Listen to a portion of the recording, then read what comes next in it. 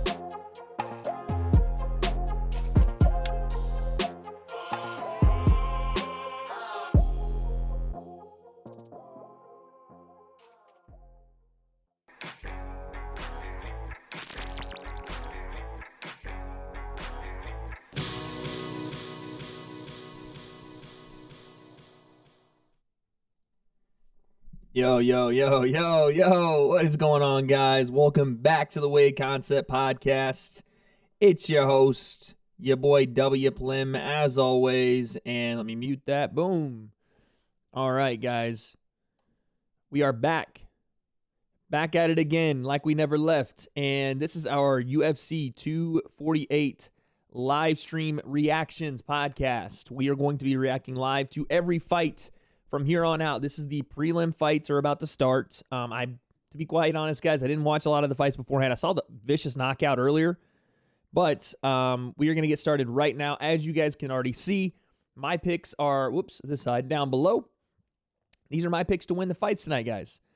Now, there is a little caveat to what's happening. Yo, Jared Kick, what's going on, man? My day is great, brother. My day is phenomenal. I'm a little sick, a little under the weather, but we got the, you know what I'm saying?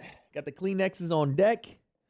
Your boy is going away from the energy drinks. I'm really trying to stop doing the energy drink stuff, so we got the blended coffee. If Kelsey's watching, she'll know this is my favorite coffee spot. I got the water, the rehydration, and I got the snacks. You guys can see me wherever. Got the snacks on deck, baby. I'm doing good, man. How you doing, Jared Kick? Always good to see you. OG apparatus status. You the baddest. Okay. I'm chilling. But it's good to see you, brother. All right, guys, let me break down what's going to be happening today. So we're going to be reacting to fights. We're going to be watching some big-time fights. This prelim and main card are stacked with some really good fights, really good fighters, up-and-coming fighters. Obviously, 2 title fights to end out the night tonight. But we got wagers, we got predictions, and we have punishments if I don't live up to the hype. If I don't pick not every, but if I don't pick 4 of these 7 fights correctly, all this beautiful brown that you guys see here, all of it, all this good stuff, right? It won't be gone, but it will be changed to a platinum Justin Bieber, Ellen DeGeneres, Slim Shady blonde. So that's the punishment that's on the line tonight. Should I lose 4 of the 7 fights we predicted or we picked, I will have to dye my hair platinum blonde. I do not want to do that. I don't think it'll look that very good. So let's hope that doesn't happen. Jurkic says, I hope Adesanya doesn't lose. He's my favorite fighter. That's going to look dope. I don't know, man. I hope it looks dope, but I've never dyed my hair. So I'll obviously, by the way, if this does happen and I do have to dye my hair, we'll do it on camera. That way we can react to it on next week's stream together. Like Kelsey and I will video it, and then we'll react to it on stream next week. But let's see, man. I hope it looks dope. I'm glad. I like the optimism right there from Jurkic. I hope so, man. But I definitely do not want to dye my hair. I love the brown hair. I'm trying to grow it out. As you can kind of see, I'm rocking an undercut. Well, there you go. Undercut right now. So I'm trying to get it like grown out a lot and then get that like crazy poof. But hey, man, we'll see what happens. Oh yeah, guys, I got new alert boxes. So when someone subscribes, I've got like cool little things to show on stream. You want to see it, Jurkic? I don't know. I get excited about this stuff. Check this out. Ready? Watch this. Let's see if this works the way I want it to.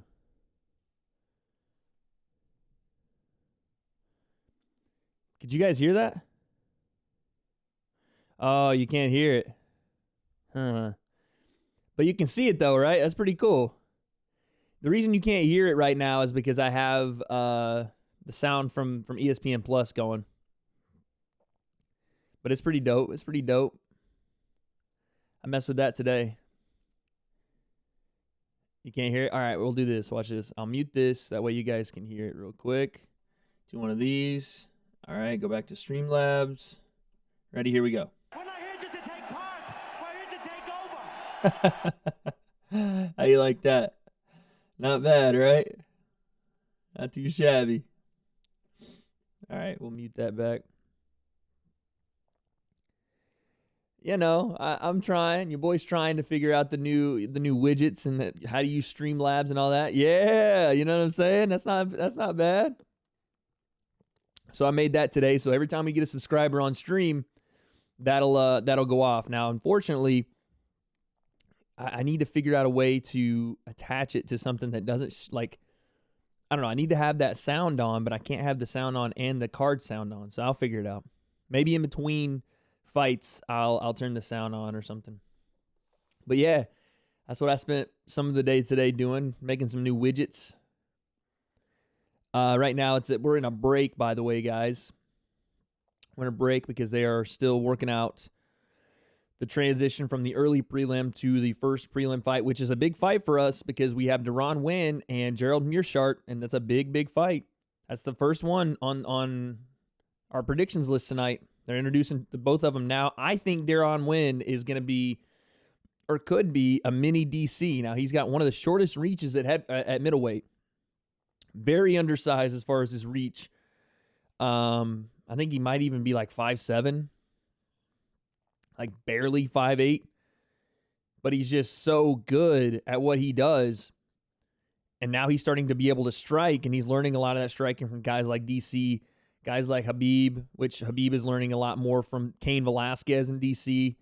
So there's a lot of good things going on for Deron Winn, but unfortunately in his last fight, he couldn't put it together. So let's see if he can return to that former kind of elevated status of people calling him the breakout star of 2020, the mini DC. Like, let's see if Deron Winn can get back there, because it's the first fight and it's going on right now. Right now. Yeah, so part of what's going on here, I gotta figure out a way to listen to the fights and have my Streamlabs alerts come through where you guys can hear those but not hear the fights. I gotta figure that out. I gotta figure that part out. Maybe I can like mess with them here. Properties. Oh God, this is way too much. Source. Control audio via OBS. Let's try that.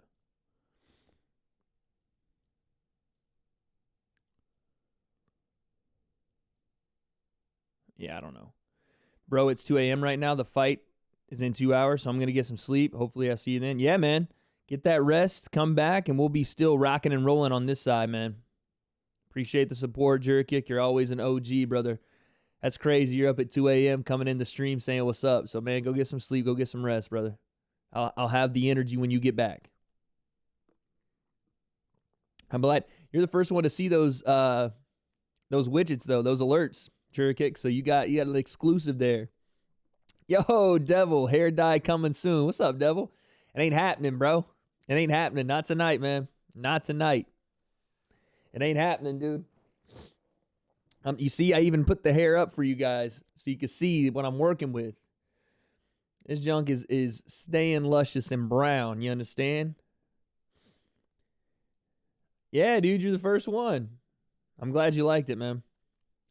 I got to figure out, like, how to separate it, though, because that sound is too cool not to have. You're lacking on the gel today? Yeah, I didn't really do it today. I'm trying to get this kind of, here, I'll show you what look I'm trying to get. Let me do that. Well, actually, I probably shouldn't do that because I got the stream on. I'm trying to get like a, like a undercut look. So, Devil, this is what I'm working with. So, wait, it's on this side. So, I've cut it under right here. Like, I've shaved it all the way up from like there, shaved, and left it there. And so, I'm trying to get it to like poof out. I don't know why. It's just kind of what I want right now. I want to get that like, that I don't know, that like poof going on. So, that's what I'm working with. And yeah, I'm kind of going with the messy look right now. Not Lionel Messi, but, messy and roughly kind of look. Your boys got Uncrustables. Listen, this is basically the MJ flu game for me, man. Peaky Blinders fade? Is that what it's called? I thought it was called an undercut. I don't know. But your boy's a little under the weather. I'm having the Uncrustables. OGs of the W.A.D.E concept will know this is my go-to snack for about a year and a half. We're back on them.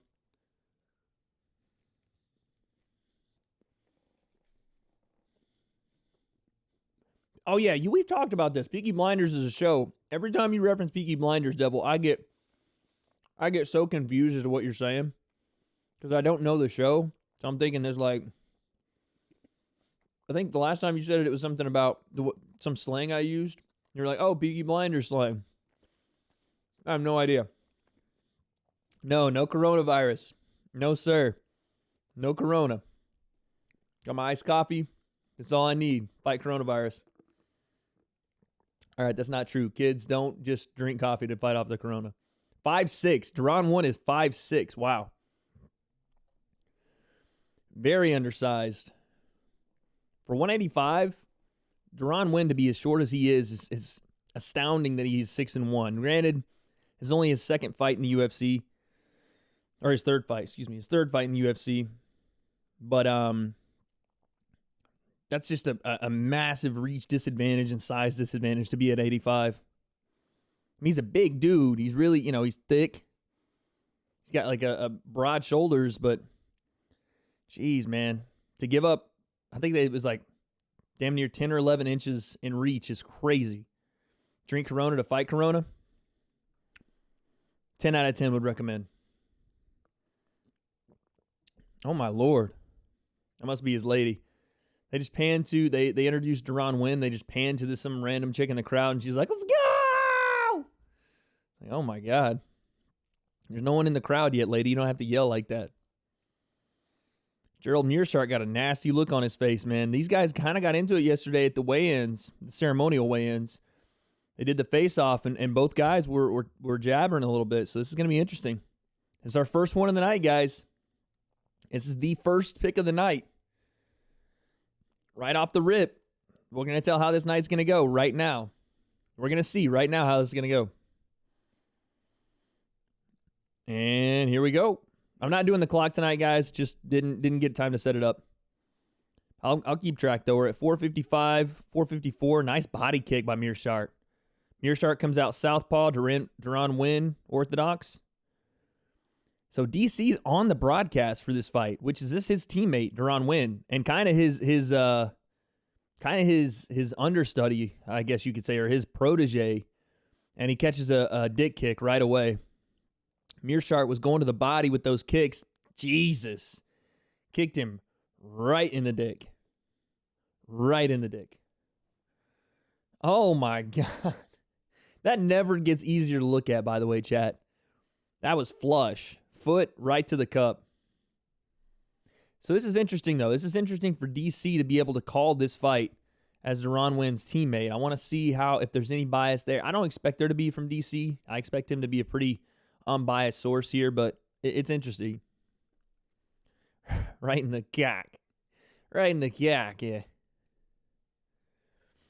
I think for Deron Wynn, this fight is going to have to be, I don't want to say passively, but definitely you want to make this a grappling exchange, but you want to be very safe about it. Meerschaert's really good off his back, really good submissions. And what you don't want to do is stay outside his range the entire fight. Maybe you can use the DC kind of tactic and try to get inside, use some dirty boxing. Deron Wynn's very fast, but the range is so much more. I mean, it's insane how the reach advantage. And Meerschaert's just tagging him with left hands right now. Outside leg kick from Meerschaert. Oh, my God. Deron Wynn is coming in swinging. And he's fast, too, man. He caught him with a left hand, barely missed the overhand right behind it. Nice fast hands. Meerschaert with another straight left, though. Now, this is where it's going to get interesting. Double overhooks right now. And he sweeps Meerschaert, throws him so fast, throws him completely flat on his back. And Deron gets up. Deron wants to kind of maybe let him up. Yeah, he lets him up. Wow. I mean, I know Meerschaert is dangerous down there, but I do think it's in Deron Wynn's advantage, like I said, safely, to be in and just stay in guard. Maybe not stay in guard just because of submissions. Oh, uppercut from Deron Wynn. But to stay in maybe side control or half guard and just ground and pound. Bury that head in his chin and really, score some points from the top. Because this on the feet, I mean, obviously the possibility for Deron Wynn to land a big shot's there. But Meerschaert does just possess an insane reach advantage. Nice inside leg kick from Wynn, though.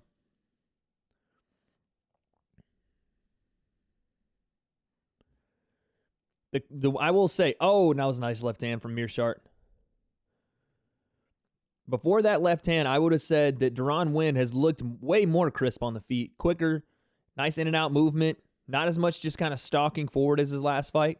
That left hand was nice from Meerschaert, but out of the two, Deron Wynn has looked a little bit more fast, a little bit more quick. Woo! Throws a head kick. That misses. And this is the problem, though, is Deron has some really good techniques, and he doesn't tell a lot when he's throwing, but he is so short that even if it's not, there's no tell behind it, it's a perfect timing. If he's not in range, it just misses. And it might look amazing, and it's fast, and it perfect technique, but it's just he doesn't have the range to get there sometimes. Nice left hand again from Meerschaert.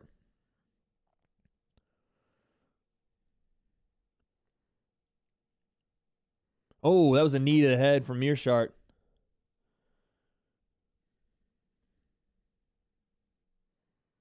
So he hit Deron Wynn with a knee to the head, standing knee to the head, just because Deron Wynn is so short. That usually would have been a knee to the solar plexus, but because Deron Wynn is only 5'6", he hit him with the knee to the head, and DC immediately says, I can't believe it took him that long to find that knee to the head standing. Oh, Deron Wynn throwing some bombs. Right hand missed, left hand grazed on the chin. Head kick from Meerschaert, that kind of broke the guard. We got a 110 left here in the first round. Ladies and gents, and our first prediction fight of the night.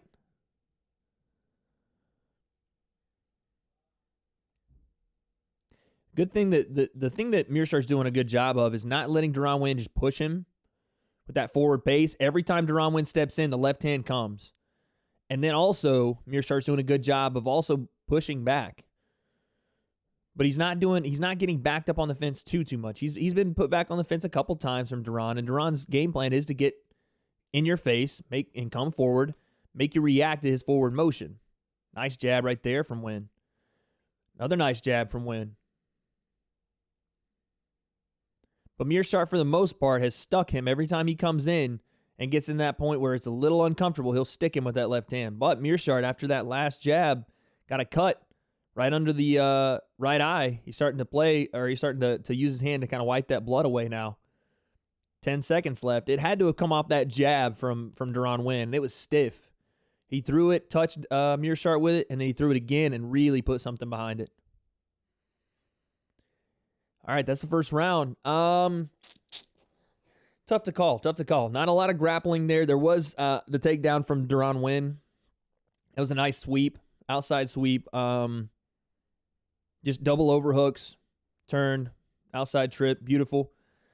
But other than that, it was all Meerschaert for the majority of the round, just popping the jab out, left hand behind it every time Deron Winn came forward. But it's kind of tough because Deron Winn also found a way to get inside that jab and get inside that long range in the last minute to 30 seconds and really landed some damaging jabs right toward the end of the round. Being unbiased, I would like to say Deron Winn won the round, but being unbiased, I would say that the judging would favor Meerschaert in that first round. Even though those last couple of jabs really touched Meerschaert and cut him right below his eye, I would say that the significant strike count was in the favor of Meerschaert.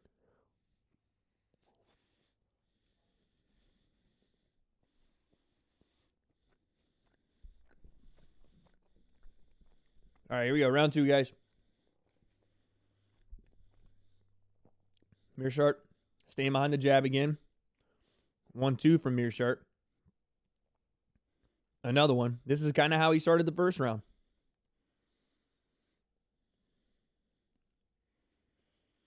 Oh, left hook landed from Winn. Straight left landed from Meerschaert.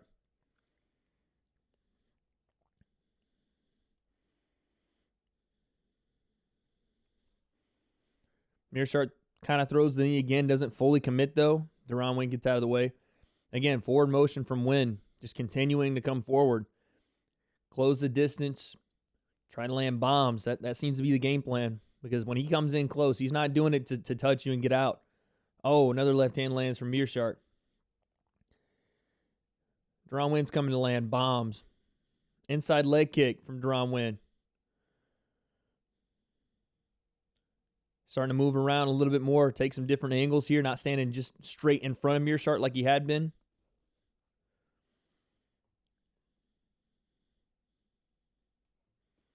Oh, my Lord. Massive overhand from Deron Winn, completely misses. And this is the tough part about Deron Winn, is what we're seeing right now. The 85ers are natural 205ers and above, and usually that body frame holds a taller individual. And so all these shots that Deron Winn he's attempting are kind of ended up being slappy, not really landing, or just completely missing in general because he is the reach advantage is so much in favor of Meerschaert. Like he comes in with these massive overhands, and they're, a foot away from hitting anything.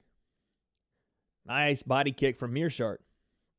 1-2 from Meerschaert. And then that's kind of what we said in our predictions, is that if this was a standing contest, Meerschaert would have an advantage. I think Deron Winn's best advantage here, or best strategy, would be to then come in, maybe feint the takedown, then start to maybe put together some strikes, but another straight left from Meerschaert. But I would say even more than that, actually just go for the takedown, because it doesn't seem like what's happening right now is working, right?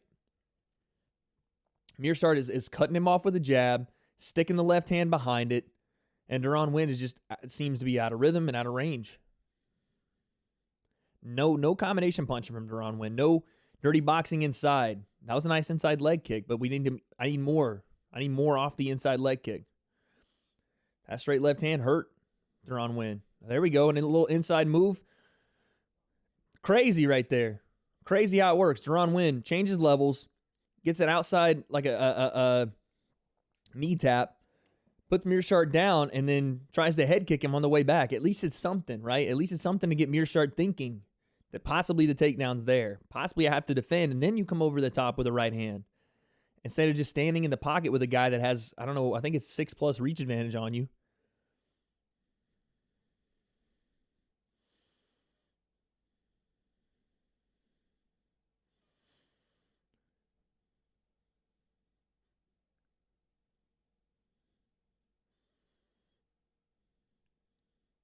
Mearshart doing a good job again, just sticking that jab out. It's frustrating, Deron Wynn. You can definitely see that. It's very much frustrating. I mean, he's throwing looping shots over the top. DC's even just said right now, if he can make 170, I think he'd be a beast down there. But, you know, when he's missing weight at 185, it's hard to ask him to go down and do another 15. He's just got a weird body type for this weight class, you know.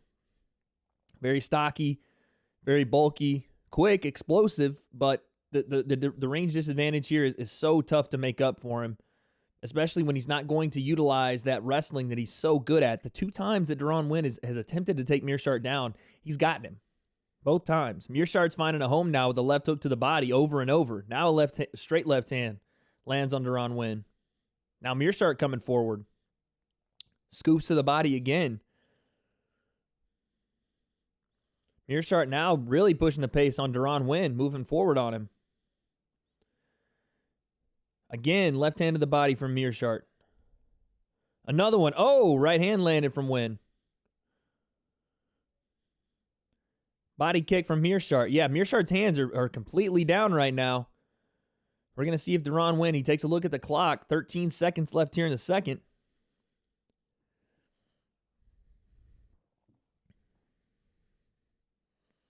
Another rip to the body. That's the second round, guys. Ugh. That might be 2 rounds to none, Gerald Mearshart, man. I don't like that. I don't like that.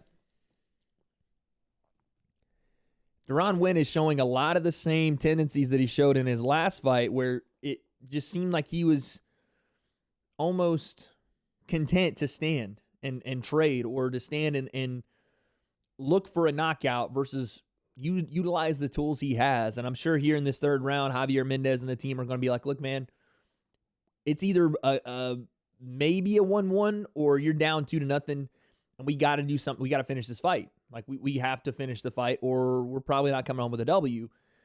In other words, we need you to do something different.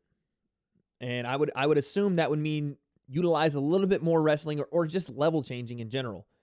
Because what's not cutting it for Deron Wynn right now is just forward motion, straight up and down, trying to box and kickbox with Gerald Mearshart. It's just not working out because the reach disadvantage is so much. It's hard for him to utilize the weapons he does have. Nice right hand that he threw later in the round there, but other than that, it's been all Mearshart in the second. All right, third round. Both guys meet in the middle. 456, 455, 454.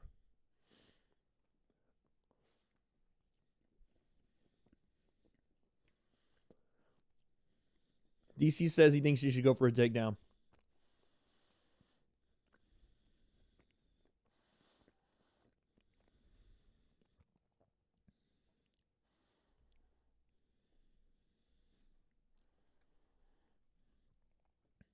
Left hook to the body again.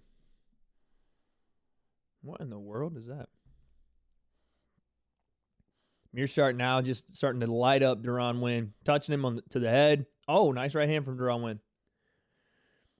Another thing that Mearshart can't do is underestimate the power of Deron Wynn. He hit him with a big right hand.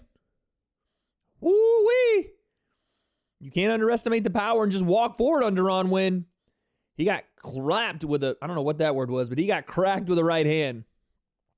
Hit hard. Deron Wynn, overhand right, landed right on the temple. Mearshart's hands a little lower than they were in that first round.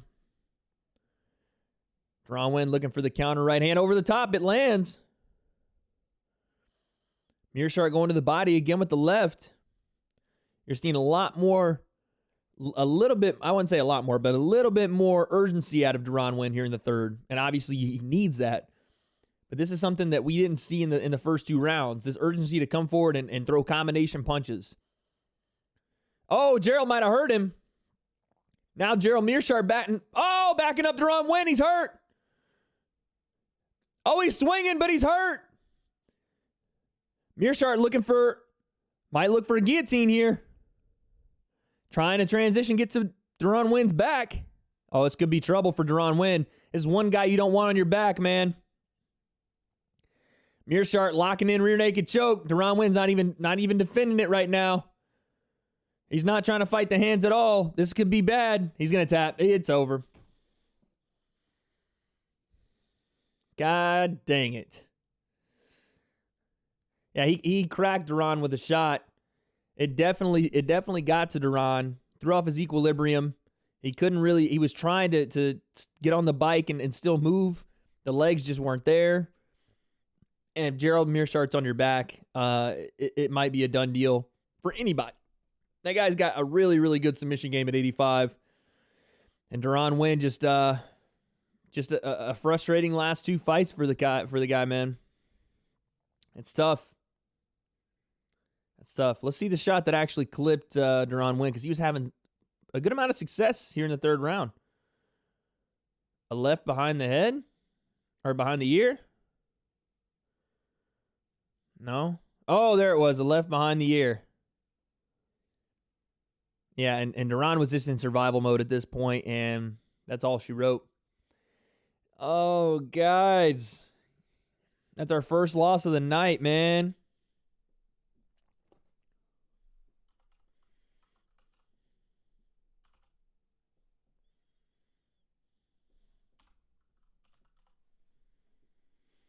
Yeah, man.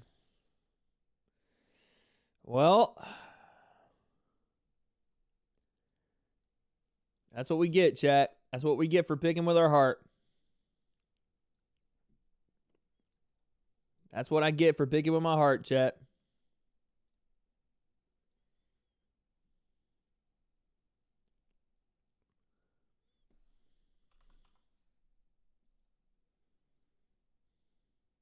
That's what we get.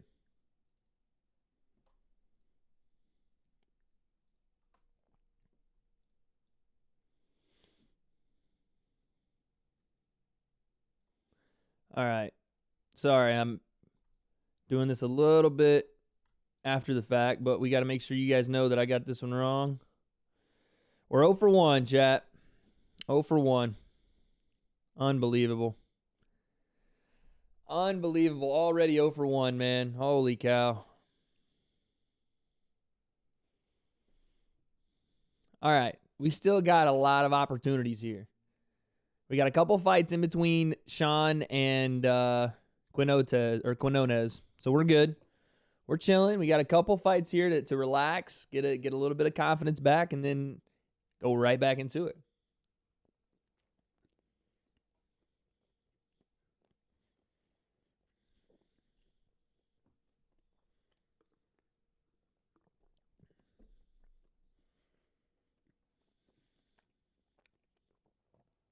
Amaro says, my bad, Wade. I had to wash my clothes. What fights happened so far? First off, Amaro, don't worry about it, brother. No sweat at all. Life happens outside of this, brother. Take care of whatever you got to get done in your house, whatever your parents tell you to do, need you to do. This stuff is secondary. The first fight of the prelims just went down. Gerald Meerschaert just submitted Duran Wynn. Swing and a miss for pick number 1.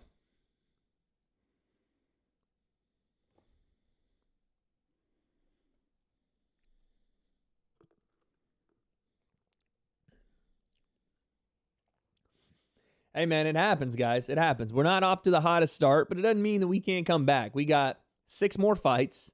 I still can lose 3 more or 2 more. I can still lose 2 more of the 6. Saying it out loud doesn't really help me feel any better, but we still got some room to grow. We still got some room to improve, and I'm not dyeing my hair. It's just not going to happen. I'm speaking it into existence. It's not happening tonight, guys. It's just not.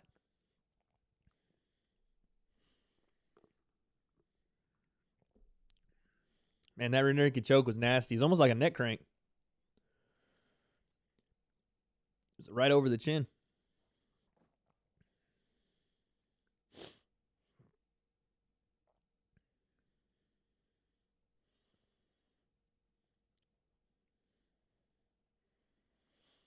Joe Rogan's got a little bit of the balding cut going on right here. A little bit of the white hair just around here.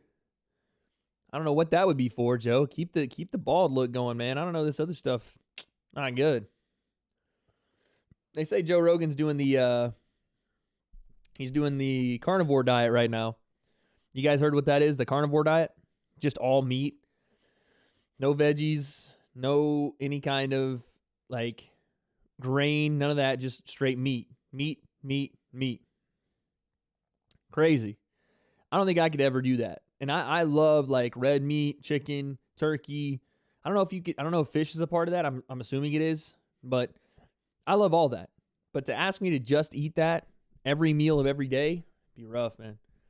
He said, I mean, I watched his podcast where he was talking about it. He said he felt great and that he never felt as good like physically and looked as good physically. But man, he said there were some drawbacks too, like super diarrhea and being pretty prone to dehydration, I think, unless you're drinking a lot of water with it. But I don't know if I could do all that. Imagine just meat every day. So you'd have to think, okay, breakfast, I don't even know. You'd have to eat like sausage. Like no one's waking up and eating steak, right? 8 a.m. Cool. Got my face washed, whatever, took my shower. Okay, time for breakfast. What do you eat? Pulling out a ribeye and A1 sauce? No, that can't be it. Maybe like some turkey, maybe like some ground turkey, maybe. Because I don't know. Can you do eggs? I don't know how it works, man. Let's actually look it up.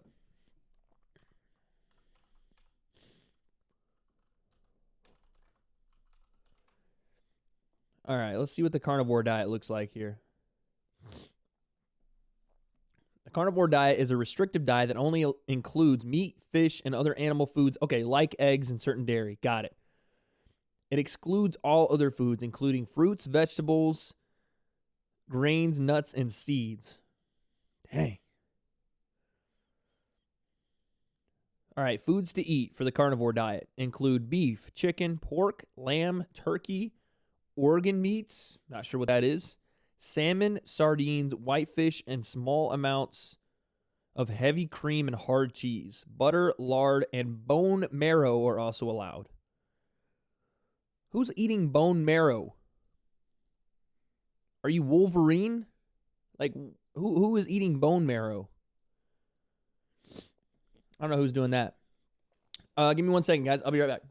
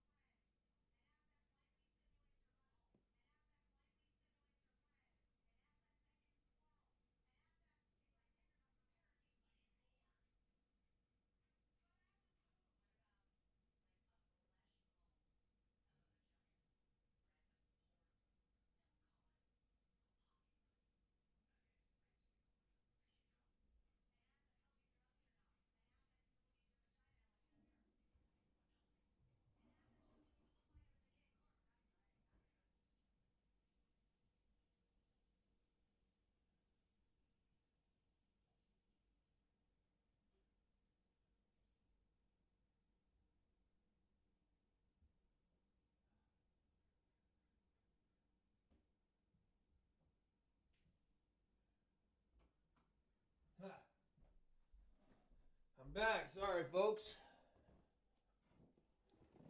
I'm back.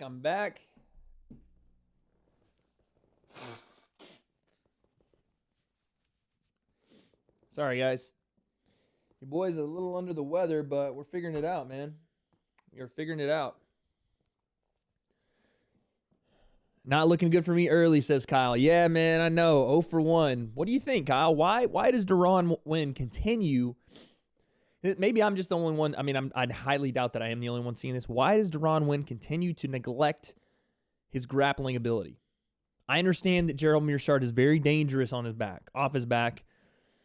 And obviously the reach advantage could allow for some darces, could allow for some slick submissions, especially if Deron Wynn wanted to stay in guard, a quick triangle possibly. But I don't understand why he just continues to neglect his grappling. And this is the last 2 fights where he's been content to just stand and throw. I don't understand it.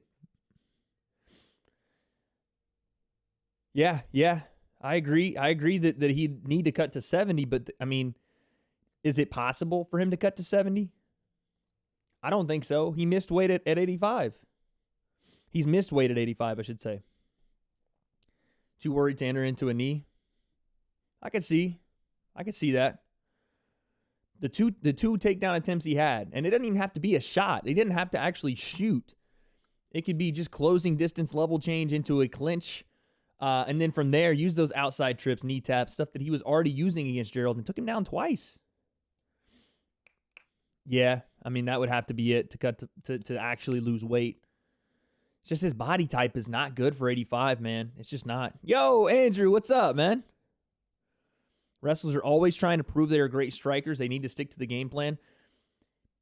Yeah, I think he could do with a year off, Kyle, honestly. I don't know, what his income situation looks like, but I really think that Deron Wynn, he was talking about after his last fight how, he didn't even know if he wanted to do this anymore, and he had to really make a decision if he was going to commit to this, then he was going to, and if he wasn't, then he wasn't. I think a year or, a good amount of time off for Deron Wynn and just kind of think about what are we doing? Are we really going to continue with this? If so, there has to be some changes. And that's not even to say his career's over by any means. Like, Deron Wynn can be competitive in there with anybody. It's just when you're as short as he is and at a weight class like 85, guys that are built like him don't fight at 85 usually.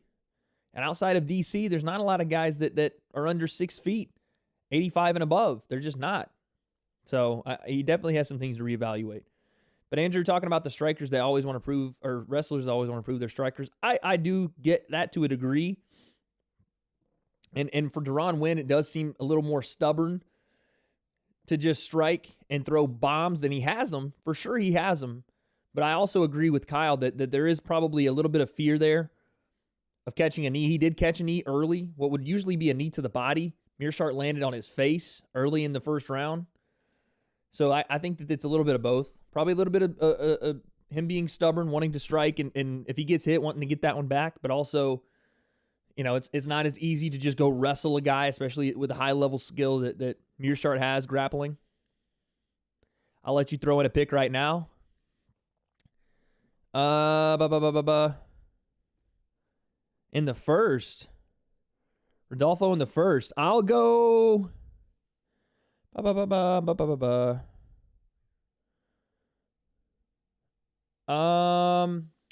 me look, man.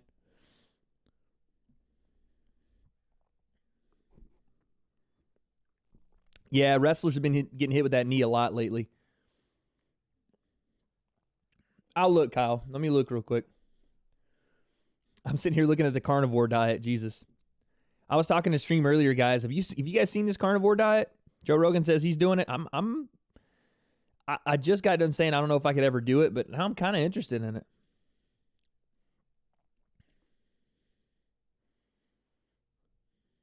Zafarov and Vieira going at it right now. 4:15 left in the first round here. Dude, my stream keeps skipping. I don't know why it's doing that. He got hurt right there. Zafarov. Nice straight right hand. Oh, Vieira, big.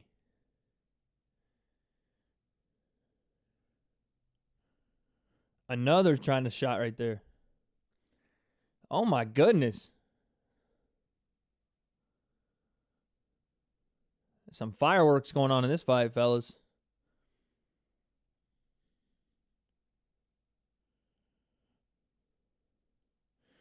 Hey, you almost called that, though, Kyle.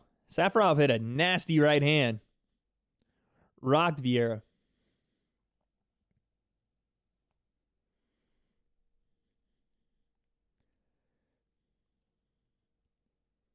And the thing was, Kyle, I was gonna pick Vieira too, just to go against you. And then I saw that, I was like, maybe not. Oh, he's holding his glove. He's holding the glove.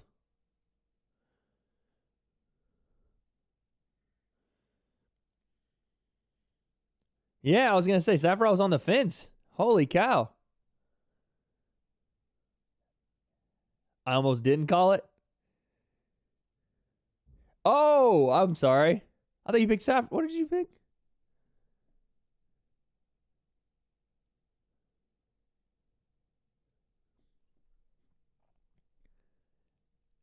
I'm confused. So Safarov is a master of sport in wrestling, master of sport in combat sambo. Long lineage there.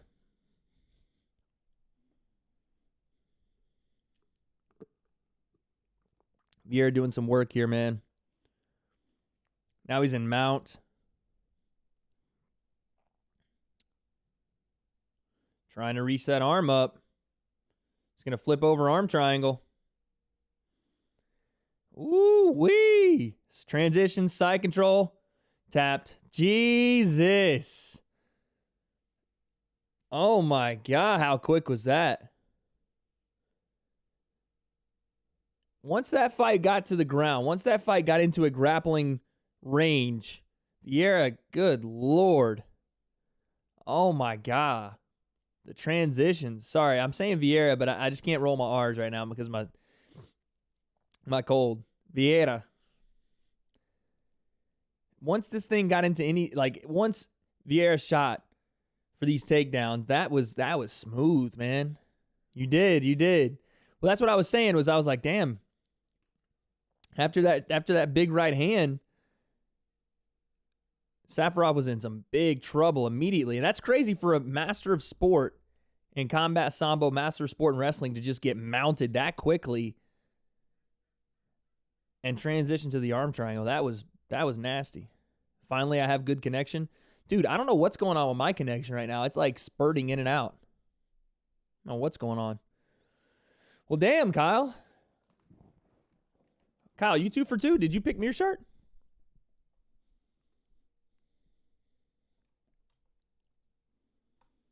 Yeah, they keep showing this advert for the Ben Affleck basketball movie, and I just couldn't care less. I've seen too many basketball movies at this point to care about this one. Seen too many, guys. Yeah, you know what I'm saying. Your boys got the Uncrustables. There we go. Yeah. I'm a fat kid. Yeah, he got pieced up, though. Got hit with it was that big right hand that Safarov threw right off the rip. That eye shut. And to be honest, that's one of those things where if he doesn't finish that fight there, we'll see what happens coming out in round 2.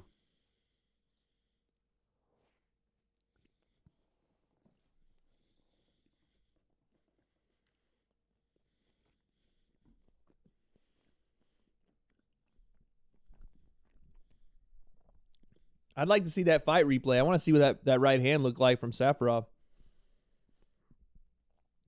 Okay.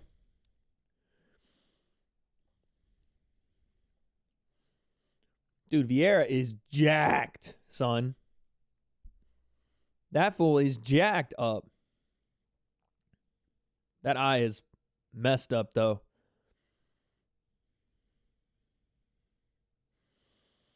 I want to see what the eye looks like. Who's that dude in the polo? Jesus. Oh my God, look at that eye. Look at his eye, guys. Holy shit. Are you guys seeing that? Who's up next? Let me look.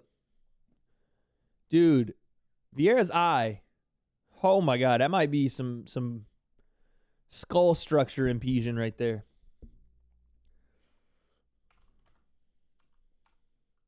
Right hand. It was right hand right off the rip.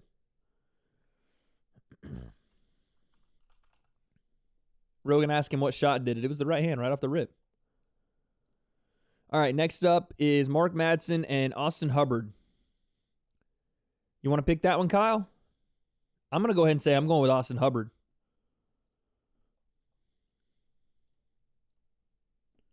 Yeah, that's got to be something broken. Holy cow, dude.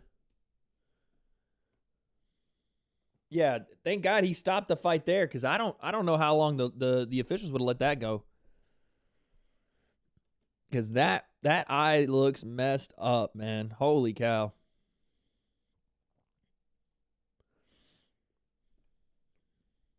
Look at that squeeze, man. Oh, my Lord. He tried to give the one tap. The referee wasn't going for it. Madsen round 2. Hubbard is tough, but will be out grappled. Yo, Kyle might be a savant, dude. Kyle might be an MMA savant, guys. I'm just letting y'all know. This dude knows his shit, bro. And I think that I know my shit. But with these undercard fighters, I'll be honest, there's sometimes where I don't know who these people are, what their backgrounds are, and my dude Kyle always comes through with that knowledge. Yo, give me whatever my man Vieira's on. He is Jack City, son.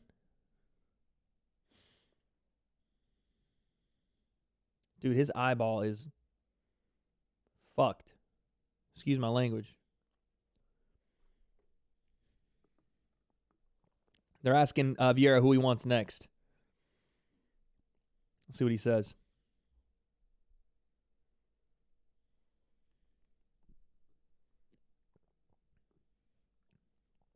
Somebody in the top 15? 50th? The 50th in this division? He's probably joking. I've watched almost every card since 2011. That's before I started. I mean, I guess I was watching around like 2009. A little bit is when I started to find out what MMA really was. I was like a junior in high school. And then really started to watch after, like, as Conor McGregor started his rise. Definitely started to watch. And then, obviously, the rivalry between DC and John Jones really got me right back into MMA.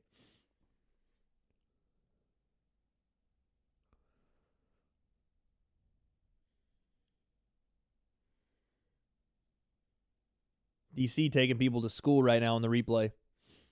John Jones brought you into the sport? That's dope. Amaro says, did you see Max clowning that one dude for saying Conor is the interim featherweight champion? That one dude is Dylan Danis, who is Conor McGregor's, I guess, former. I don't know if he's still. I would consider him more of a training partner now, but I guess he's Conor McGregor's jiu-jitsu coach, and he's also a fighter for Bellator. And I think he was saying that Conor is the lineal featherweight champion of the world, which would mean that Conor.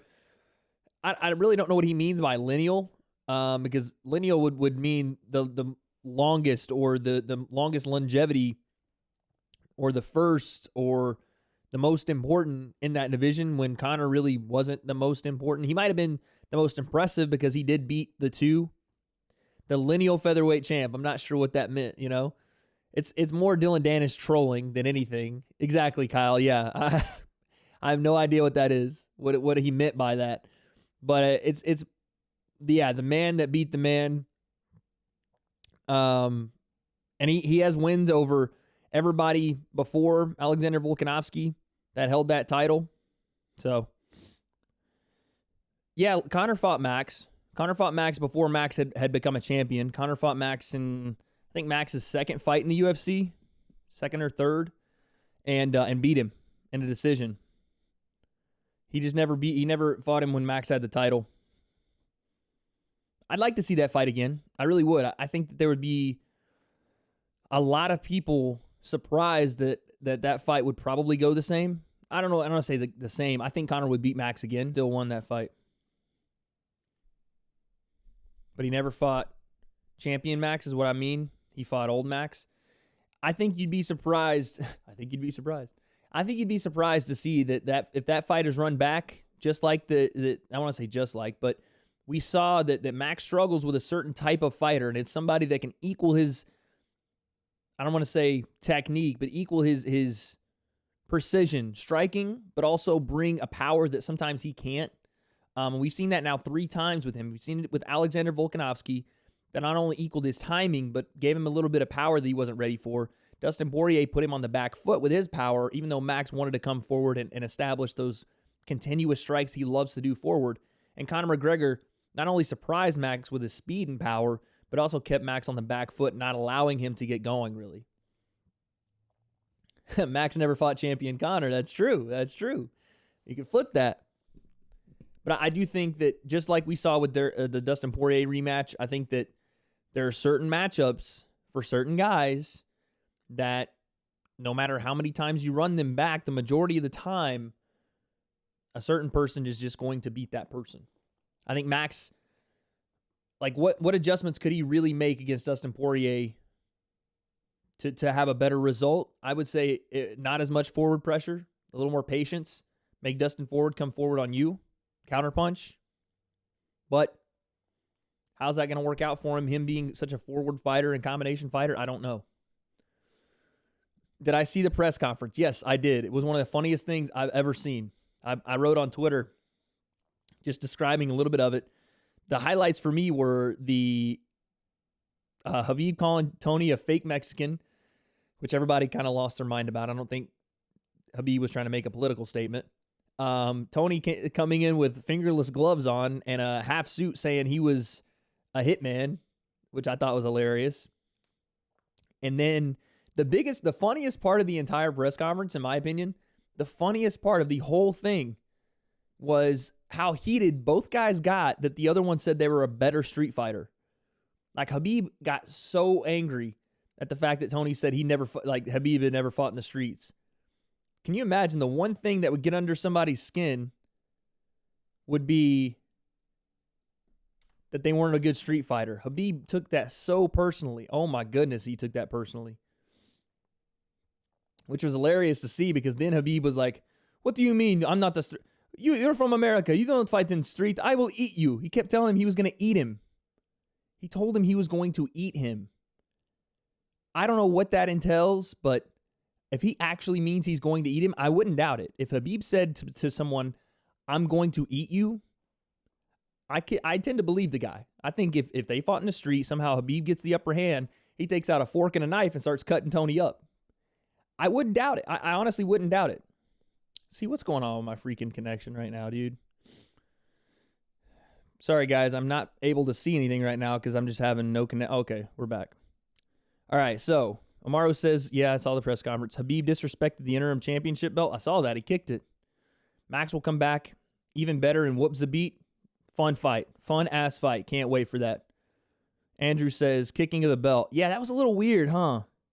Even though, to be honest, I'm sitting there watching it, right? I'm sitting there watching Khabib and Tony stand there. First off, why is Tony putting his belt on the ground? What are you doing? Maybe it's just to get the reaction out of Khabib to be like, yeah, I'm going to put it here. Like, I don't need the belt type thing. And Khabib's like, get that shit out of here and kicks it. I was screaming at my phone the entire time. Khabib, step on it. Stomp on the belt. Stomp on it. Stomp on it. I would love to see Khabib take a little bit of a heel turn in this fight. I know you guys aren't big. I'm a big pro wrestling guy, and I love to see different, like, combative stories. I would love to see Khabib just feel disrespected by somebody else having a belt and him just stomping that old belt out. I thought it would be cool, but I didn't get the stomping of the belt. I did get him kicking it, though, so that was pretty fun to see. But it was funny to me. I guess the whole entire thing I'm trying to say was the press conference was hilarious because Tony is Tony, and you have no idea what that guy's going to say at any given moment. He started off the press conference being like, oh, it's going to be all respect to Khabib, and then like a couple minutes later was like, fuck you. You know, he just started going off on him, so it was like, okay. And then Khabib, again, started off the press conference kind of cool, calm, collected, and then Tony said he'd never been in a street fight, and it was like Khabib had just, you know, it's like Conor disrespected his whole family and religion again. He went off, so yeah, those gloves were something else. How about Tony going, he was like, yo, reporter was like, yo, Tony, why are you wearing the gloves? He goes, because I'm a hitman. And they were like, okay, well, what's the baseball for? And he's like, in case they run. That wasn't a bad line, to be honest. That wasn't a bad line. I don't know what that means. Like, are you going to like throw the baseball at him and that's going to parrot like that they're going to fall down from the baseball unless you're like Zach Greinke or freaking Trevor Hoffman or somebody. Like, you're not throwing that baseball hard enough to just stop someone mid-run, I don't think. But hey, Tony's Tony, man. Tony is Tony. There's nobody on the roster. There might not be anybody on the planet that thinks the way Tony Ferguson thinks, that does things the way that dude does them. He is just different. And that's what you love about him. And that made me, honestly, yesterday, that made me more excited for the fight than I was before. And I was already like super amped. But that press conference was just so off the wall that I was grinning from ear to ear. I can't wait for that fight. That's true, Kyle. You never know. You never know, dude.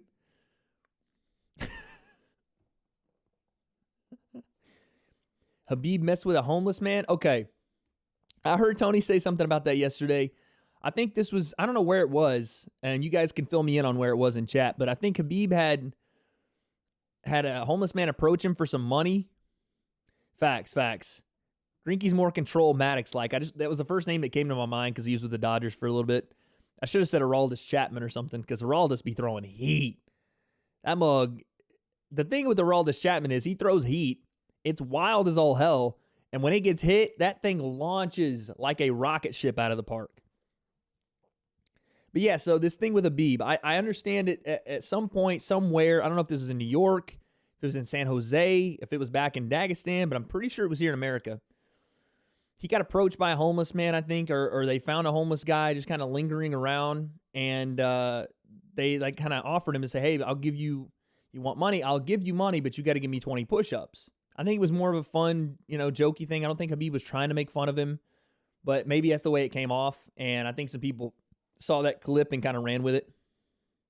Strasburg, man. How about Strasburg after two surgeries on his shoulder, still throwing heat? Randy Johnson literally killed a bird, guys, with a pitch back in the day. One of the most, people say 1 in a million. That occurrence was 1 in a trillion. You can look this up on YouTube. Go look up Randy Johnson hitting a bird with a pitch. There's like a dove that flies through the baseball field while Randy Johnson's throwing a pitch, and he hits the bird with the baseball as he's throwing like a fastball, and it looks like the bird explodes. Like the feathers just fly off of the bird. It was the most insane thing I've ever seen. You got Tony. It's going to be a fun fight, man. It's going to be a fun fight. I just was so baffled at how both guys got upset that that either one of them said the other one wasn't good in a street fight. But Khabib, man, when he was talking about eating Tony, he's like, I'll eat you. I will broke you when I fight. I will broke you. That shit was scary, dude. Benavidez is the Kershaw in the big moments. No, Kyle, you can't say that. No. Don't do my boy Benavidez like that, dude. I can't say it's not true, though, but that's just foul, dude. Or the Bills. Yeah, that's what we were saying the other day, the Bills. That ain't right, man. Too soon, Kyle. Too soon, bro.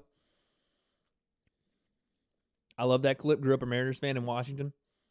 That was a crazy clip of Randy Johnson. I think Tony is too unpredictable for Khabib. Even Kevin Lee said that Khabib is a one-trick pony and predictable. Sorry, all jokes. Nah, I'm playing, dude. I mean, to be honest, I got some truth there. You got some truth. I can't even lie about that. Tony is too unpredictable for Khabib. Andrew, I would say this. I think Tony is too unpredictable sometimes for his own good. And what I mean by that is, why does my shit just keep screwing up? What I mean by that is, I think that Tony sometimes, not purposely, but will give away rounds to get in a fist fight, to put himself in bad positions, to try to then land, submissions, strikes from bad positions. But the way that MMA is judged, it doesn't necessarily look the best when you're throwing elbows from your back, even if they're landing, even if they're registering and they're just getting crazy damage on your opponent. It doesn't necessarily look the best when you're always on your back, or you're trying to fight off your back, or like in the Anthony Pettis fight, you're scrambling for 30, 40 seconds. But the good thing about Tony is he finds a way to finish fights, because a lot of the fights that Tony wins, had they gone the distance or had they ended up in the judge's hands, some of those fights I don't think Tony wins. It's a Barboza fight, I don't think Tony wins if it's in the judge's hands.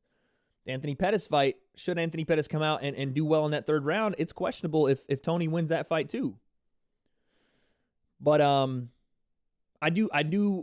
understand that Tony is very unpredictable. He's very good. People don't give Tony the credit he deserves for the grappling he possesses, not just submissions off his back. He's a really good scrambler. He's a damn good scrambler. He's a really good wrestler. And because he's a good wrestler, it allows him to be a good scrambler. I'm having such trouble right now, guys, trying to freaking watch this damn card. Scrambled his own eggs. Tony's the type of guy that lets his eggs scramble him just to get practice off his back. He might get caught in his own scramble. That's funny. Habib needs to watch out for that rolling thunder. Yo, if Tony throws it. Someone said on Twitter the other day, I don't know who it was, but I was on Twitter and someone said, I think it was Dustin Poirier. He said, I would pay for a Diego Sanchez and Tony Ferguson press conference. 2 hours long. He's like, I would pay for that. Not even the fight. I would pay a fight purse. I would pay the $64.99 to watch Tony Ferguson and Diego Sanchez in a press conference. Personally, I ain't got money like that. But if it was like $10, I'm paying for that. That's 2 hours of pure entertainment and confusion.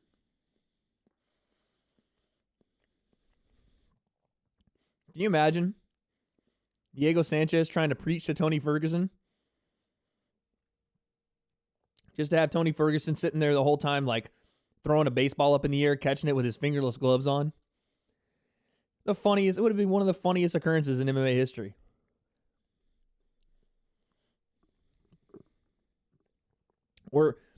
Or Diego Sanchez just gets fed up with it, comes across the table and hits that deadly drop, that shoulder drop, that AKA the Stone Cold Stunner, that his coach said was one of the most deadly grappling moves he'd ever seen, and needed to let the commission know that Diego Sanchez could practice it.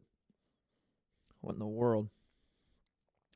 Did I already do the O'Malley breakdown? Not really. Tony and Colby would be crazy. I think that while Tony has an insatiable pace, I think Colby would catch Tony. Not catch him, like knock him out, but I think Colby would get the drop on Tony. I think he would outpace him. I know that's crazy to say, but Colby's insane. Colby's insane. I'm talking about at 170. I don't know if there's somebody better than Colby consistently. I know Kamaru Usman is 1A. Colby is like 1A minus. You know what I'm saying? Like, he's right there with Kamaru Usman. And Kamaru Usman is a problem for anybody. I didn't do the Sean O'Malley breakdown just because I don't really see a lot to break down here with Sean. It's hard to break a guy down after 2 years off, one fight in the UFC. I'll tell you what I like from Sean. I like that he has a variety of strikes. He mixes up his strikes really well. If you want to talk about unpredictability in a very controlled environment, that's Sean O'Malley. His striking is super unpredictable. There's not really a tell behind a lot of what he does. And he does take some risks. He definitely does. I'm interested to see where his grappling has evolved. He's talked a lot about in his time off, his jiu-jitsu journey on his own personal channels. I'm interested to see how his striking has evolved. Because again, at that time, you got to remember, Sean O'Malley was 20 years old. 20 years old. So 2 years from there is a massive growth period for a kid that's so young. And all he's doing, I'm assuming, I don't know this, but all he's doing is training daily. Because there were times where he was supposed to be in fight camp, it would fall through. Supposed to be in the next fight camp, it would fall through. Card gets moved back. He's still dealing with issues with USADA. So I don't see a point in that 2 years where he just wasn't training. So I'm just excited to see what the evolution of Sean O'Malley is. That's really kind of the breakdown I have. I think he's going to come out and put on a show tonight, though. I definitely think that's going to happen. Kamaru has more power. Other than that, dead even. Yeah, I mean, that fight, for 4 rounds, that fight is dead even. Even some people having Colby winning that fight going into the 5th. Oh, outside leg. Okay, this is the Hubbard-Madsen fight going on right now. 4:50 in the first round. Hubbard starts the fight with a nice outside leg kick.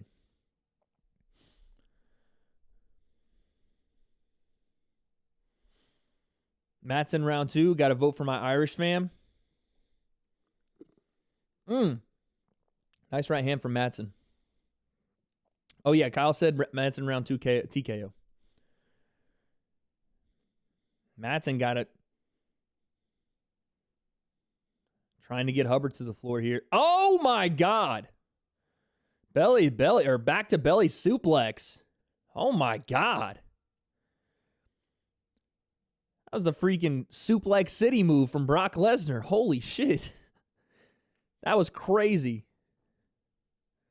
Little German suplex there. Jesus.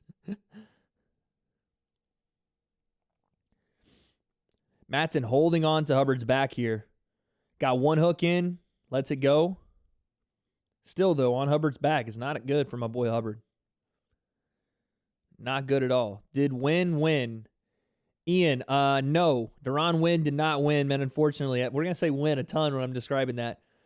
He got outstruck on the feet. He got rocked in the third round and then submitted, unfortunately. Gerald Meerschaert took a submission win late in the third round. Deron Win just can't, at the moment, doesn't seem like he can put it together with the guys at 85. Massive size disadvantage as far as his reach goes and his limbs. And the grappling, he hasn't utilized it like I think he should. Obviously, I'm a guy in a chair, so they're going to get it worked out, man. He's one of the best gyms in the world, but it's unfortunate. It definitely is unfortunate. But appreciate the question. I know, it's rough, man. I had Win winning too. Win winning. Win didn't get KO'd, Kyle. He got submitted. Rear naked choke. Well, I guess neck crank, but rear naked choke. No, you're good. You're good.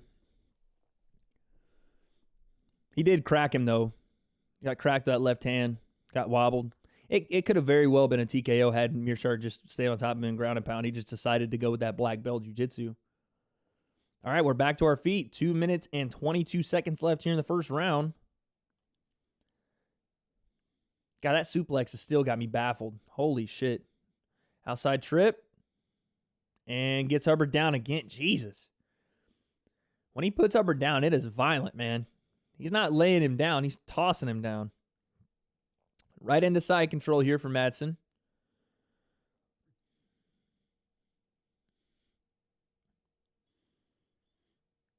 Three out of 4 on takedown attempts so far. That's pretty damn good. Think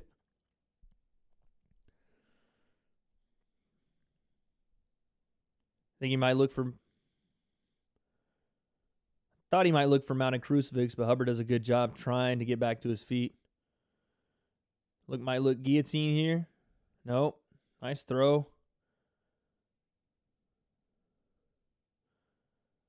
I haven't seen this. Hubbard got out. Oh. So this is a Japanese necktie. I haven't seen too much of this. Looks like an inverted darce, but I guess it's in a bad spot, though, for my boy Hubbard.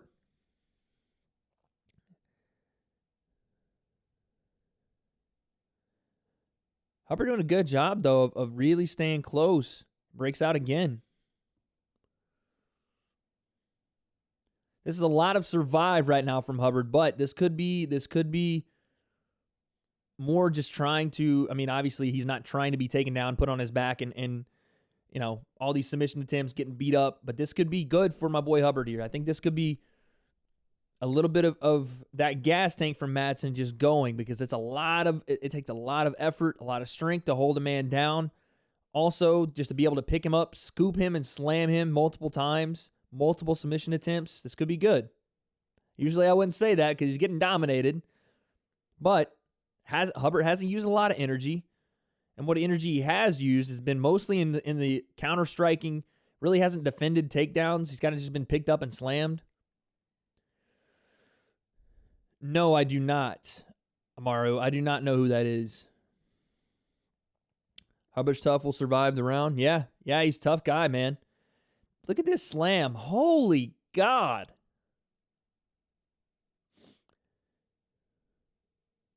Madsen used to grappling for 30 minutes. I'll send you him. Okay, cool.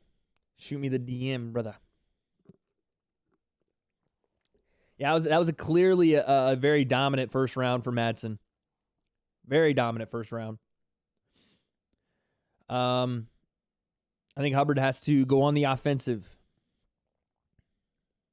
Obviously, Madsen's going to be looking to grapple a lot more. And if, like Kyle says, he's going to be used to be grappling for 30 minutes. Hubbard's got to, in my opinion, I wouldn't even really stress defending the takedown as much as scrambling. Defending that takedown might just be a wasted effort, but scrambling and maybe catching some stuff in the scramble could be definitely something Hubbard looks for.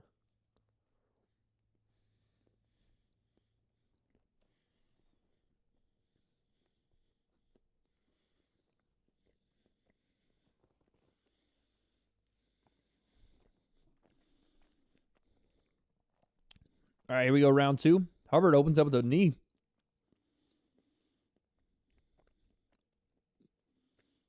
Facts. That's what. It's really hard when you're describing a striking and wrestling matchup to tell a striker to go and back a wrestler up, especially when Madsen's game like this. He's not going anywhere. Woo! I like that front kick attempt, though, from Hubbard. Really, really tough to get it done because here we go again. Another clinch exchange, and down goes Hubbard. As soon as they get into this clinch, Madsen immediately grabs for double underhooks. Hubbard tries to separate, gets caught with a right hand, and then a single leg from Madsen puts Hubbard down once again. Tough, man. This guy's got an engine on him.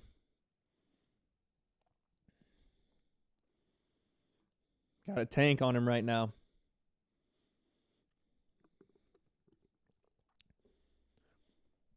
Let's see if Hubbard can do anything to get off his back here.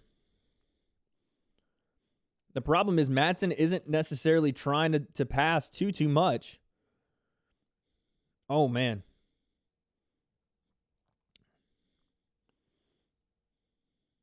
Madsen doing a really good job of not giving up any type of position. Every time there's a scramble, Madsen ends up on Hubbard's back. He ends up in guard. He keeps Madsen down. And if there is an exchange where they get back to the feet, he's already right back into position to where he can either grapple or strike. Yeah, man, he looks really good right now. He's tossing Hubbard around. Now on Hubbard's back. They stand again. But again, Madsen, always in a controlling position. Whether they're standing and he's on his back, whether it's an outside trip and he's taking Hubbard down, every time there's an exchange where they need to they get into a tight window, Madsen dominates. What kind of stat is stand-ups? UFC is showing a stat for Hubbard that says 5 stand-ups. I doubt that's a meaningful stat because he's not really getting back to his feet and fighting to get back to his feet. It's more of Madsen just kind of letting him up. Another outside trip takedown for Madsen.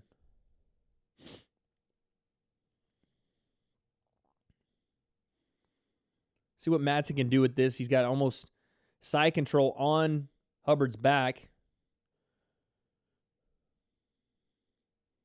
And Hubbard just kind of looks like at this point, it's not like he's doing too much to get back to his feet. He's just trying not to get submitted, trying not to get put in a bad position because Madsen seems to be, oh man, he's hammering him right now. Hammer fist to the side of the head. Madsen has a silver medal. Wow. How have I not heard of this guy? Your boy's slipping, fellas. I've been doing too many of the game streams lately. By the way, go check out my Twitter. I hit one of the nastiest snipes I've ever hit in Fortnite last night. I was so hype about it. Again, Madsen just hanging on Hubbard, just putting that body weight on him, waiting for Hubbard to get to his feet. He looks like he's going to throw a knee to the head, but smart, waiting for Hubbard to get up. But again, just continuing to control him. Anytime Hubbard gets to a point where he thinks he's going to get up, we might get a Darce right here. Might get a Darce from Madsen.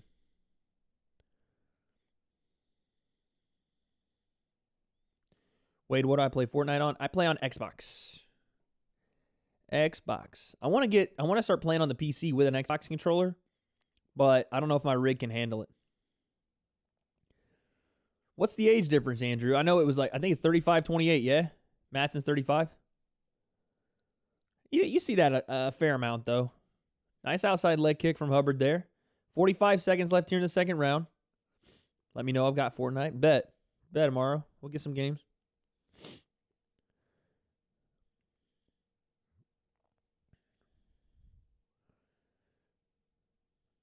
Both guys trade right hands. 30 seconds left here in the second. Yeah, 7 years. You see that a lot, though, in the UFC. You see that a ton. Some of the older veterans fighting some guys that are up on the way up, or on the way up, I should say. I don't think that's the case here, though. Oh, Hubbard tried a knee as Matson tried to enter on a takedown there. Just missed. 10-second horn. And there it is. Second round, and that's Matson 2-0, man. I had to retire from Fortnite. Dude, I probably should retire from Fortnite. I'm still on the grind. I don't know why. I really don't. You know what I've been playing a lot lately? Literally, when I say lately, as of last night and today, Halo. So I got the Xbox Game Pass. I'm going to give you guys a little bit of a secret to the trade. If you guys are big Xbox people, if you have an Xbox console, or if you if you have like an Xbox One, you can get the Xbox Game Pass, which I still have to cancel. You can get it, and it's a month for free, and you can download the Halo Master Chief series, which is Halo 2, 3, ODST, 4, and something else, all in one package. And you can play like online, competitive. You can play custom games with your friends, and it's for $1 with the Xbox Game Pass. So definitely go get that because that shit is fun. Me and the boys played last night off stream. Oh my God, we were playing like old school Halo 3 Guardian map. Hitting some snipes, like it was just fun to kind of reminisce. We were playing Halo 2, like it's crazy. That's what I've been playing, man. I was playing a lot of that this morning before Kelsey left. All right, round 3, here we go. Oh, Hubbard coming out a lot more aggressive, which I expected. Now we're trading a little bit to start the round. 447, 446. Oh, Hubbard, nice knee.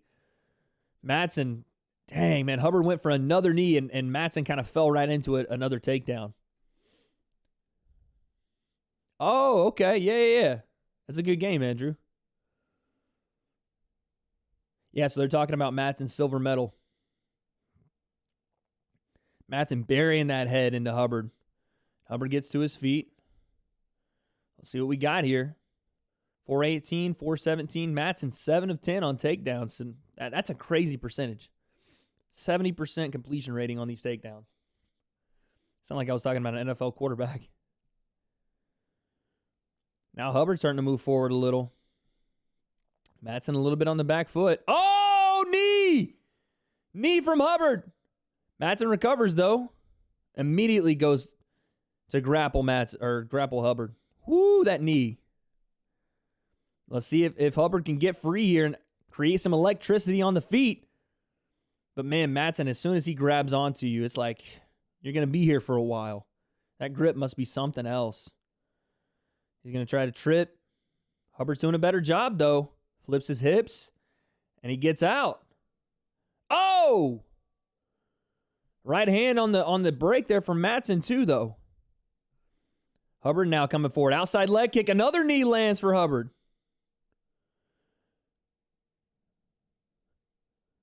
Now Matson trying to come forward. Misses a right hand uppercut from Hubbard. Hubbard definitely looking for this knee now for sure. Joe Rogan highlights that on the broadcast. He's thrown it at least 3 or 4 times in the last 30 seconds to a minute. We got 258, 257 left here in the third. Yeah, Matson's definitely starting to feel. Oh, another knee, man. Every time Matson throws, that head just dips to the right side and meets that knee from Hubbard every single time he throws the right hand. Head dips underneath, gets clanged with that knee. Yeah, this isn't looking too good for oh my God. Nasty left hook to the body right there from Hubbard. But here comes Matson now. I think definitely Hubbard has to get a finish here, though. Especially after how dominant Matson was in the first 2 rounds. 2:15 left. Hubbard might be trying to walk Madsen into another knee here. Might be looking to walk him into another one. Oh, outside leg kick lands beautifully, but Madsen drops straight into a double leg. Then transition pushes Hubbard up against the cage and gets onto his back again. Remember the rapper who performed at Jake Paul versus Gibb? Yeah, that junk was trash, Amaru. Nobody even knew what the hell was happening. And I hear that guy is actually decent, but the poor guy got put out there in front of a bunch of people that had no idea who he was or what was happening. Madsen now staying on the back here. I mean, this is, if you're Madsen, this is what you need to do for the remainder of the fight. The remainder of the fight, hang on to Hubbard, grind out a decision win. Knee to the butt from Madsen. Just dragging Hubbard now. He's having a kid at 17. My goodness, man. I hope he's financially in a good spot. That's crazy. I hope all the best for him, though. All right, Madsen still on Hubbard's back. Hubbard trying to break the hands. He does. Oh, elbow off the break there from Hubbard as well. Minute left, guys. It's going to be something here. Hubbard's going to come for this. Oh, right hand from Hubbard. He's going to come for it. Oh, Madsen gets tapped with a jab.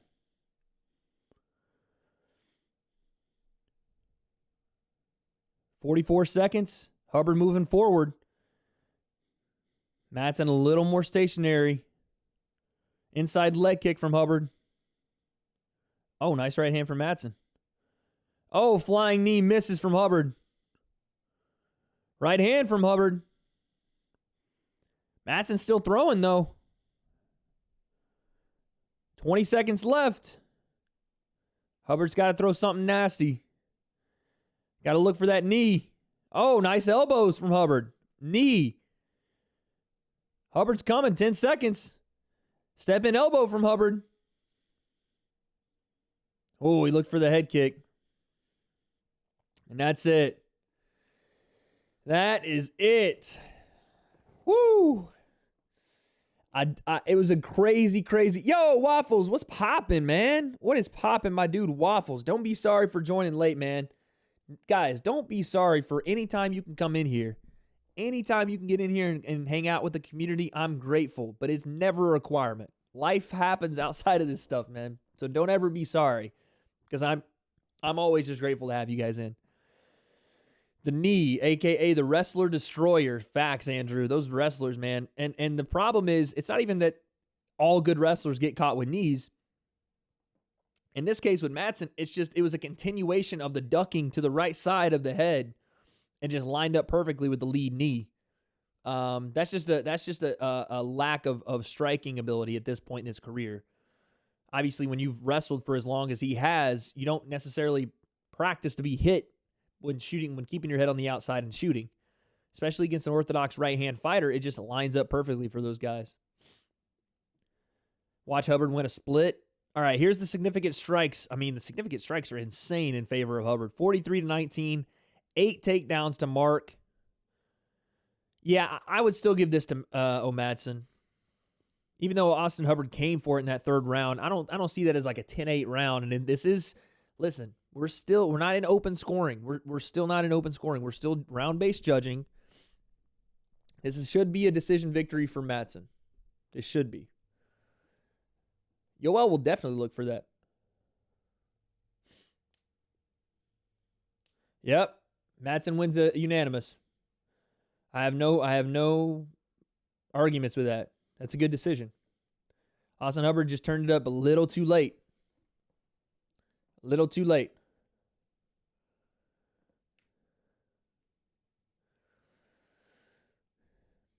See what my man O. Madsen's got to say. The Swiss.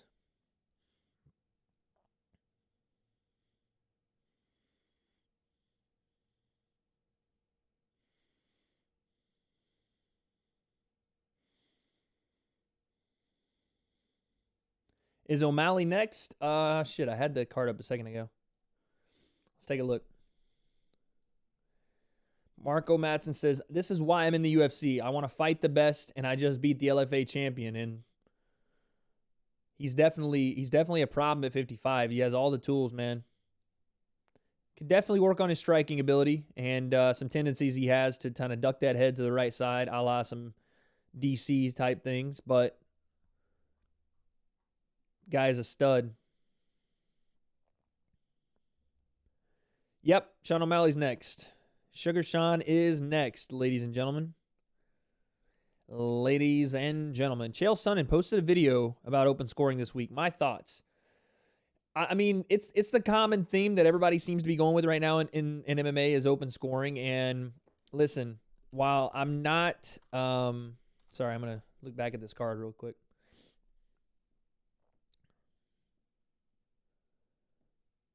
Yeah. Sean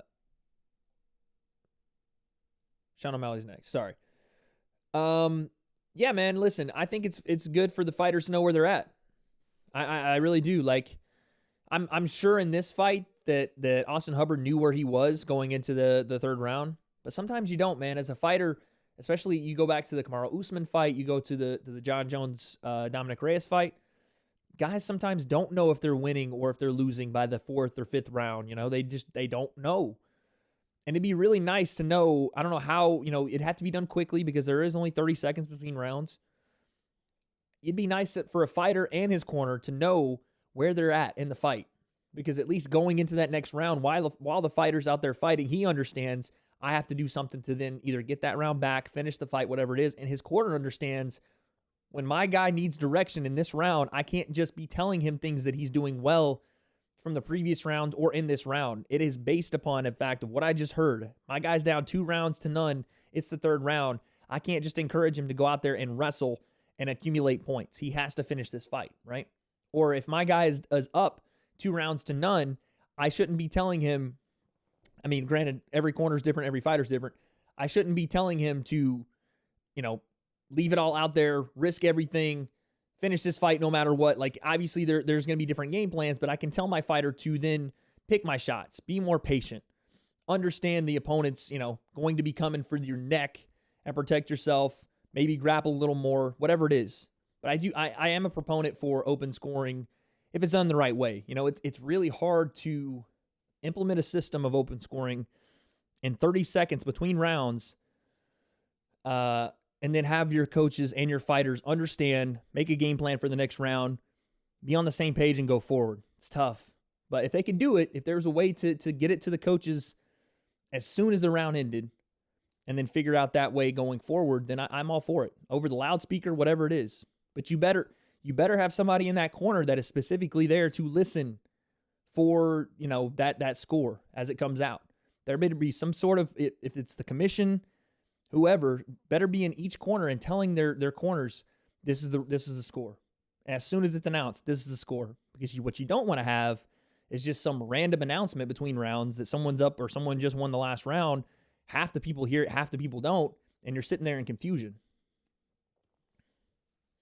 But I do agree, Andrew, it's a good way for new fans to understand the sport going on, because it's not just I think he won the last round, or I think he's up 2-0, or this is a really close fight.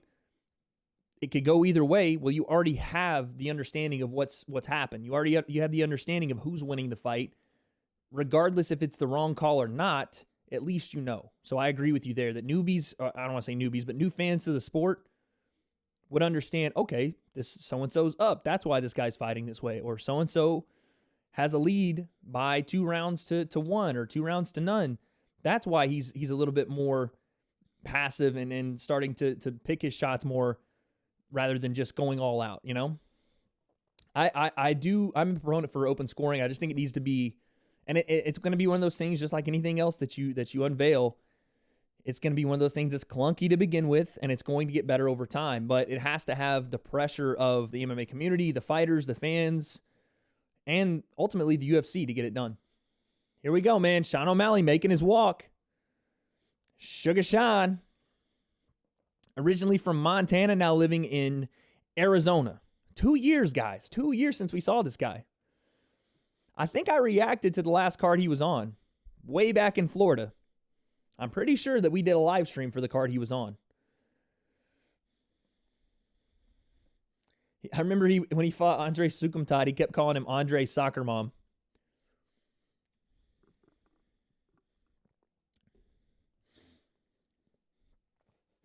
That was hilarious. Kyle's got Sean O'Malley with a first-round KO. I could see it happening.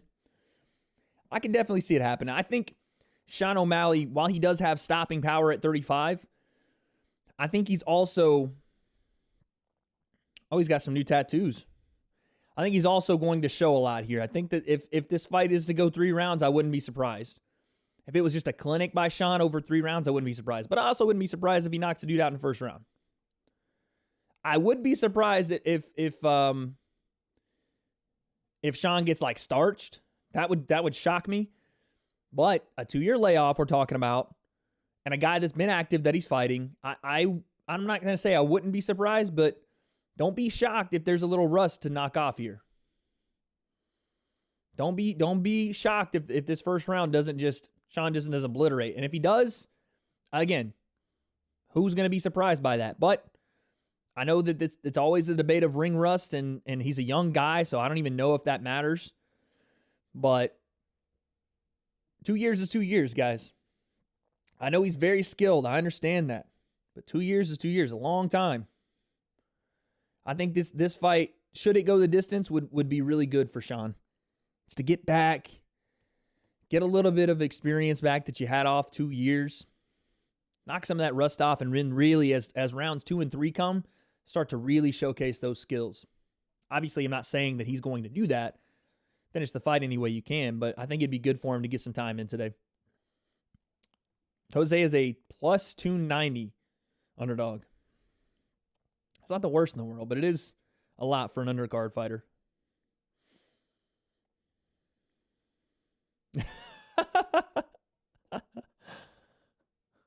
Kyle says, if Poirier beats Hooker, just how good is Conor McGregor?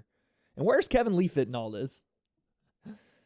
It's always going to be the question, though. As much as it's a clown kind of like meme at this point with Uncle Chael, that how good is Conor McGregor thing, as long as he keeps like himself in that upper echelon, it's always going to be a question because of the wins he has over big time names.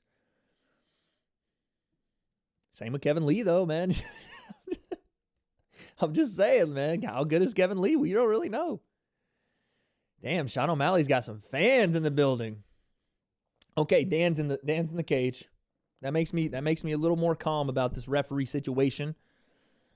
Dan Murgliata is in the cage. All right, guys, here we go. Quinones and Sean O'Malley.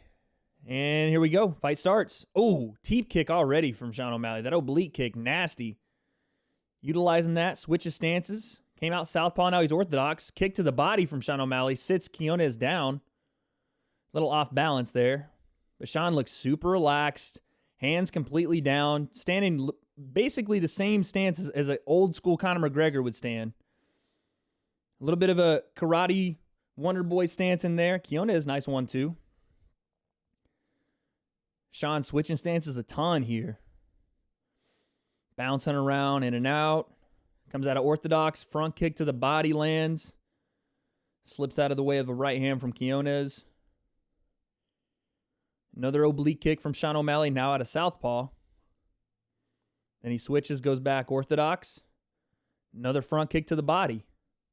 Quinones doing a good job of pressuring Sean, though, staying in his face. Front kick again from Sean O'Malley. Spinning back kick to the body. That slapped. I didn't think it landed with the heel as much as it slapped. Sean's on his back foot a little bit here. Then they settle back to the center of the octagon. Quinones doing a good job of just taking center and making Sean react to him. But, man, these feints that Sean are throwing are beautiful. It's really simple, man. When you see a guy that understands distance and range, the feints are, oh, my goodness, that right hand. The feints are so much more effective when you understand where you can attack and where you're safe. And Sean understands it. At least that's what it looks like here in this first part, because everything he does gets a reaction from Quinones. Sliding side to side. Quinones trying to stay in front of Sean O'Malley. Straight left hand lands from Sean. Now Quinones looking to come forward. Sean tosses him down on the ground. Head kick from Sean O'Malley. Uppercut from Sean O'Malley. That lands. Hammer fist from Sean, and it's over. Woo-hoo-hoo-hoo. Wow. Wow, wow.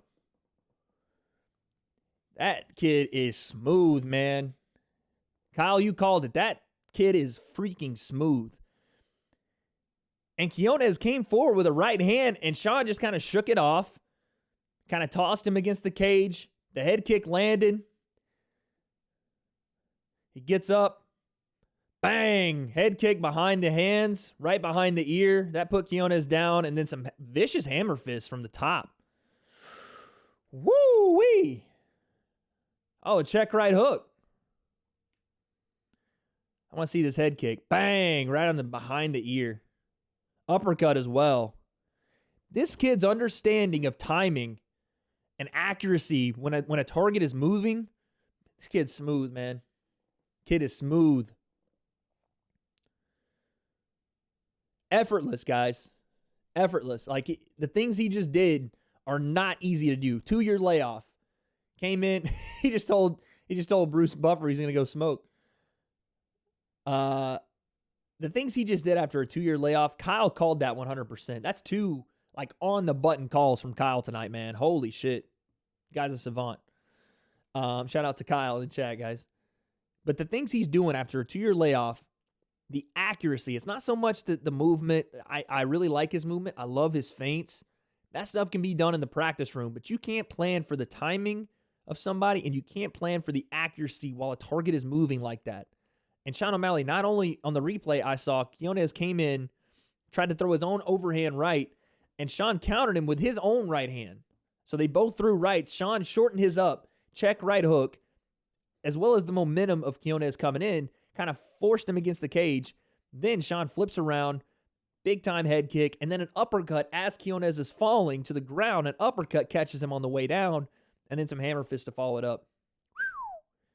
Feed him Cheeto Vera. Wow.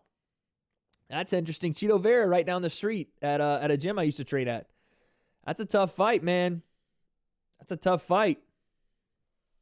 Cheeto Vera is not an easy fight. But that was smooth. I actually just saw a picture on Instagram from Cheeto today. That is not an easy fight. But, I mean, damn, Sean looked really good right there. I can't say he didn't. Let's see what he says on the mic here, guys. We got to win, chat. We got to win. 1-1, baby. We're 1-1 on the night. Sean, you can tell he's a little emotional here. It's been a tough 2 years for this kid, man. Let's see what he's got to say to Rogan. It's tough, man. He's a little emotional.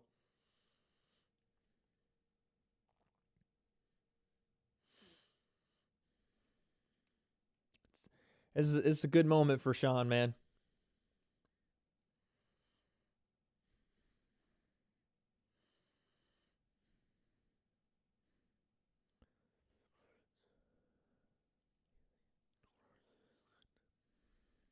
Yeah, he's super emotional, but listen, you can't help but feel good for the kid, man. 2 years of just some bullshit from USADA. Nice check right hook. Watch this kick. Yeek, bang! Shinned him right on the top of the head. Boom, uppercut.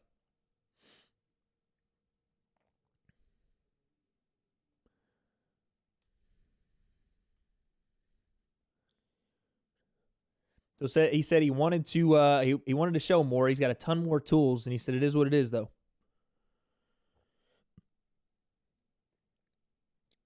Cowboy scores a first. Sean tells Joe he loves him. So Kyle says Cowboy Oliveira scores a first-round KO, flatlines him, no TKO. Interesting. I do have Cowboy Oliveira in this next fight. Max Griffin, oh, here we go. Henry Cejudo in the crowd with his new lady. Oh, Aljamain Sterling behind him. Aljamain Sterling gave a little throat slash behind him. Dan Hooker in the crowd. Oh, that was kind of cool. So they showed Henry Cejudo and his new lady, and Henry's doing the whole thing. And then you just see somebody's head. It's Aljamain Sterling behind him doing one of these. I'm surprised they sat them so close together. Either Aljamain or Peter Yan was the true rightful contender to Henry Cejudo, in my opinion. My opinion. They got Brett Okamoto doing some backstage work here.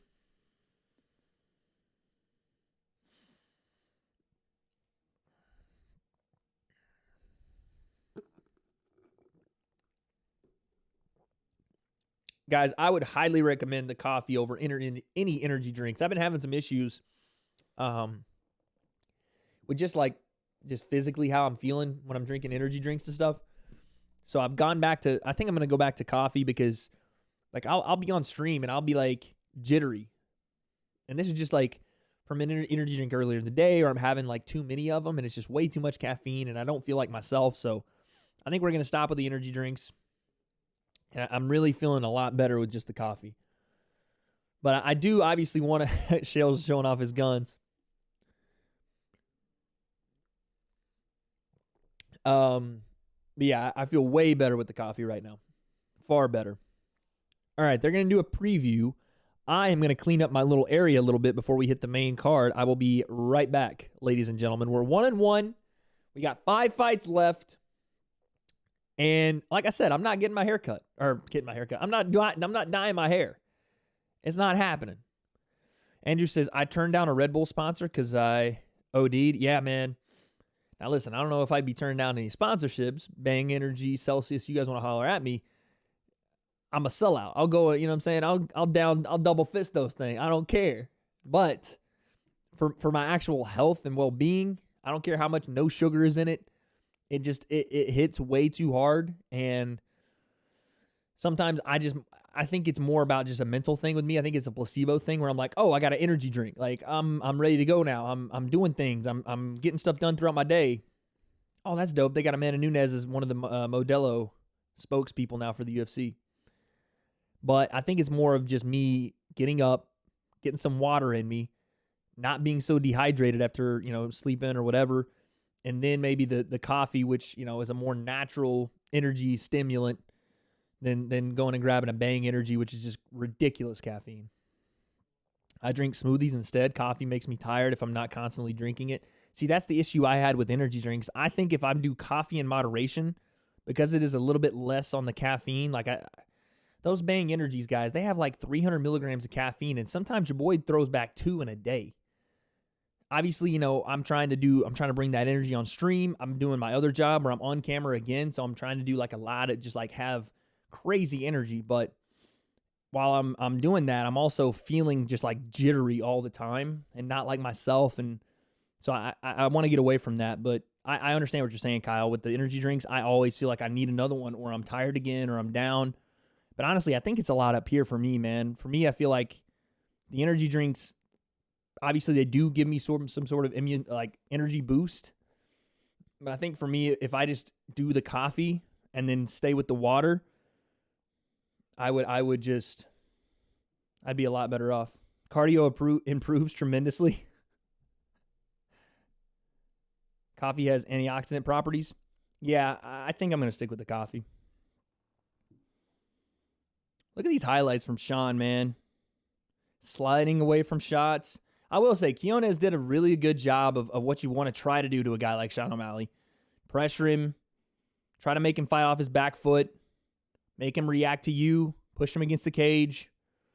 Obviously, at some point, the grappling of Sean O'Malley is going to be tested, but just better tonight. Sean O'Malley's just flat out better. But it is what it is.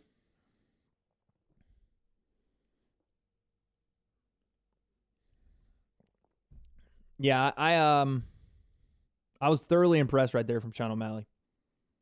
Dude, look at Paul Felder's eye, guys. You guys see that? Are you guys watching the telecast right now? Paul Felder's eye is still bloodshot. I will say it looks a ton better than it did, though, huh? That's a quick recovery for my guy, Paul.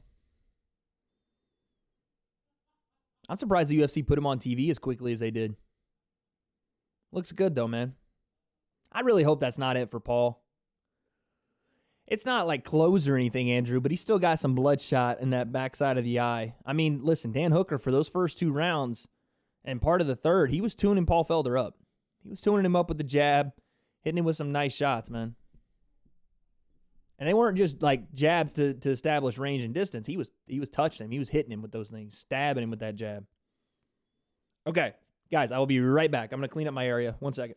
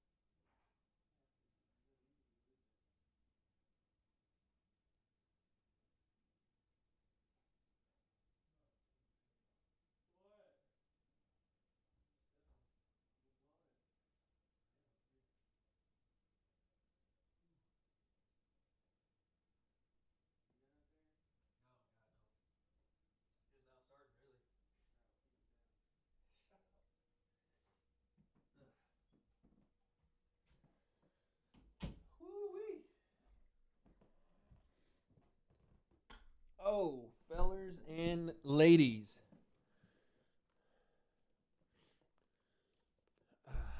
Kyle says, way better than last week. He said on Ariel's show he'll come back for more matchups that excite him. I hope so, man. I hope so. But yeah, his eye does look a lot better. Guys, let's call Kelsey real quick, see what she's up to. What do you say? Dude, look at I look like the Fonz right now. What's going on with my hair?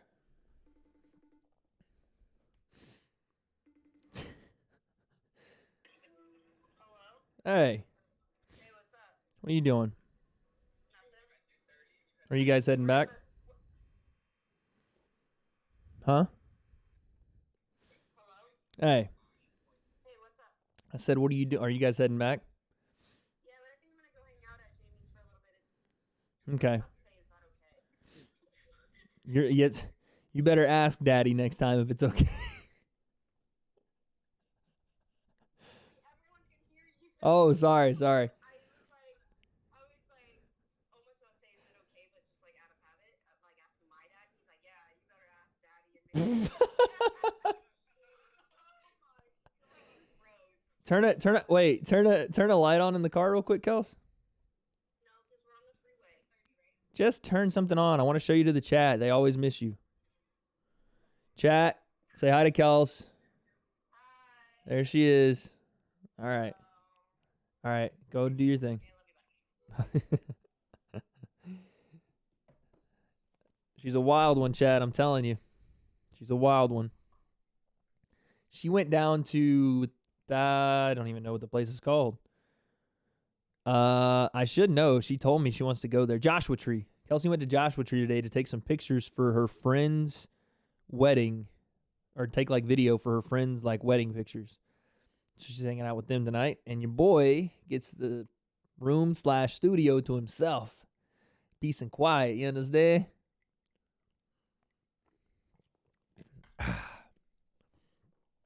Telling you, man, Kyle, you can't. What can I do, man? I can't take her anywhere. They're showing some highlights right now for the main event tonight, showing Izzy, showing Yoel. I'm telling you, man, Yoel is a problem for a lot of guys. Orion says, congratulations on such a beautiful girlfriend. Thank you, man. Thank you. I appreciate it. I'm definitely the lucky one for sure.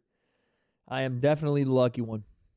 She puts up with me, and I'm lucky to have her. That's kind of how it goes, honestly. That's just kind of how it is, man.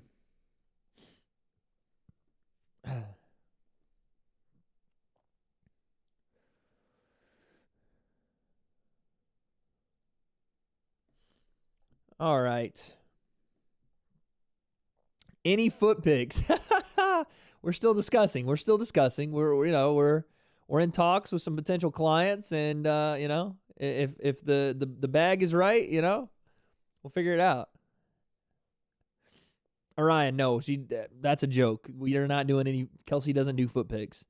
She does not do those. Listen, guys, Orion's new in the chat. You can't be promising him foot picks for my girlfriend. We don't have any OnlyFans. There's no OnlyFans subscriptions. None of that going on here. I promise. Just wholesome, family-friendly fun here at the W.A.D.E Concept Podcast. That's all. I know, man. It's disappointing, Orion. I'm sorry, man. But listen, you get this ugly mug for another couple of hours. You get some high-level fight talk. And Kelsey's on the podcast from time to time. You know what I'm saying? I'm not trying to make anybody sad. I know she's the breadwinner here on the podcast. That's not even a lie, by the way.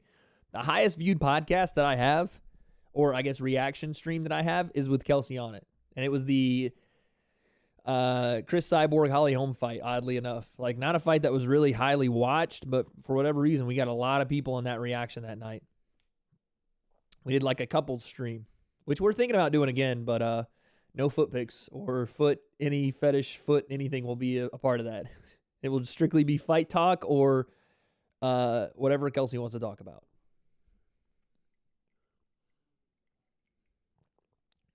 So Paul Felder says that Israel Adesanya is going to win a decision tonight. Thinks he's going to wear on him, break him down, continuous striking, and over 5 rounds, going to win a decision over Yoel. Interesting.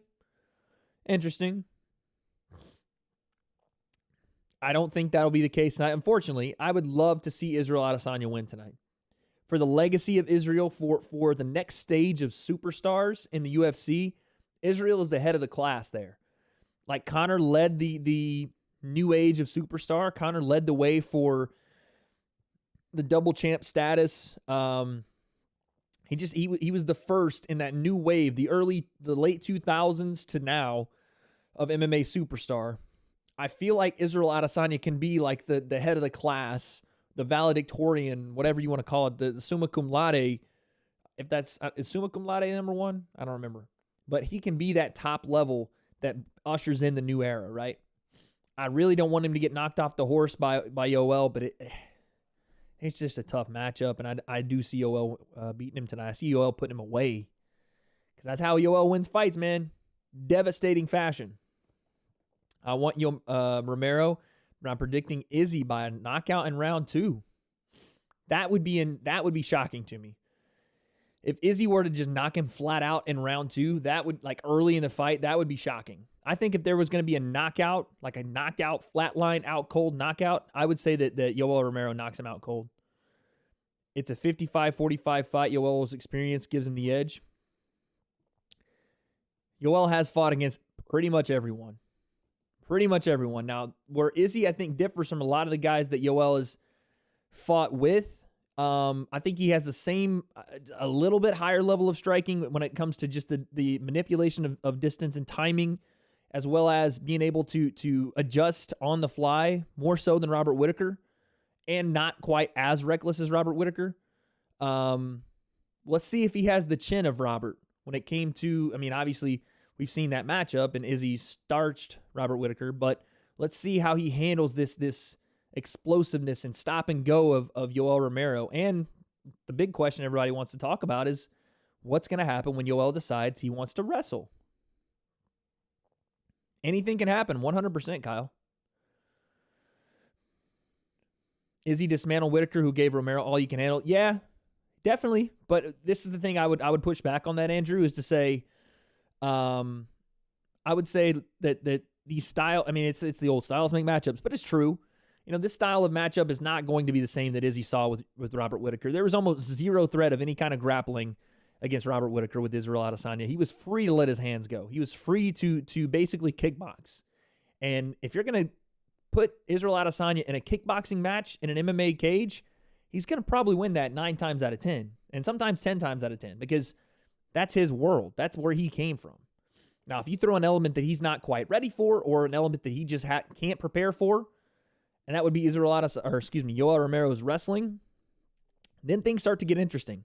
Not just because Yoel can wrestle, but the stuff he can do off his level changes, the things that he can present with just the threat of the wrestling is what makes this fight interesting to me. Big George versus Michael Moore.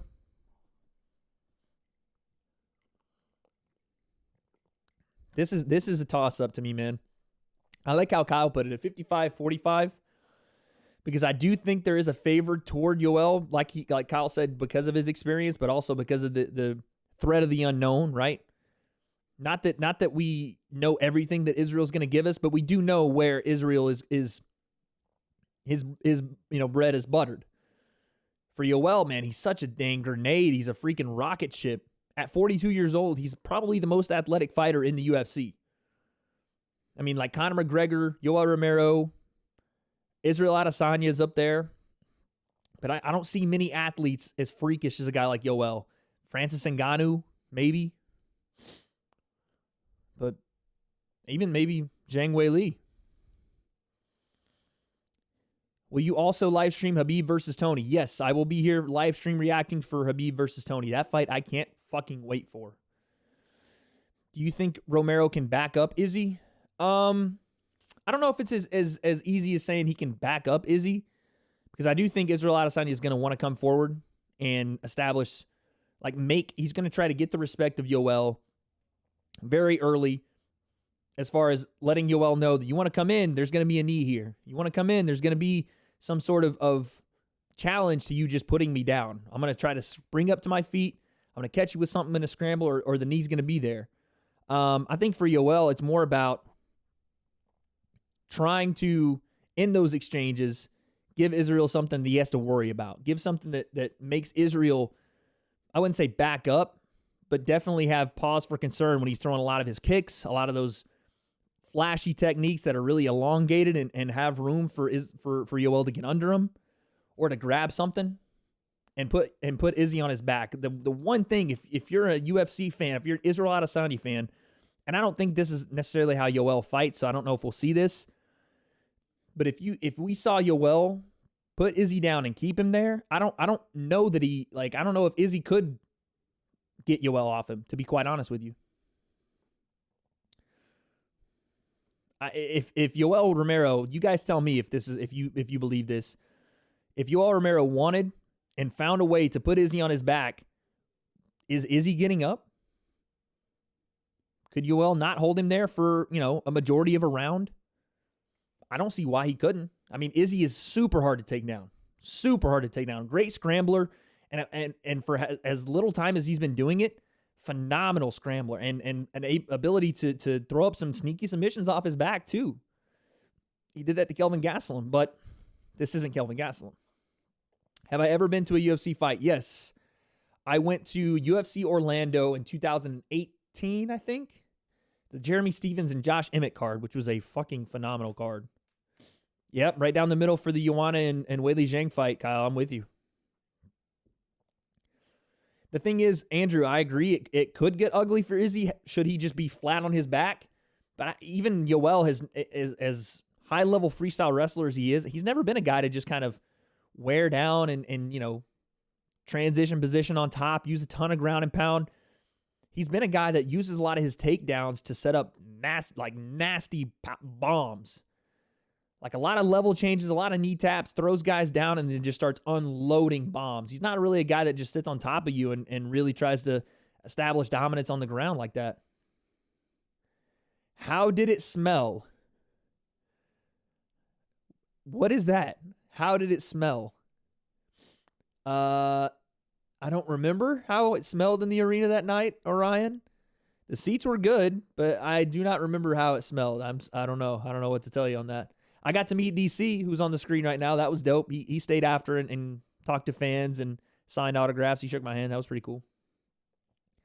If Yoel cuts, he'll go for the kill. Yep. Which could be good or bad. Kyle says Yoel is more athletic. Izzy is way longer, more technical, but not as durable or good on the ground. Yeah, I've seen Izzy get knocked out.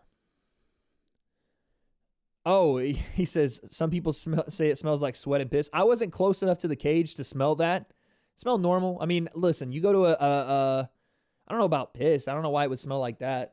I mean, definitely I can understand it smelling like a lot of sweat and maybe some blood, like ironish smell, like copper or whatever. But I didn't smell any of that. I wasn't close enough, to be honest. We were like not ground level. We were like the level above that. So like 15 to 16 rows back. Still pretty decent seats, though. No worries, Orion. I was just confused. I was like, how does it smell? I don't know. I'm assuming that would be a question that Joe Rogan could probably answer way better. I think I've heard Joe talk about that. I've heard Joe say something like when he God, they're showing highlights of Yoel. Damn, I forgot he put Paulo Costa down too. I've heard Joe talk about how sometimes he smells blood in there. You hope it would smell like ring girls. I think that's the last thing it would smell like, unfortunately. Those girls walk around like 8 times a night and get paid a pretty decent amount to do that. They don't do much work.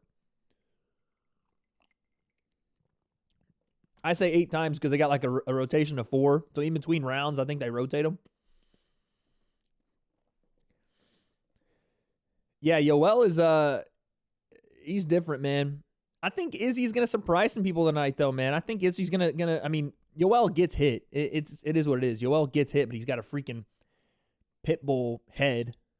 So I think Izzy's gonna surprise some people, but I do think Yoel gets him later in the fight.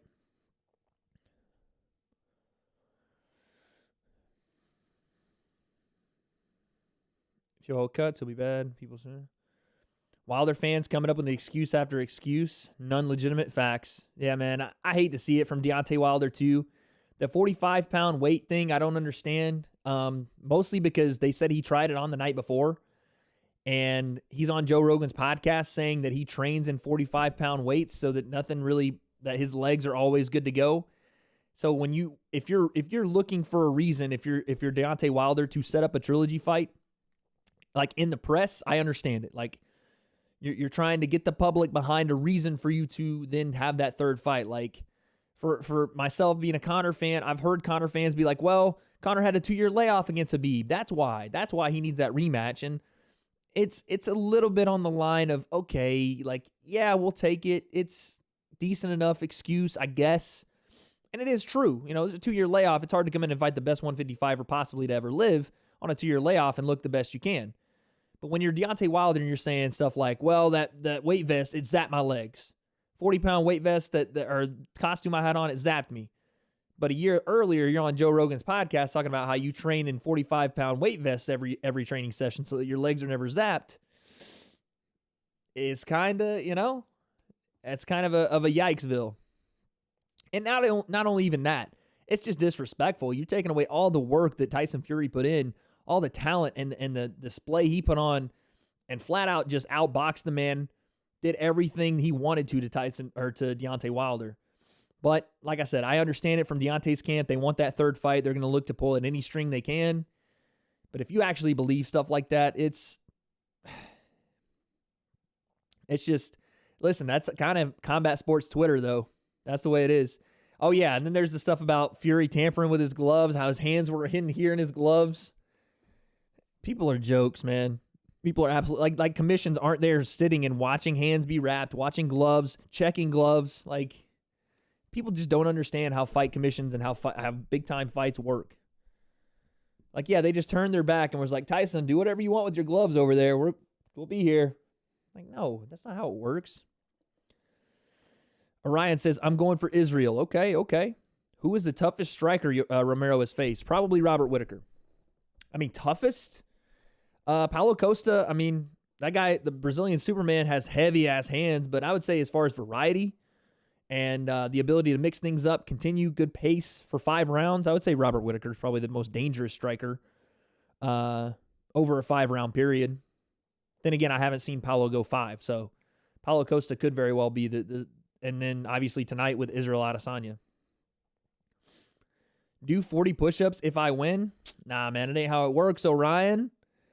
That ain't how it works. I don't just do things on command, dog. You got to get in the midweeks. You got to be here for the midweeks when we're doing punishments and predictions. Then we come together on a punishment together so that if I lose something, it is something that's voted upon by all the chat, not just one person. Plus, I don't even know if I could bust out 40 push-ups right now. Tyson Fury versus Mike Tyson. Tyson Fury, I mean, now, obviously Tyson Fury would box up Mike. Even back then, Tyson Fury is just a really good boxer. The best in the world. Their evidence is clips from the first fight. They didn't even know his gloves were different. Yeah. People are jokes, man. People are jokes. When it comes to combat sports, Kyle, everybody in the chat, I guess, really knows this. Everybody is a combat sports expert. Every single person. Especially when there's a big fight. When there's a Conor McGregor fight, I don't even engage with people on Twitter unless they are people that I already follow or they are like the Weasel. I love to engage with the Weasel on Twitter. That guy I think is super knowledgeable for somebody that tries to dedicate full time what he's doing and does things outside of fights. Like he has a full-time job, all that. I owe you to the stomach. You owe me 20 push-ups. Tony Ferguson. There we go. The freaking the silver tongue himself, man. Tony's trash talk is goated, man. I don't care. Listen, Tony can say stuff that is just nonsensical, and I'll hype it up because it's just Tony Ferguson. He's hilarious. He's just different, man. He's just different. We're never, you hear the stuff like, we'll never get another Michael Jordan. We'll never get another LeBron James. Physically, that's true, but we will never, ever get anybody like Tony Ferguson again. That is top 3 pressers in my opinion. And I didn't expect it to be quite honest. I thought this was going to be like kind of respectful. Tony's not going to get amped up until fight week. They went for it. Do I think Tony will get mauled? I don't think Tony will get mauled, at least not early. I do think Tony will put himself in a position to give Khabib problems early. But Tony, in the same breath, where Tony is very successful because he's awkward and he's a little different in his technique, it also is a detriment to him, meaning that if Khabib is to find a way to have Tony on the ground, on his back, and Tony thinks it's in his advantage to throw up his darces, to throw elbows from the bottom. The problem is the guys he's done that to, the guys he's outlasted, Kevin Lee, that have taken him down, Khabib does have a pretty decent gas tank on him, and Khabib is a master of positions on top. Not just a master of ground and pound, not just a master of submissions, a master of positions. To give himself a spot where he is not only in a position of dominance, but also isn't taking damage. So I wouldn't, this is the one thing that everybody's saying, well, Tony's dangerous off his back, and he is. 100% Tony's dangerous off his back. But I would not encourage Tony to rely on the fact that he's dangerous off his back to beat Khabib Nurmagomedov. That, in my opinion, is the wrong game plan for that type of fight. If it happens to go there, you have the weapons to then either get back to your feet or give Khabib some cause for concern as to attempting submissions or attempting to gain a different position, right? To transition into full mount, whatever. But Khabib really doesn't do that. So if I'm Tony Ferguson, I would not rely on the fact that, I'm just going to catch him with elbows from the bottom, catch him in a darce, triangle, whatever. I know Tony, he's long, he's awkward, so I don't think that Khabib just mauls him, but I would encourage Tony to be more striking oriented against Khabib. Justin, what's up, big dog? Pray to whatever deity you follow that this fight actually happens. Seriously, prayers up, man, because this fight is cursed. I swear it is, but we're not going to talk about it. We're just going to go prayers up. That's it. Who is Max Griffin? Max Griffin is a kind of run-of-the-mill fighter here in the UFC, and that's not even to disrespect him. It's just he's kind of one of these guys at 170 he has a big win over Mike Perry. I was actually in attendance for that. I'm a big Mike Perry fan, but it's unfortunate that it happened that way. It's kind of crazy to believe that he beat, as Kyle's saying, he has a win over Mike Perry. I was there specifically at that event for Mike Perry. Morrow says, I swear I hate Khabib. Andrew says, I'm not a Khabib fan either. What's wrong? Why don't you guys like Khabib? Is it just his fight style? I can understand that if it's his fight style. Some people just don't vibe with his fight style. Yeah, Oliveira has a win. Or no, excuse me. What did you say, Andrew? Did Oliveira lose to Mike Perry? He might have. Oh, I forgot to cross off. What did I cross off?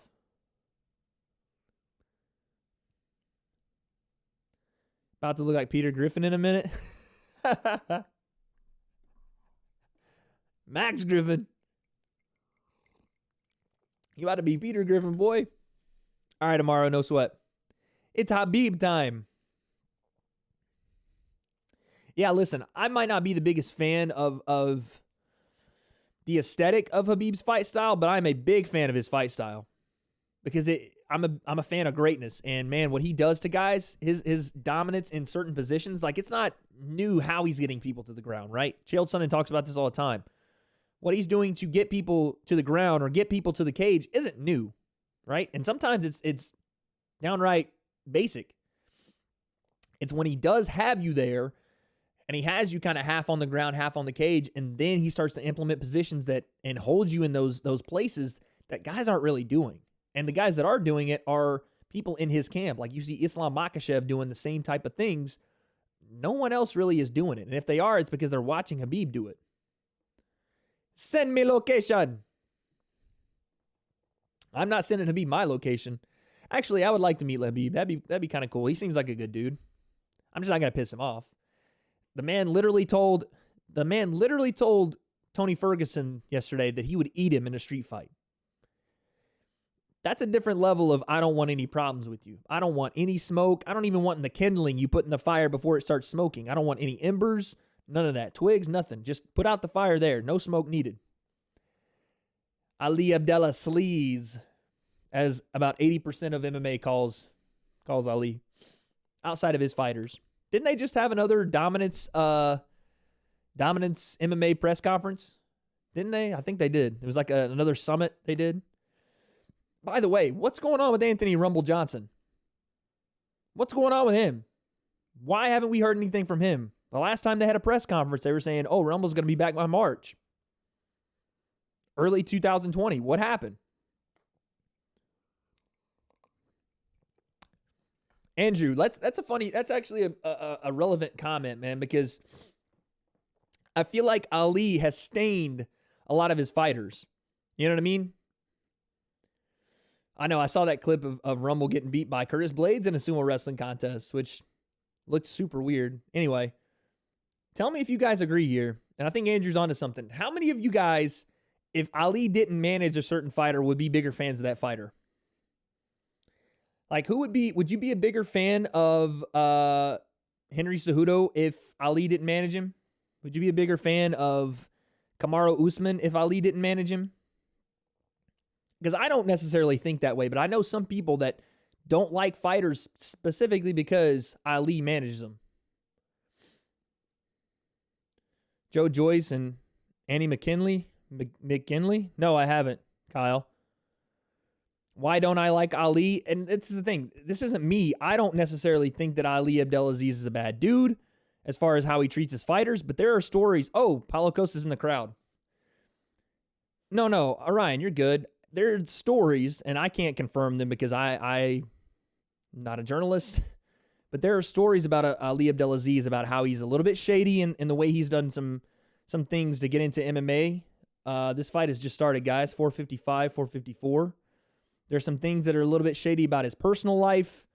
There's a possibility that the man was a terrorist when he came into the United States, and he came in under false pretenses, and then he became an informant for the FBI or the CIA. So he's had some weird dealings, and he's had some shady business practices with other MMA organizations, namely PFL. It used to be the World Series of Fight. But for all his fighters say all good things about him as far as a manager. Man, Max Griffin's footwork looks really weird here. Really bouncy without any kind of rhythm, if that makes sense. Alex Oliveira looks really calm. Yeah, he looks a little... Ali's just... You'll have to do some research on him, but he's had some weird dealings as far as his gaining entry into the U.S., his shady kind of fight management / promotion ownership deals, and then just the way he is with fighters that aren't under his tutelage, like aren't in his management team. Just not really well liked by a lot of guys outside of his kind of core group of fighters that he manages. And that's fine. I don't really have any personal problem with him. Obviously, why would I? But it makes for funny memes, the Ali Abdella's sleaze stuff. Oh, right hand from Alex Oliveira. Bare knuckle travelers. That's interesting. I haven't seen a lot of that, Kyle. You can tell by Ali's eyes he's hella shady. Is it me or is Max Griffin's footwork just look really weird right now? If you guys are watching the pay-per-view card, he's doing a lot of like off-rhythm bouncing and kind of sliding but not really going anywhere. And it's kind of like spreading his feet as he bounces. So not a lot of movement, just a lot of wasted motion, it looks like. I think he's trying to be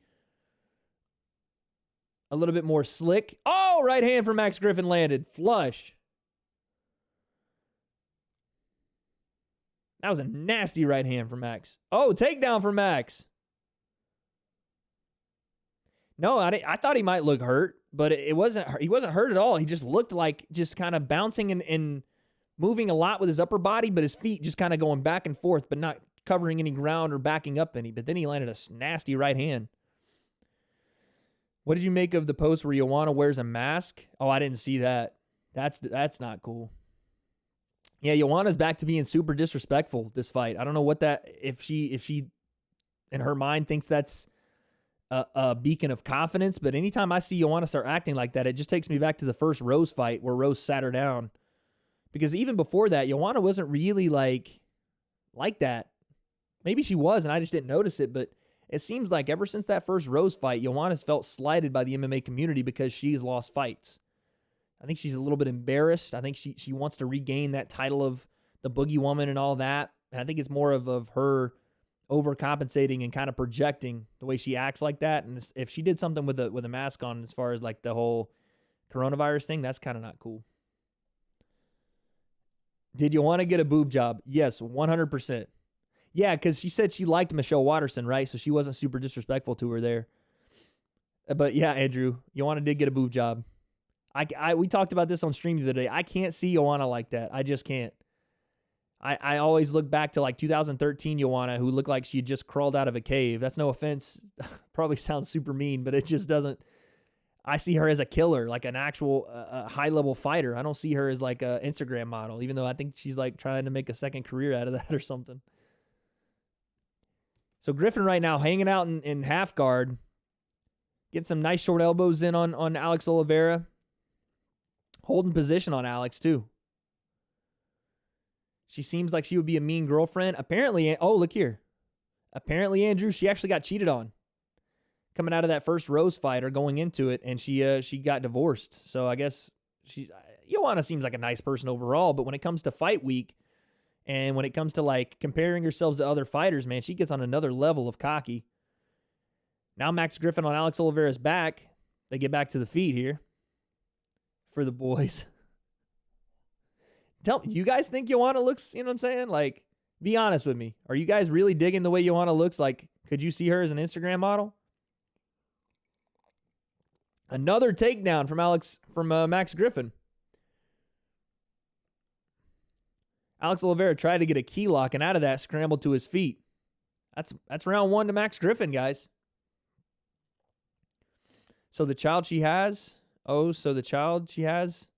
is of her ex. Does Joanna have a kid? I didn't know Joanna had kids. Let's see what they're saying to Alex.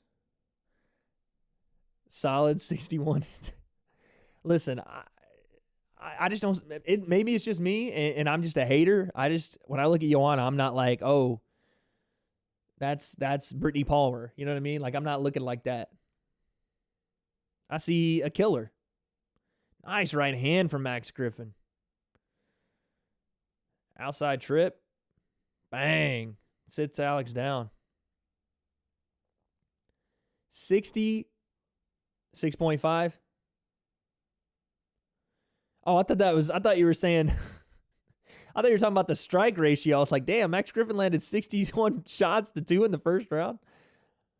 But yeah, 6.5. I would say, I mean, this is going to sound rude, downright rude for me, but I would say like 5. maybe 5.5. I don't know.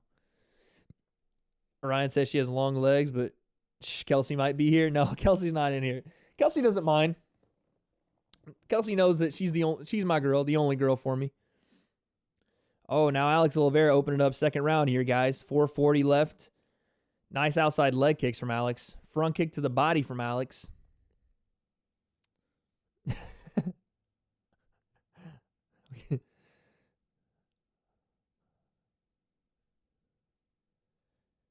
Alex a little overzealous here. A little wild. And this has always been something with Alex Oliveira. Oh, man, he's getting popped with that jab. Trying to stay loose, but Max Griffin doing a really good job of just sticking that jab out, touching him with it.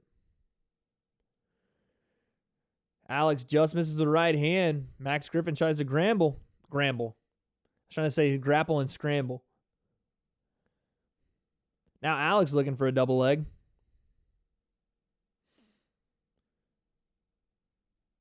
Joe Rogan alludes to the fact that Max has got a pretty nasty cut on his face.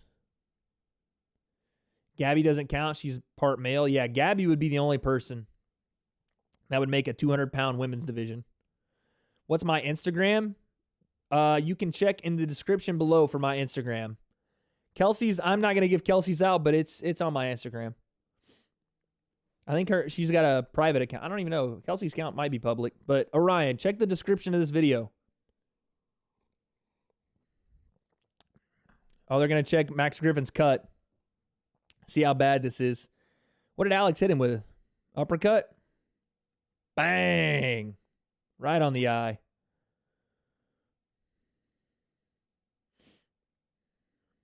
Mr. Nunes should be tested? Whoa! All because Amanda's having a daughter. You want to say that, Andrew? Wow, dude. Andrew's toxic, chat. Wow.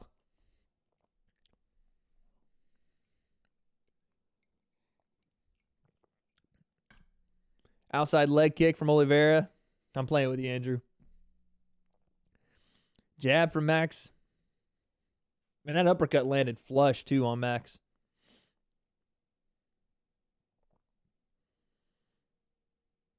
Alex is having a lot more success here in the second round. Outside leg kick again from Oliveira. Inside leg kick from Oliveira. Nice right hand from Max, though. Oh, right hand from Oliveira. Woo! Max stepped right in on it. Yo, Max Griffin kind of looks like Drake, huh? Am I tripping? Or does Max Griffin look like a way more in shape and actually menacing version of Drake? Like he can hit you with a Marvin's Room and then punch you in your fucking face. I must be tripping. That's what I see. Man, say cups of the rose, then head kicks you. What happens in chat stays in chat.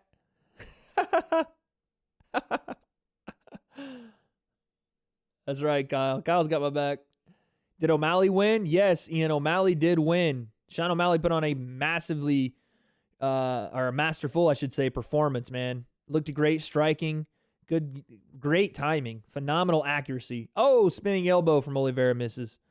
He just, an all-out great performance from Sean O'Malley, and he got a TKO finish in the first round. Oh, yeah, you saw the punishment? Yup. That's the punishment for today, man. We're bleaching the hair.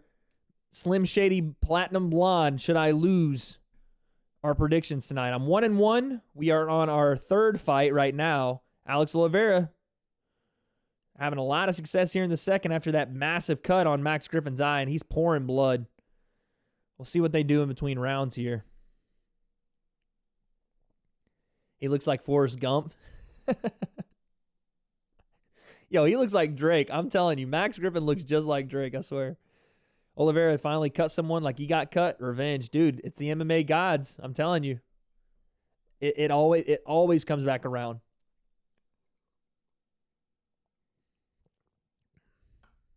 Always. Yo, Orion, if that was you that followed, appreciate the big boy follow on Instagram, man. Thank you. Ooh. Max Griffin tried to throw an elbow off the break there. 44 seconds left here in the second. Max Griffin's face is all types of bloodied. Dude, the way Max was moving, it looks so weird, but it's effective for him. But it's like he throws, and when he throws shots, both his legs just sprawl out. It's like his center of gravity just goes. I don't know how he has any power behind it because it's not like he's pushing off his back foot forward, both legs. But Alex Oliveira is not, he looks a little gassed here in this second round. Tries to get a takedown on Max. Stuffed, though. 10 seconds left.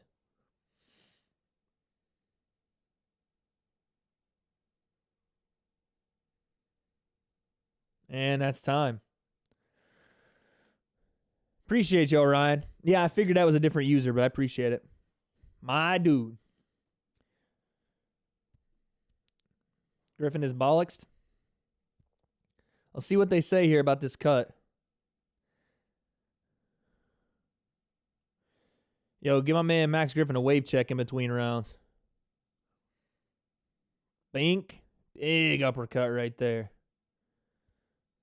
That's the Robin Black bink right there, guys.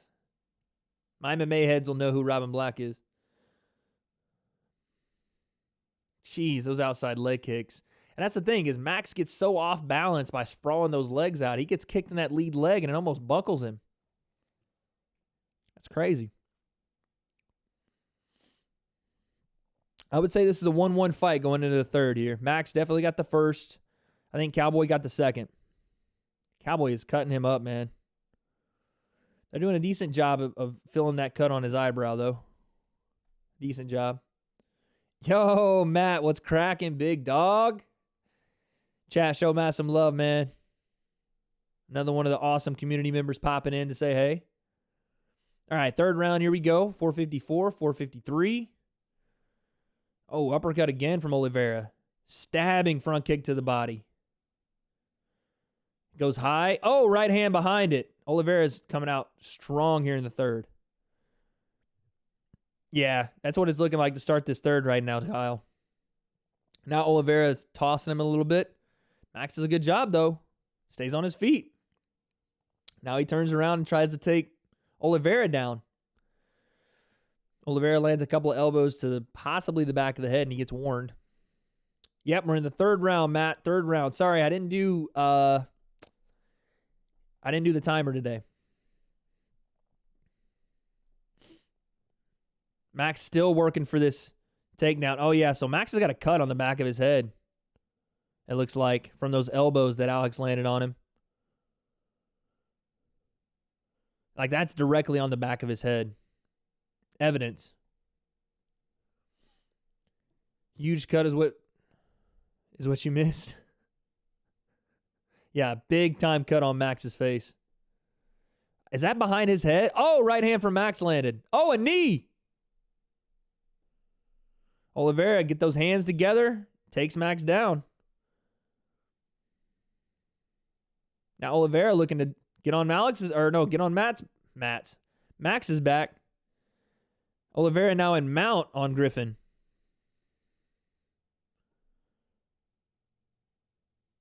So Oliveira now sitting in mount. See if he's going to give up his back to try to get away here. Oh, he gets back into half guard. Max regains half guard. Man, Oliveira had a really good opportunity there to either get into full mount or to get on Griffin's back, and he didn't take advantage of either. But he's still on top of him here with about 250 left. Still a pretty decent position for Alex Oliveira. Every time you say Cowboy, I think shoulder strike. That's funny. It's hard not to, isn't it? Yeah, man, Max Griffin's face is just cut open, man. He's bleeding everywhere.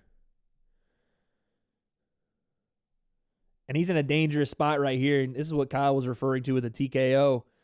Some elbows from the top here from Alex Oliveira. Not only is it going to be detrimental to that right eye, or excuse me, that left eye, but this could easily get stopped right here by the referee should he just land a couple of shots. Now Alex Oliveira in full mount. Griffin trying to maybe turn his back, try to get back to his feet, try to give up his back. Oh, another shot right there from Oliveira. Oh, and he gets out.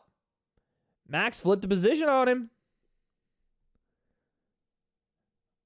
Wow, look at that. Max Griffin, man, tough as nails.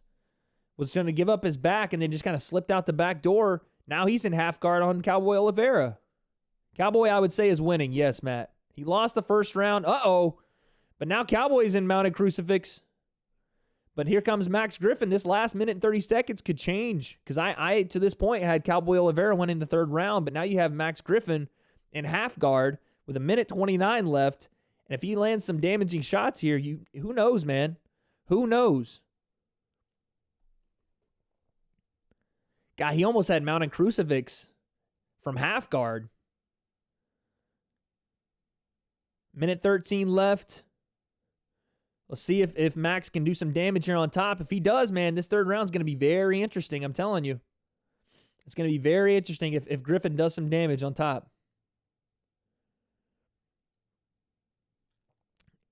Cowboy is not moving. He's just content with sitting right here.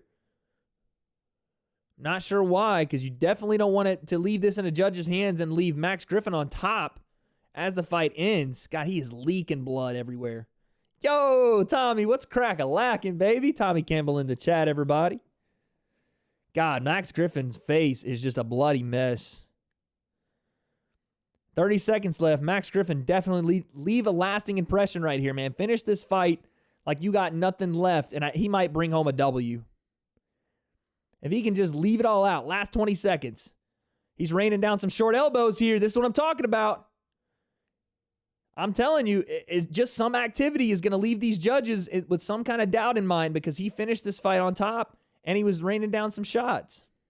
Maybe not quite enough, but we're going to see. Oh, that elbow. Max Griffin ends up on top. The fight is over. Man, let's see what happens. That's going to be tough to call. How did Sugar look? Tommy, he looked phenomenal, dude. Looked phenomenal. Came out, just looked so smooth, so calm, relaxed. Landed some big shots. As the fight kind of went on, he started to definitely find his rhythm. I mean, 2 years off, it's going to take a little bit, but he found his rhythm in that first round pretty easily. Landed, I think it was a check right hook as Quinones came in with his own right hook, and then the momentum just kind of carried Quinones over into the cage.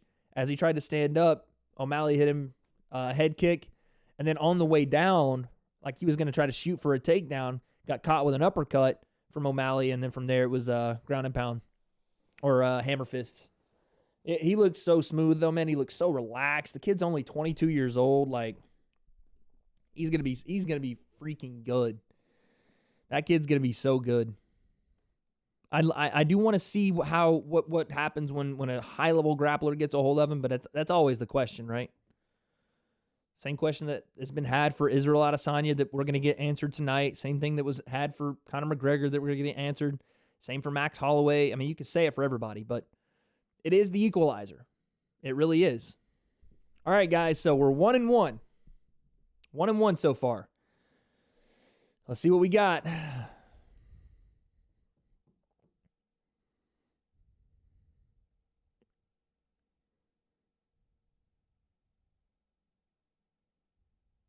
We got a split. Oh, God. Here we go.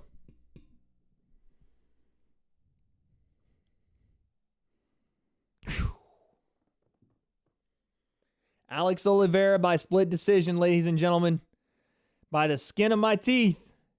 2-1 on the night. Let's go. Orion says, when is Zhang and Joanna coming up? We have 2 more fights before that fight. 2 more fights. So we have Neil Magny and Li Jingliang, Jesus, and Benil Dariush and Drakkar Klose before we get Weili Zhang and Joanna Jędrzejczyk. 2-1, Kyle. Let's get it, baby. Max Perry should have won. Max Griffin, you mean? He combined Max Griffin and Mike Perry. You're losing on the title fights? Hey, Matt, hold on now. Listen, you don't come up in this chat disrespect. I'm just playing. I might, man. Those are 50-50 fights, dude. Those are 50-50 fights. Like, Orion, no sweat, big dog. Listen, that's why you come here and you get the information from my knowledgeable chat, like Kyle, like Tommy, like Matt. Andrew, these guys know what they're talking about. So you come here, there's no like, oh, you didn't know the name. We don't give a shit about any of that, man. We come here, have a good time. So no sweat. Kyle said, I'm 5-1. You missed on win. Yeah, I missed on win. Thank God I didn't pick the early prelims. I would have been, my hair would already be blonde by now, should that happen. Wait, so what are you waxing if you lose, Tommy? No waxing, but we're doing the Slim Shady Platinum Blonde. Should I lose? Everything Platinum Blonde. Going from this beautiful brown to a platinum blonde is not something I want to do. So hopefully that doesn't happen. But that's the punishment today. Hold on, guys. I'm going to need the restroom real quick.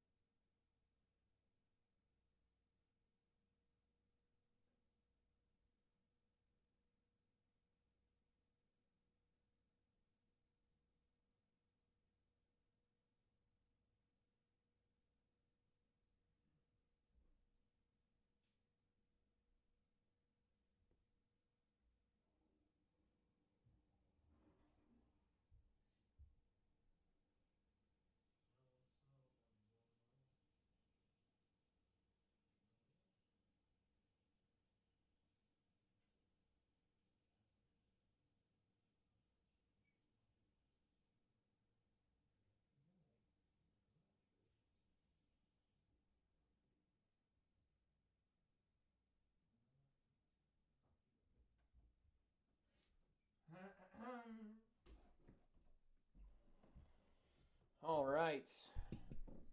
We are back like we never left. That's dope. Tommy likes the idea of me shaving, or not. Why do I keep saying shaving? Me dyeing the hair blonde. Listen, man, this is a lot of lettuce right here. I could do the Dwight hair from The Office. I think I actually can. Hold on. Wait a second. Let me look at it. How's that? How's that looking, chat? Actually, I'll leave it like that for a little bit. I feel like I should be like a supporting actor on Dawson's Creek with this haircut. Do your hair like Zac Efron? What's Zac Efron's hair look like? I'm gonna look it up right now.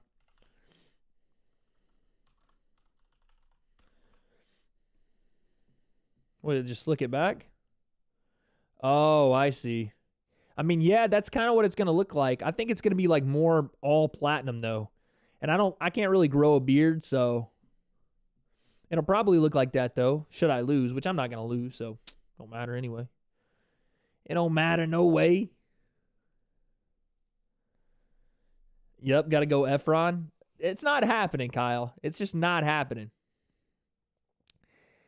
I'm sorry to tell you guys. It ain't happening. Listen, as of right now, I can still lose the 2 title fights and be okay as long as I get the next 2 fights. Or Bryce Harper. What did Bryce Harper do with his hair? Let's look. They're doing a promo right now for Tony Ferguson and Habib.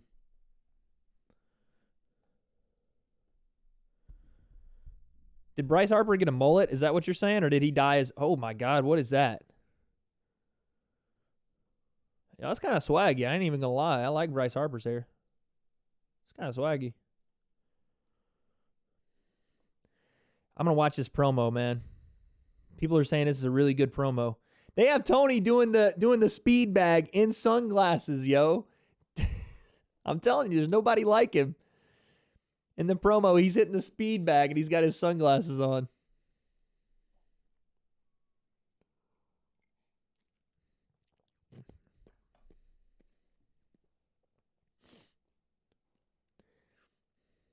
...2016, Bryce? Oh, they're showing the overhand right from Habib on Connor. Tony Ferguson is the type of guy to wear sunglasses because his future's so bright. I can tell you right now, Yoel Romero isn't beating Izzy, LOL, so you lost that prediction. Hey, man, I don't know, Tony. I don't know, Tommy. Listen, man. Here's the thing. Tony's on the screen, that's why I said. Here's the thing. Izzy, I need to see Izzy deal with this Olympic level and this high athleticism and explosiveness because Izzy is known to get hit. He is. He's very elusive at times, but he also has this kickboxing, hands down, backward leaning kind of to avoid a lot of strikes. I'm telling you what, if Yoel Romero lands that freaking bomb of a left hand while Izzy tries to play the Matrix, he's going to get put to sleep. And I love Izzy, but this is this what he's facing he hasn't seen. He hasn't seen it with Kelvin Gastelum. He hasn't seen it with Derek Brunson.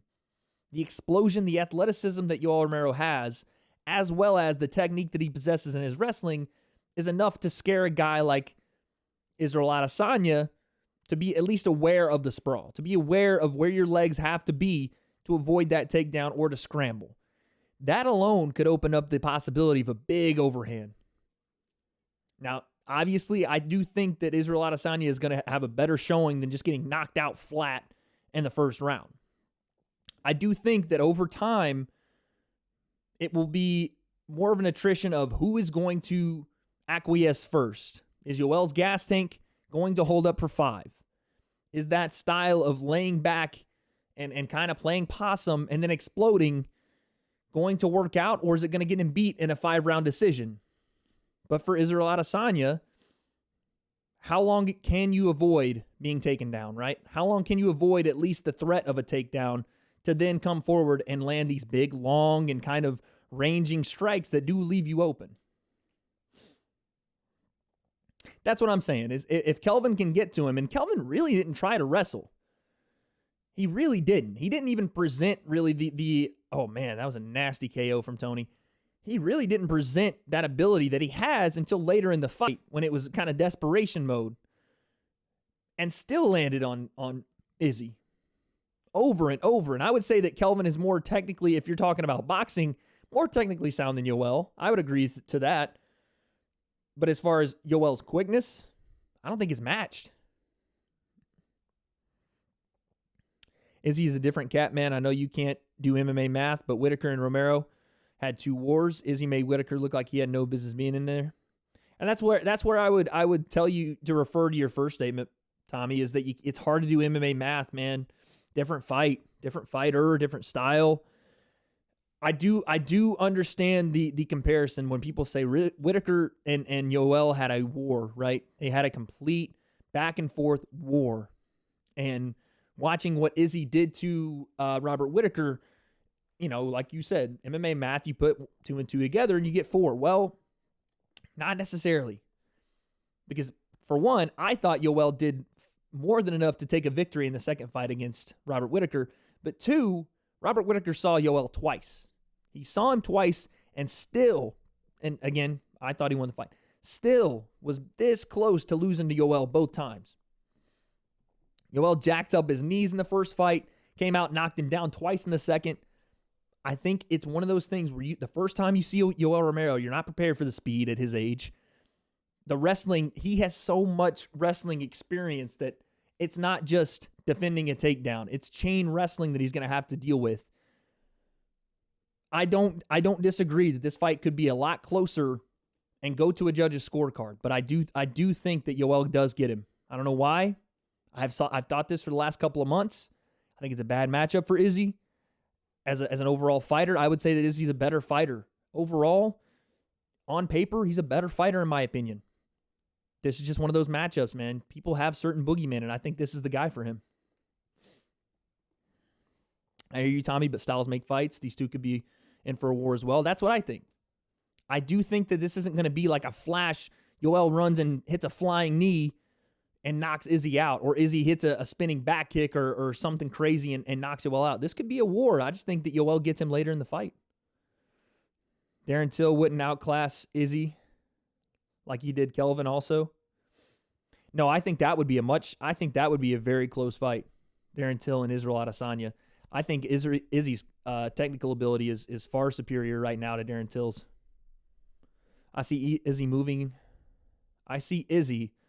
a lot in round 1, figuring out his safety zone, making him tired, and then teeing off in round 2. I want Romero to win so bad. What fight is this? This is the Li Jingliang versus Neil Magny fight. I love getting ignored. Yo, Fahim, I didn't even know you were in here. Sorry, dude, I didn't mean to ignore you. Is Romero and Adesanya the main event? Yes, that is the main event. I got you. No ignoring. No ignorance here. A little bit of ignorance. Good to see you, Fahim. Izzy should move up. No, I think Izzy's right where he needs to be.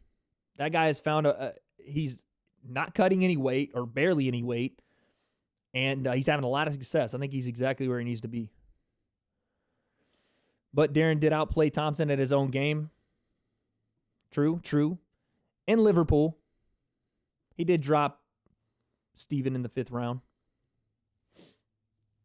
Tommy said, also, I don't think if Kelvin fights Izzy again, it's nearly as close as it was in the first fight. That I would agree with that statement, Tommy. But it's that first time you see someone, and in the moment you got to adjust. Yoel throws so many different things, and at such weird times, and you think he's tired, and you think that it's time to hit the gas on him, and he comes out of nowhere with something explosive and crazy. And you listen to guys like Luke Rockhold, Tim Kennedy, guys that fight him, they're like, look, this dude's made out of iron. I hit him with everything I had, and he just didn't go away. Felt like it didn't even affect him. Fahim says, I'm calling Romero a winner via KO. I have to agree, man. I have to agree. I hate to say it. I'm a huge Izzy fan. Huge Izzy fan. Listen, you give me high-level striking, and you know the way to my heart. That's just what it is. But I know a beast when I see one. I know an absolute fiend when I see one. Not fiend from the WWE. And Yoel Romero is everything that you look for in a guy that can handle a matchup like Israel Adesanya. But listen, that's the beautiful thing about MMA, right, guys? We get to see tonight. That's the beautiful thing about all this. Ian says, I'm thinking that Romero is going to charge him like Whitaker did and get caught. Maybe. But it's not really in Yoel Romero's game plan to charge guys a lot. He explodes. He definitely has an explosion ability that not a lot of guys possess in all of MMA. But he's not really just a run forward at guys and try to tee off as the bell starts. He's a very kind of lull you into his fight motion. Take a couple of rounds where it's not like he's doing a lot. Like Yoel will lose rounds tonight. I think Yoel could lose 2 rounds tonight based off the fact that he just won't do a lot. That same thing that I think it was Andrew said about Izzy moving a lot in round 1 and trying to figure out his safety zone. Yoel Romero is the king of playing possum, the king of patience, really, in the ring, in the octagon. It's a different charge, I agree. It's not just a continuous forward charge. He does explode and move fast forward, which would leave him open for some kind of one-shot knockout. But that really hasn't happened to Yoel. Yoel lulls you to sleep and then sends you to the shadow realm. Facts. It's just what happens. Like I've always, every time I look back on that Luke Rockhold fight, it looked like Yoel literally cocked a 12-gauge shotgun after he put Luke Rockhold on his butt and fired it in his face. If he wobbled you, he turns into, that's when the rush will come. If Yoel hurts Izzy, you want to talk about somebody that rushes in, he will fly for that finish. And with good reason. He's very good at getting that finish when he has you hurt. He sees blood and he's there. But it's going to be interesting. I don't think it's going to be a quick fight at all. I think both guys are going to go through adversity. I think Yoel is going to have to go through the adversity of a gas tank. What happens in championship rounds if Izzy is still there? That's the adversity. I want to see what happens with Yoel.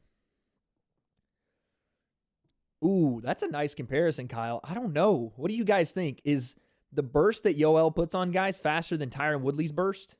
Jesus Christ, could you imagine a Tyron Woodley-Yoel Romero fight? My Lord. Fireworks. Yeah, I want to see what Yoel does in championship rounds tonight. That's the adversity I see from Yoel. Aside from the fact that Izzy could maybe attack the legs with some of those oblique kicks that John Jones makes famous. We saw Robert Whittaker do that to Yoel in their second fight after Yoel did it to him in their first fight.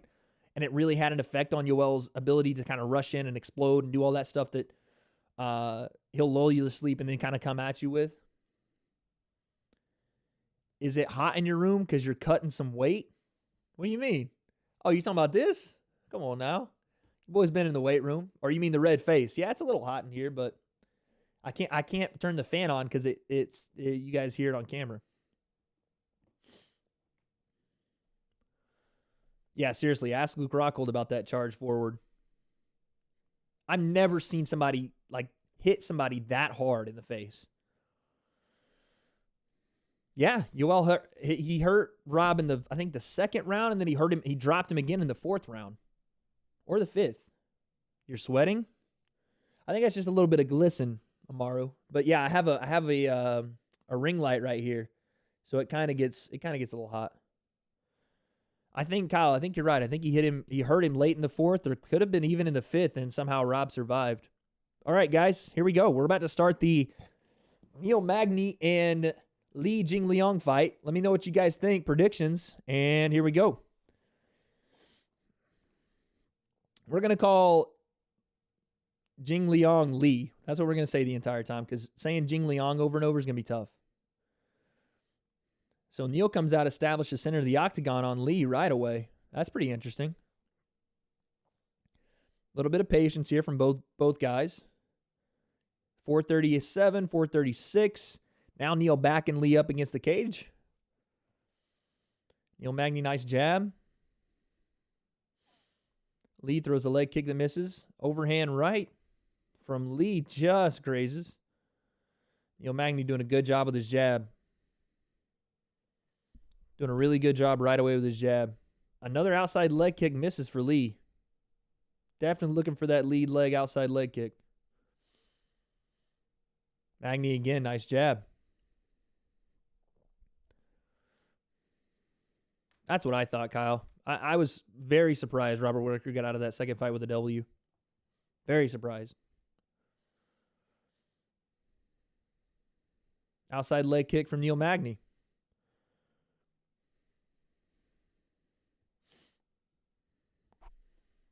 Wonder if Neil Magny addresses the calf kick defense. So Li looking now to take Neil Magny down.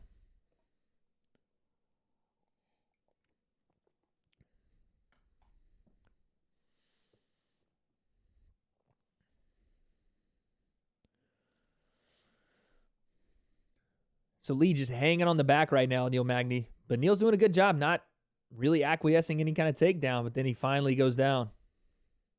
Right back up to his feet, though.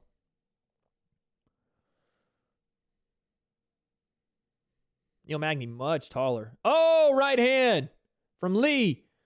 Oh, Li hurt him with that right hand. Oh, he's coming after him now. Outside leg kick from Li. Neil might have a timely takedown, though. Neil Magny trying to get the back of Li now. Oh, takedown from Neil Magny.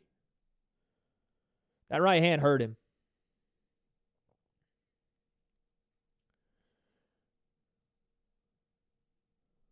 Neil Magny now trying to get that takedown again. Nice short left hands in the clinch here from Neil Magny. Yeah, he's significantly longer, which is why that jab that's popping out on Li is giving him so much trouble. Now Li tries to flip, puts Magny on the cage. A lot of grappling exchanges here in this first round from both guys. Nice short left hand from Li. He drops down, tries to get a takedown. Good job of Neil Magny sprawling those legs.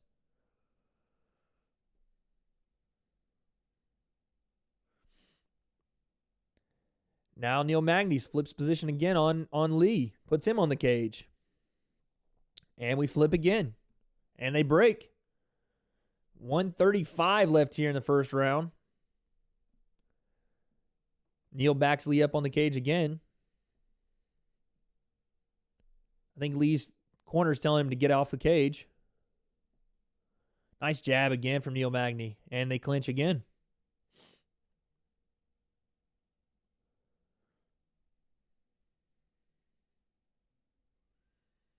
Oh, nice knee to the body from Neil Magny. Lee tries to drop down, possibly work on a takedown here. Magny doing a good job of sprawling. And Lee gets a takedown. Turned him over that left side and used the outside leg to trip. Gets a takedown with Neil Magny. I think that's 2 takedowns this round for Lee. Oh, up kick. Up kick gets Lee off of Magny. We got 43 seconds left here in the second round. That was a good up kick from Neil Magny, honestly. Usually those things can get dangerous, especially when a guy is kind of in full guard and he's 2 knees down. You can't kick him in the face, so you got to be really accurate. And Neil did a good job of using that and kicked him in the shoulder to get him off him. Now Neil moving forward on Lee. 20 seconds here. Nice jab again from Neil Magny. 15 seconds left. That jab is looking really nice from Neil Magny. Really long, really crisp, sticking it on him. 10 seconds. Time. First round, guys. Ponzinibbio murdered him with those. Yeah, Santiago Ponzinibbio is another guy at 70 I'm excited to see come back, man. He just continues to get hurt in training camp. Neil's too long to be taken down at least. Good scramble. Yeah, both guys, man. Both guys really showed some good grappling there. Neil showed a really good jab. Like a really stiff, really crisp jab. And he wasn't just standing in front of Lee the entire time. Using good movement, taking different angles on that jab. Good takedown defense the entire round from Neil. And then at the last portion there, got taken down. Right hand from Lee that rocked Neil a little bit earlier. But a good recovery, and he took Lee down as well. So that's a tough round, man. It's a tough round to call. I would say Neil Magny landed more in that round. When Lee landed, it hurt Neil. I don't want to say it hurt him like crazy, but it definitely got his attention. But I think Neil Magny landed more. And with the takedown kind of being both guys having the same amount of takedowns there and takedown defense, I would say that Neil wins the first. I would say Neil, Andrew. Neil wins the first. Orion says, what does Joanna's last name mean? I have no idea. Joanna Jędrzejczyk? I have no idea. Oh, Neil moving forward here to start the second round. Man, Neil is coming forward, and he is using some really good... I like his entrances, especially if he wants to go and clinch with Lee. He's not doing it running forward looking for a clinch. He's throwing 2, 3, 4 shots, mixing up, and he threw a flying knee. While it missed, it got him into a perfect range to clinch. But now Lee has Neil macked up on the cage. This is all to mitigate the explosiveness of Lee, though. If you're Neil Magny, you either stay at range and you pop the jab, or you get into this clinch and try to take Lee down. And he's doing a good job of both those. He's looking to take Lee down again. Nope. And this is the reason MMA wrestling is different, guys, because if there's no fence there right there, Neil Magny slams Lee Jing Liang on his head. But the fence saves him from that takedown right there. This is why and this could be a factor in the main event, if you understand as a striker how to not get taken down and how to use the fence to your advantage, it can be a huge thing for wrestlers to use a lot of energy. Now Lee is hanging onto the cage, though. Neil's got double underhooks on Lee. Peterson is telling Lee not to grab the fence anymore. He grabbed it twice. Now Lee tries to flip position, puts Neil on the cage. Looking for a single leg. Neil doing a good job of pushing that head down. Oh, my. Daniel Cormier. So Neil had a little, neutralizer from Cesaro in the WWE, the over-under grip on the crotch, and Daniel Cormier thought he was going to pile drive him. What in the world? So Lee Jingliang is working right now to try to get this takedown. Now he's just kind of standing there in position. Neil Magny doing a good job of using the head to posture on. Nice knee from Neil Magny, and then he flips position on Lee. Oh, there's the upper shoulder strikes that Conor McGregor has made famous. That one caught him on the chin. There hasn't been a ton of striking in this round, more of position changing, but I would say the more effective grappler in this round has been Neil Magny. Whether it's defending anything that Li Jingliang does, or he's using his knees in the clinch here, landing some timely strikes, it's been Neil Magny here. Oh, another takedown from Neil Magny. Yeah, I agree. Li is not having any success grappling. He would need to separate. So now Neil is standing on Li's back, basically. This is complete control right now from Neil Magny. Li spins. Neil looking for another takedown on the fence again. Nice knee to the body. Shoulder strike. Another shoulder strike.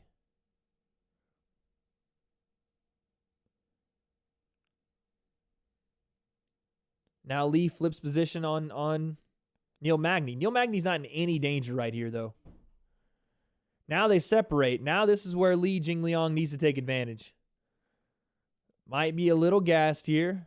Neil looks fresh, man. Look fresh, coming forward. And again, he's using his striking to get into clinch range. So he's either in range where he wants to be in the clinch, or he's out of range of the big power of Li Jingliang. It's beautiful. It's beautiful to watch a game plan like they have. And he's executing it flawlessly. And Li Jingliang, this entire round, has been looking to flip and try to get this single leg on Neil Magny. It's just not there. It's just not there. He needs to separate. Nice elbows right there from Neil Magny. The problem is, when Li separates, the range is established by Neil Magny. That jab establishes where the range is going to be, in or out. And Li's not having any success in any part of the fight at the moment. When he's in this position, when Li has Neil Magny with his back on the cage, the separation and elbows off of it would be very nice to see. Neil Magny throws a flying knee that misses. Jingliang is trying to use some head movement here. Oh, right hand's landing, though. He's getting tagged. The head movement is not working out for Li. He's getting tagged by these shots. Oh, right hand from Neil Magny. He goes and takes Li down again. And he gets into mount. Wow, man. That was class right there. That was class from Neil Magny. That was class. I don't know if I'd go as far as to say it's a 10-8 round, but I wouldn't argue if someone said it was. I don't know if Li Jingliang landed a strike that round. 2 takedowns. Transition to full mount. Knees. Combination striking here.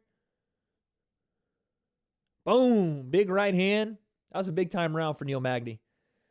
Big-time round. I think we're going to need a finish from Li Jingliang. And he is exhausted on his stool. Joe Rogan basically points out the complete exhaustion. He's head down. Whew. This might be a bad third round here for Li Jingliang. Neil Magny looks fresh as a daisy. Yeah, that was a complete mauling there in the second. Where does Magny sit in the rankings? I don't know. I don't think he's ranked right now. He's been out for a little bit. He's been out for a while. He was around like 13, 11 for the longest time, but he's been out for a while. Neil comes straight across. Still dangerous, though. Li is still very dangerous. Heavy hitter. Got to have respect here, but nice outside leg kick from Neil. Magny again, outside leg kick. Li's throwing some bombs behind him. Now Li trying to back up Neil Magny. Obviously more aggressive here in the third round is Li. Oh, nice left hand from Neil Magny.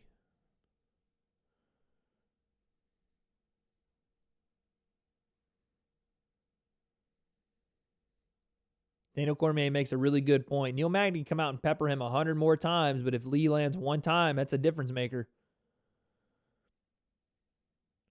Li now coming forward. You can see a little bit more assertiveness.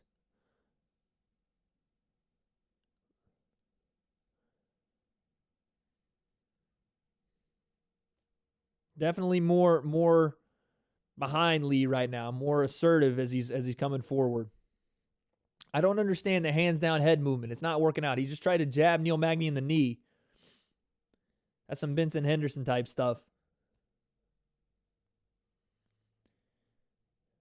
Again, Lee moving forward. Neil staying behind that jab. Yeah, he's a top 20 fighter for sure. Now Neil Magny drops down, looks for a double leg takedown. Nice takedown defense right there from Lee. Now Lee turns Neil Magny on the cage, and I'm with Kyle here. I think this might be a time that Lee might want to separate. Although he might take Neil down here. Oh, spinning back fist. Not really a spinning, just kind of a back fist from Neil. 3 minutes left here. Pop the jab from Neil Magny. Another one. Another jab, another jab. Lee is just relying upon this head movement. And he's got good head movement, but the problem is you can only move so much. And Neil Magny's popping the jab out, doubling it up, tripling it up. One or two of those are landing. Lee's in trouble here, Wade. Yeah, definitely. I agree. Neil checks the clock. That's interesting. Neil Magny checks the clock here in the third round. 2 minutes, 30 seconds here. Right hand. Another right hand from Neil Magny. Lee is looking for an uppercut off the right hand of Neil Magny. Looking to slip and throw an uppercut behind it. He's walking him down here. Got to find a way in. Leg kicks a way to do it. I like that. 1-2 from Lee. Jab lands from Lee. Slip right hand barely over the top. And then Neil Magny clinches on the cage. If you're Neil Magny, this is what you want to do, man. This is what you want to do. Get out of here with this win. Stay away from that big power. Nice knee to the body from Neil Magny. And knee to the head. Man, you want to talk about a chin.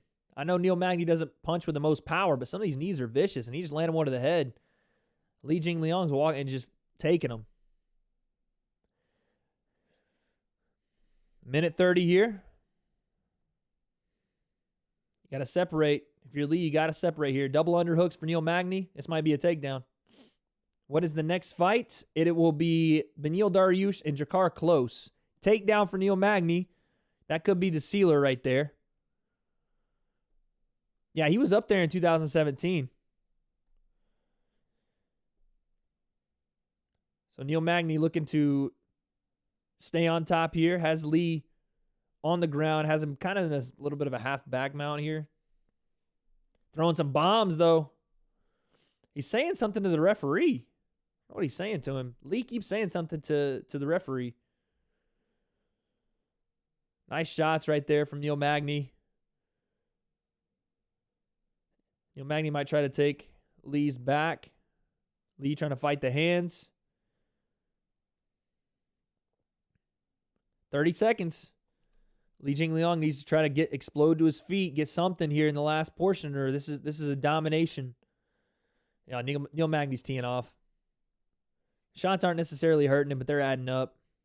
These are just points. Oh, knees to the backside. Megan O'Leary just grimacing at the side of the cage. Oh, Neil Magny throwing some shots down. 9 seconds left. Elbows to the back. 5 seconds left. Separates. And that's it. That's it. Wow. What a performance from Neil Magny, man. That's a 30, boys. That is a 30. 3-0 Neil Magny. Wow. Lee just couldn't get anything going, man. It was a perfect storm. Start off the fight, nice right hand. I think he was a little bit too overzealous with the grappling, with Neil Magny being so hard to take down. It probably drained a ton of his energy early on.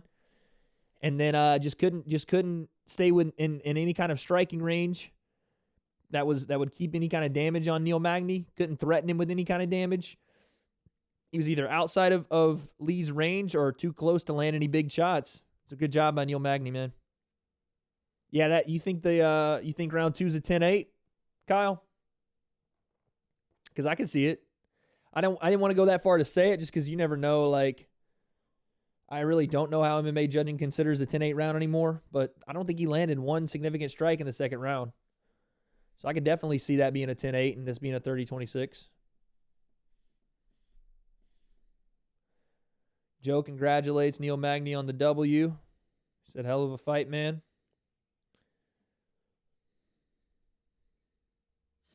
Relax, Joe, okay? Let the guy have his moment. You don't need to come in and tell him he had a good... He knows.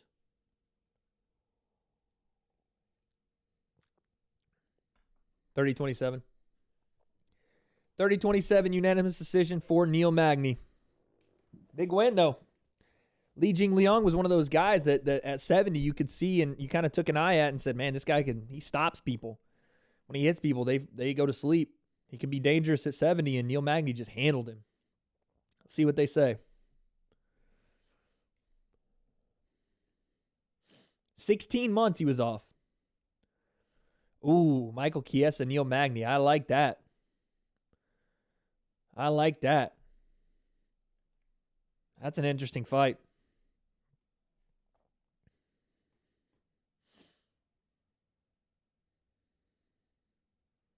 It's a fun fight. I don't know if Michael Chiesa would come down and do that, though. Chiesa might be looking for a title shot with another win.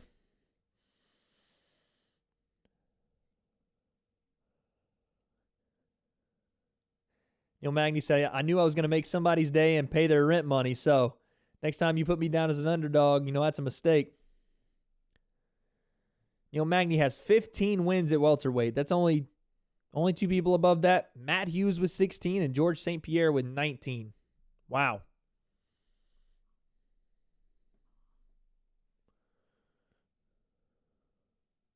I didn't hear who he called out. I was freaking talking. God dang it.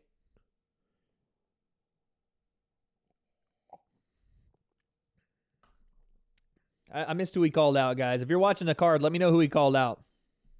He said something about summertime. I know you're healthy. Yair Rodriguez in the crowd. Yair dangerous. People forget. Yair at 45 dangerous. Korean Zombie in the crowd. Looks like he might have a little pink eye. Justin Gaethje in the crowd. Justin Gaethje. Oh, yeah, Lee lost. I got to do my thing here. Cowboy Cerrone in the crowd, ladies and gentlemen. Sitting right next to Kamaru Usman. Dude, Kamaru Usman's at every card, it feels like. Is that like, it seems like he's at every single card.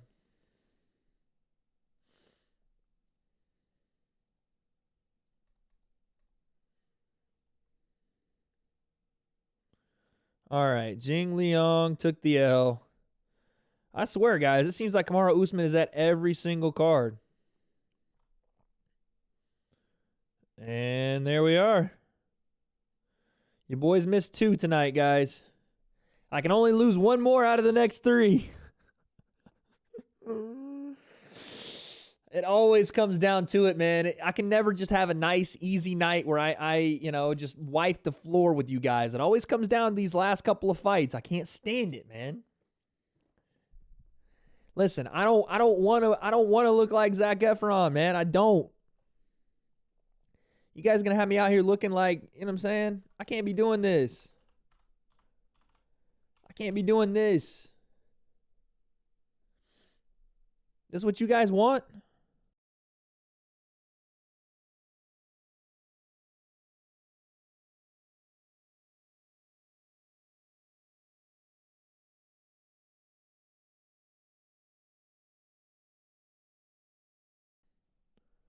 This is what I'm actually going to look like.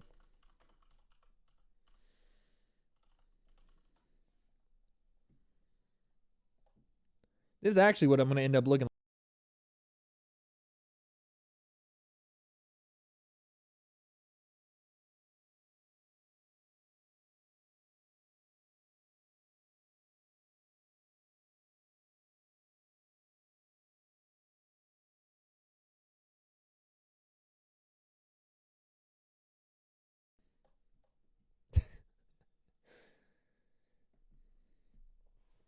Maybe like Jared Leto in Fight Club. Jared Leto was in Fight Club? Tommy, it ain't happening, cuz. Andrew says, I know that fight would never happen, but it would be a battle of the grinding Lankies. Dude, that'd be a fun fight. Oh, I muted myself? Damn it, I always do that.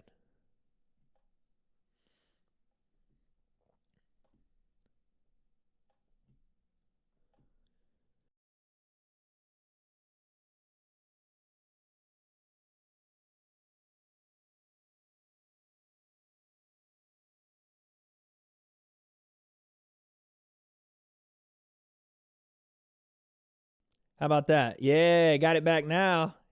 What I was saying was, I ain't about to look like Ellen. This ain't happening, chat. I know she's got a really nice talk show.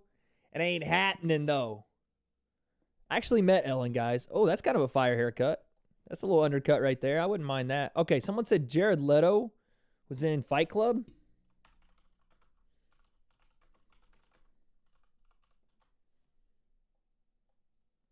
Okay. Some definition here, I think I'm a little bit more built, but some definition here. Look at those eyebrows. I'm not doing my eyebrows, chat. Hold on a second. You guys know that I'm not doing my eyebrows, right? That's about what I'd look like right there. This is not happening. This part, I'm not dyeing the eyebrows. It's just the top part. I hope we're not confused on what's happening here. We're definitely not doing the eyebrows, okay? I'll look it up. I'll look it up a little bit later, Amaru. That's not happening. Eyebrows? No.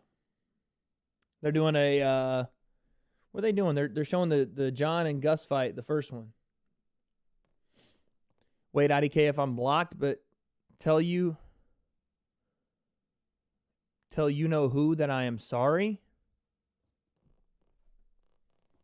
What does that mean? I don't think you're blocked. Who would block you? What are you talking about?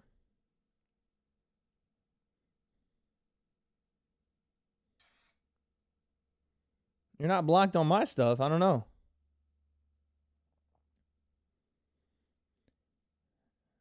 Kelsey just probably doesn't know who that is. That's probably why you're blocked. She doesn't. If she doesn't know who it is, she'll just not have people follow. If that's who you're talking about, I don't know what you mean. Rockhold retired because he got his jaw broke 2 fights in a row. Yeah, I don't know, man. Rockhold versus James Vick. That'd be the fight of the glass jaws, huh? I think Luke Rockhold would dominate James Vick, though. Yeah, Orion, she just probably doesn't know who you are. That's all. No big deal. She's pretty selective on who follows her and stuff like that. She kind of keeps it to like family and friends and stuff. Are they inducting the... Oh, so they're inducting the Jones-Gustafsson first fight into the UFC Hall of Fame. That's pretty cool. Wow. Yeah, no sweat, Orion. That's pretty cool.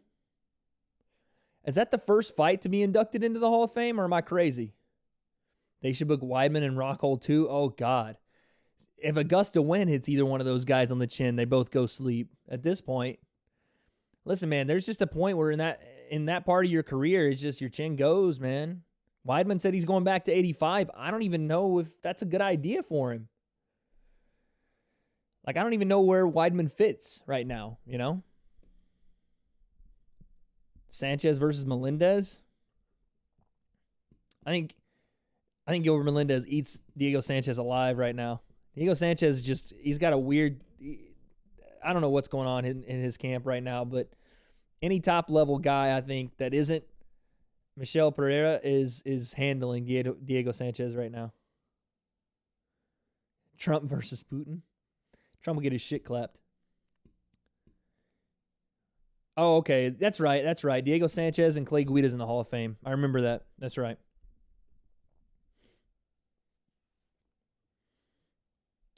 Beneil Dariush, Jakar Close. I'm not too confident in this one, guys. I think I might have slept on Jakar a little bit, but I don't know, man. Beneil Dariush is tough. I know he's a silver fox, but my man's tough. Been around for a long time.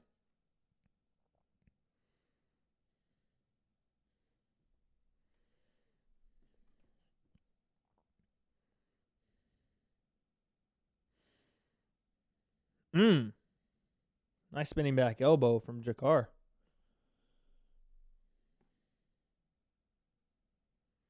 Jakar says he's a bad matchup for Beneil Dariush because of his aggressiveness.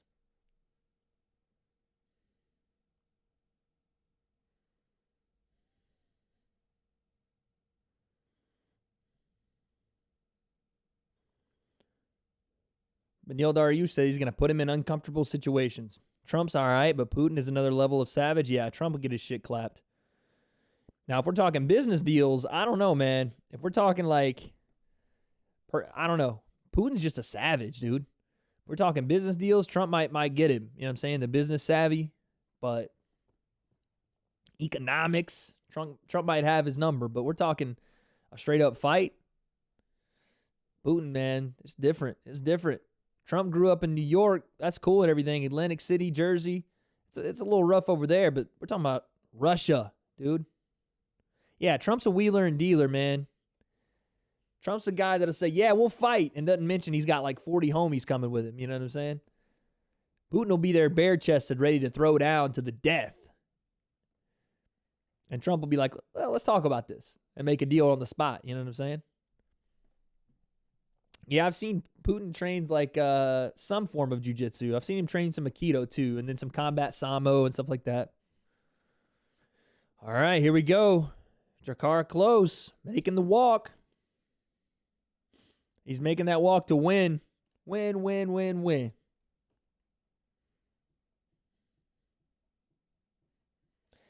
So I watched a couple of these highlights from this Jakar Close guy, and he definitely looks like a firecracker, man. From Kalamazoo. There's another fighter from Kalamazoo in the UFC. I know, right? He trains some Aikido, Tommy. I've seen it, though. I've seen some footage. I could be mistaken. It's some world leader in the eastern part of the world that trains Aikido. Or trains Aikido.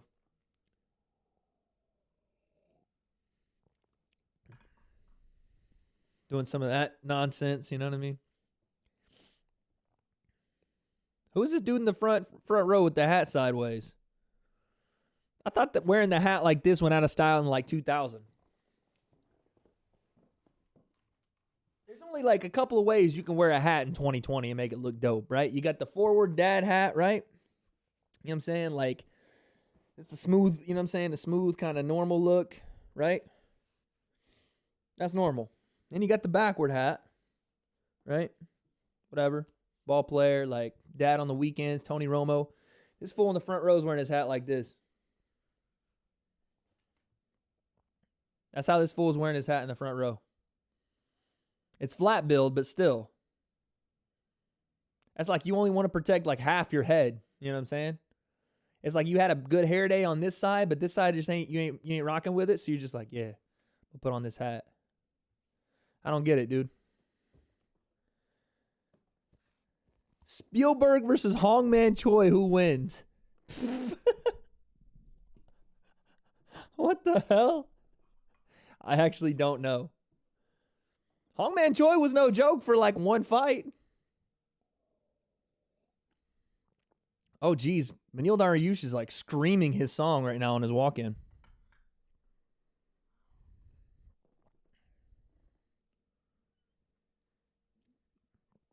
He's like screaming his song. Spielberg by Magic Choke or something crazy something. Trump's got a decent golf swing. He plays enough. He should have a decent golf swing. Let me know in chat, what's your handicap on the golf course? I'm like a 17 or 18 handicap. Jake, tell the people, I'm like a 17 or 18 handicap. That's facts. My boy Jake in the chat saying, what's crack-a-lackin'? By the way, guys, show my boy Jacob some love. He just found out he's having a baby boy. Ladies and gentlemen, the kid is having a baby boy. Congratulations, brother. Legit, Cyborg versus Sap, take all my money. Cyborg, listen, the press conferences and the weigh-ins alone of Cyborg and Bob Sapp would be worth my money. You know Bob Sapp would come to put on a show for the right amount of money. I'm just a straight-up handicap on the golf course. Jesus Christ. Gabby Garcia versus Sapp. Oh, my God. I think Gabby Garcia mauls him, takes him down, submits him. Bob Sapp might like that. Bob Sapp might like him a little Gabby Garcia on top, if you know what I'm saying. Listen, I'm not saying, I'm just saying. Maybe Bob Sapp, you know what I'm saying? He's like, listen, maybe I can get paid to, you know, have a little fun.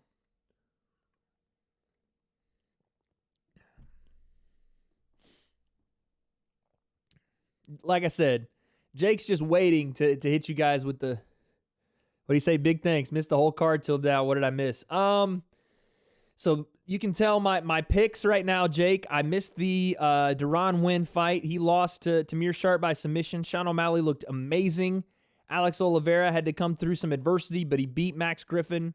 Li Jingliang had a pretty rough time with Neil Magny. Neil Magny looked great, and now we're on the close fight. Ryan Garcia versus Gervonta Davis. Tough fight, man. Gervonta Davis hits like a freaking Mack truck. Ryan Garcia is starting to show his power.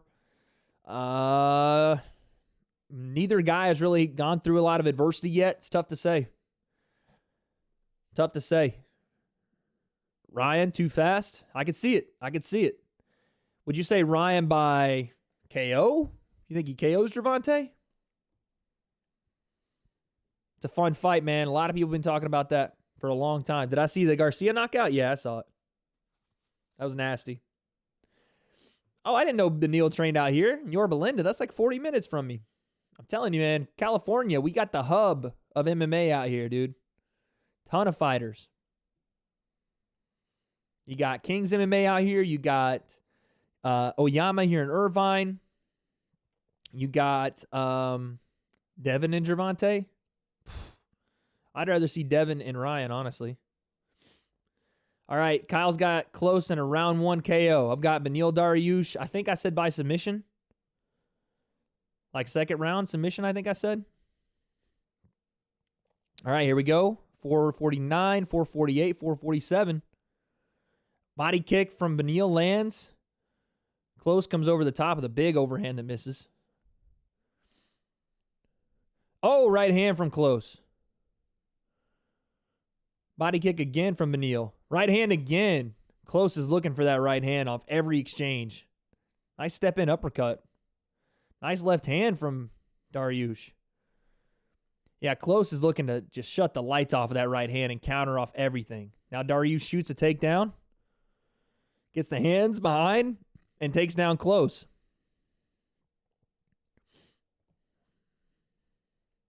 Where does Ferguson train? He trains in Big Bear, which is like, he lives in Orange County, but he trains in Big Bear, which is probably like 2.5 hours from here. He grabbed the fence twice right there. Close has grabbed the fence twice to avoid being taken down. He's grabbing it again. Twice he grabbed the fence to avoid being taken down. That's another grab of the fence. Beneil doing a really good job. Now Beneil Dariush is on his back. Double hooks in. Now it looks like the body triangle is going to be cinched in. So now he's in backpack position on Close with 3 minutes left in the first round. Close doing a good job of fighting the hands here. Now this could be... Now if Beneil can peel that hand away and sink in this rear naked choke, this could be big trouble for Close. But if Beneil is going to sit here for 3 minutes, this could drain the legs having this body triangle. This is tough. Beneil complains that Jakar is holding on to the gloves. He shakes it off. Listen, this could drain Beneil Dariush's legs should he sit here for the next 2-3 minutes. This could be tough. I don't know what this ref is doing, dude. Listen, Jason Herzog is a good referee. It's just tough to see sometimes when the hands are so tight, who's grabbing whose gloves. But that's 3 times I couldn't believe that Close grabbed the fence so blatantly. But Close doing a really good job here fighting that seatbelt position from Beneil Dariush. Dariush trying to dig the hands under the chin, just can't get it done though. Close doing a good job keeping his hands high, fighting anytime there's a clasp. Trying to elbow to the knee. Not sure what that's about. So DC alludes to the fact that if he hangs on this body triangle too long, it's going to drain his legs. And it's already been a minute he's hung on to this. Now he's trying to get that arm under the left arm under the chin. It's close.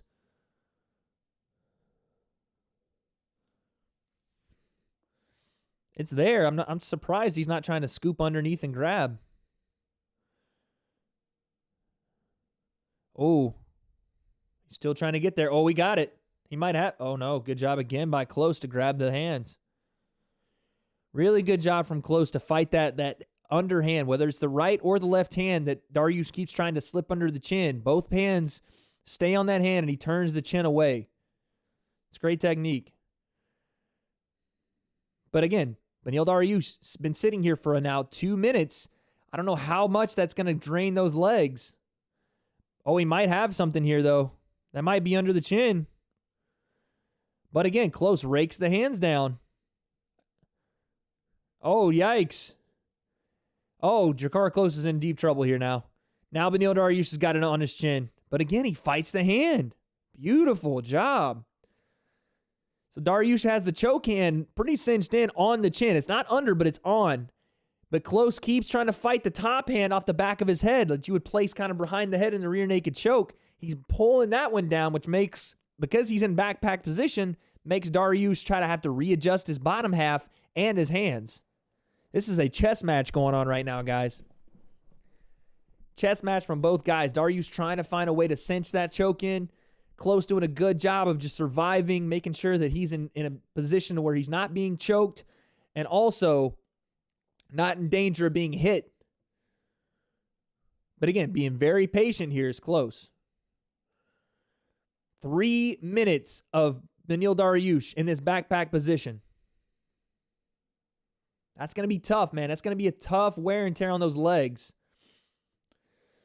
Let's see how this works for Beneil Dariush. He said something to Jason Herzog after the round ended there. I'm sure he was saying something about him grabbing the gloves. I mean, that's got to be round one to Beneil.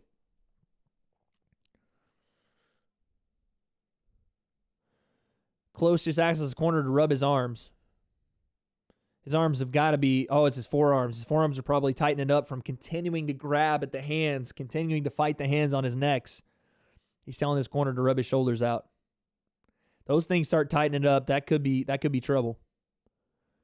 That ankle's going to hurt tomorrow. Yeah, from being clasped down, locked down on that stomach all 3-4 minutes. And now Beneil Dariush's corner is rubbing his legs down.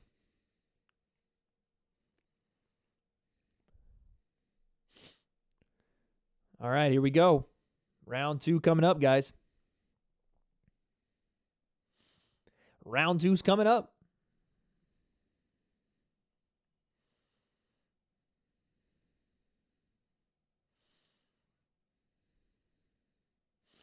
All right, here we go. Round 2.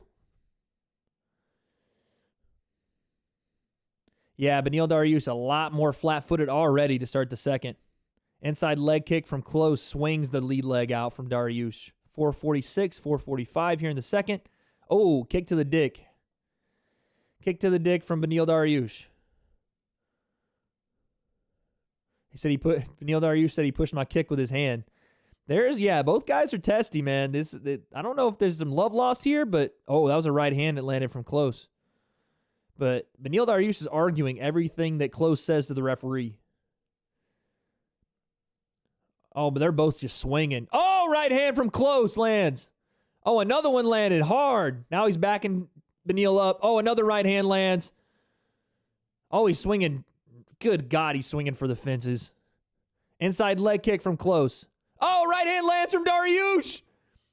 Now Beneil coming forward. He's swinging. Good God, they're both swinging. Oh, left hand from Beneil Dariush. Woo! Oh, my God. Oh, baby. Oh, my God. Big left hand on the button from Beneil Dariush. Closes the show on Jakar Close. Holy cow. Woo. Oh, my Lord. That's knockout of the night. The mouthpiece flew and got stuck on the side of Jakar Close's face. Jakar Close had him hurt, banged the right hand, and Beneil's legs started to flap around like a baby deer. Then, because he came forward kind of recklessly throwing that right hand, Beneil caught him with a right hand and wobbles him. Bang! Boom! Big right hand from Jakar. And they just started going to war, guys. Boom! That right hand shook Jakar, and then Beneil understood he had him rocked, starts coming forward. And Jakar didn't even try to cover up. He just started throwing back, and bang! The left hand landed flush. Knocked out cold. Mouth open. Boom! The mouthpiece kind of popped out the side of his mouth, and that was it. Oh, my Lord. Oh, my Lord. Woo! Look at the reaction from the announcers. Joe's going to get memed again. Look at DC. Oh, my God. I'm going to get memed. I'm sure I went crazy, too. Holy cow. Unscripted violence, dude. I'm telling you, you can't write this shit. You can't. You cannot. Holy cow. All right, both guys look okay, man. Flash knockdown. It's good to see. Drakar's up, standing up. That's good. What's your favorite Tony the type of guy? Oh, God, there's so many. That's a good question. I don't even know, man. Chad, if you got a favorite Tony's your type of guy quote, or Tony's the type of guy quote, leave it in the chat. I'll read it out loud.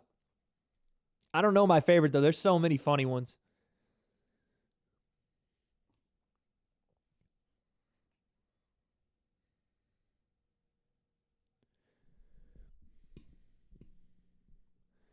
Oh, Beneil almost wanted to say he was grabbing my gloves. That's why I couldn't choke him. But he said, don't worry about it. I just couldn't get it.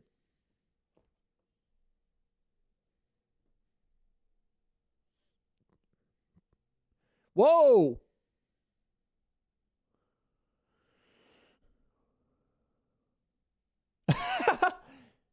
Oh, he didn't call. Okay, so he said, I'm going to call somebody out. He said, Robert Whitaker, you're a legend, mate. And I thought he was going to call him out for a fight, which is weird because Robert's a middleweight. And he said, if I ever become a father, I want to be one like you. So he wasn't really calling anybody out.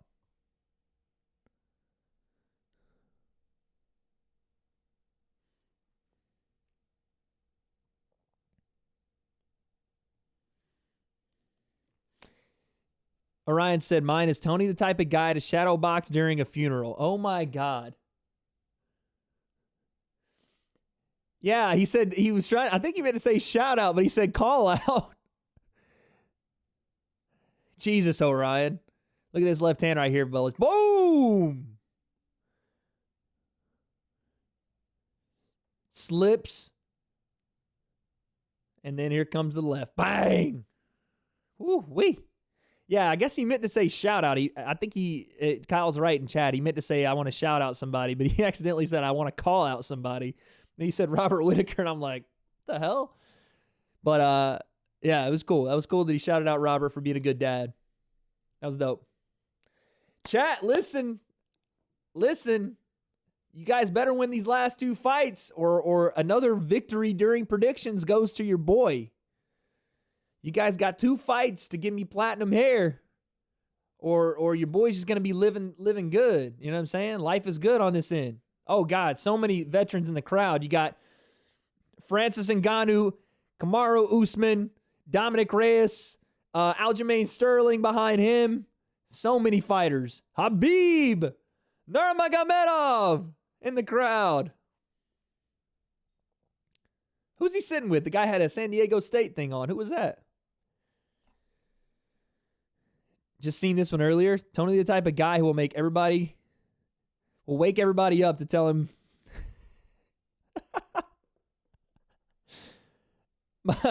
So Jake said, Tony the type of guy who will wake everyone up to tell them he's going to sleep. There's some funny ones, dude. I got the sunglasses one from somebody. It was like Tony Ferguson's the type of guy to wear sunglasses because his future's too bright or something like that.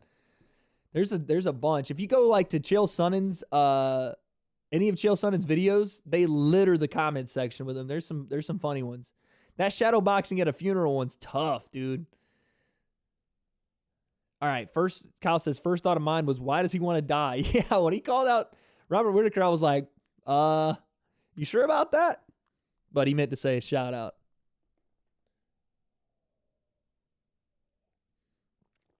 All right, chat. We are at our co-main event. You want a better piece up Weili Zhang or your boys, like I said, your boys going out with brown hair, living good. Fuck that up, but you get it. Yeah, I tried to, you know what I'm saying? I tried to piece it together for you, Jake.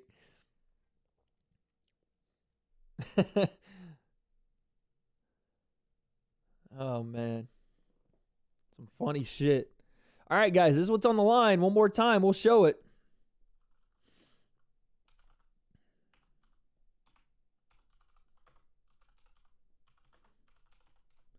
This is what's on the line, everybody.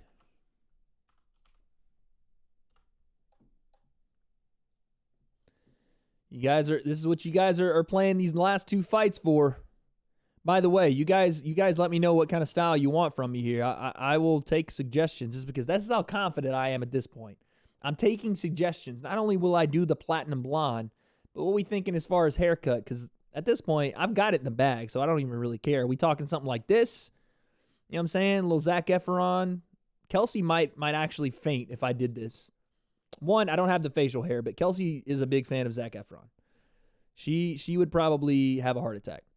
Are we going with the Justin Bieber look? I don't know what this is. I don't know who this is, first off, but I don't know what that is.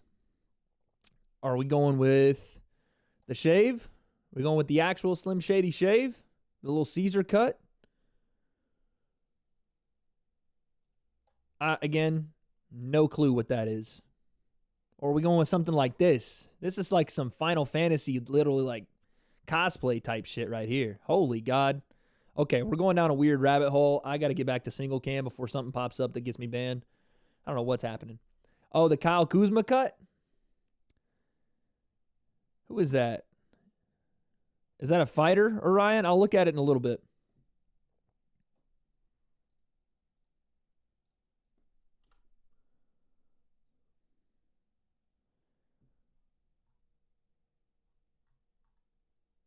That's not a fighter. That's an actor.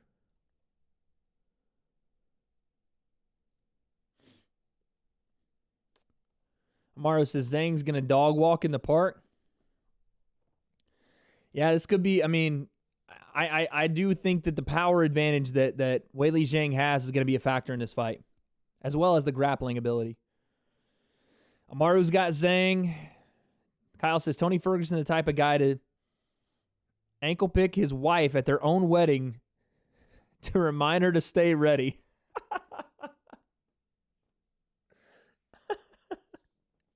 You imagine? He's reading the vows out and he's like, yeah, I want to spend the rest of my life with you. You're my best friend. I can never think of... Watch out, ankle pick! Just throws her on her head during the wedding vows. Yeah, so Tony Ferguson lives out here in Orange County, or somewhere out here close. I think he might live up toward Huntington, somewhere like that, but he trains in Big Bear, but I know he lives out here close to Orange County, LA area. The Kyle Kuzma cut. Kyle just went back, though. He's not blonde anymore. He went back to the regular haircut. Next week, we have Kevin Lee, Charles Oliveira. I don't know that we'll be live streaming that one, guys. I think I have something to do next Friday, or next Saturday. Gilbert Burns and Damian Maia. That's a good fight. And the Saturday after that. But we'll see. I'll let you guys know. Walker starches Krylov. I agree.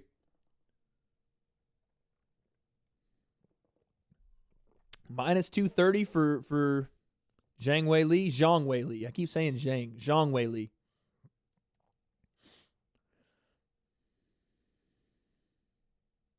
I've said her name wrong like 40 times tonight. It is what it is, guys. I don't know what to tell you.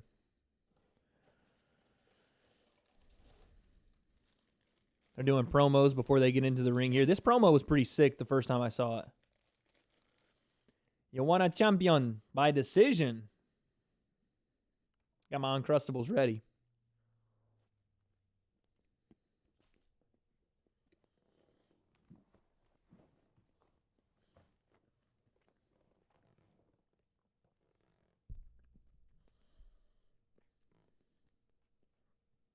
I guess you can't play like shit and look like shit. It's got to be one or the other. Yeah, Kyle's either like, he's like, look, either I play better or I change my hair so people stop asking the Lakers to trade me. I guess he thought better just to change his hair and just keep playing like shit.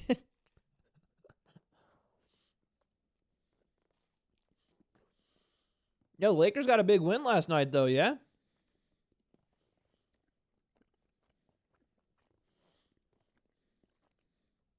What do you think? LeBron winning the MVP this year? Is that a crazy question? I don't think so. I don't think LeBron's... him winning the MVP is not a crazy question, in my opinion. Maybe it's the LA bias. Maybe it's the LeBron bias. I'm a big LeBron guy. I mean, I could definitely see him winning the MVP if he keeps playing like he's playing. Finals preview? Could be. If the Clippers can get their shit together, man, that Western Conference Finals, Lakers and Clippers, could be interesting. The Rockets are no joke either. He's a second hard to beat the freak, yeah. Giannis is putting up crazy numbers right now. Crazy numbers. Tony the type of guy to lick his thumb before turning the page on his iPad. Tony's on his Kindle. He's all using his elbow to turn the page. He's all... Oh, that front kick to Michelle Watterson was nasty from Joanna. LeGoat needs to step it up Sunday. Who they got Sunday? The Clippers? I think they got the Clippers tomorrow. It's tomorrow, right? Yeah. Hey, he played well against the Bucks last night. Him and Giannis going back and forth was pretty cool to watch.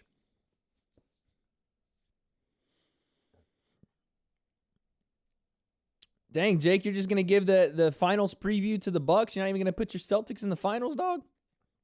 When is the Zang's match coming up? It's right now, Orion. They're just doing like the promo packages for it.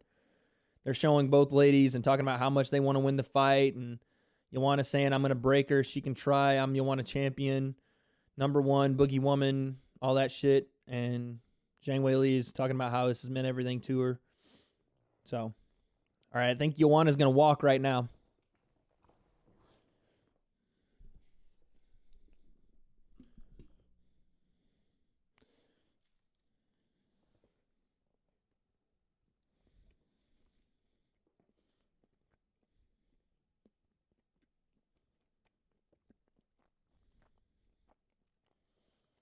You guys ever know those songs that you don't know the name of the song, but you know the song?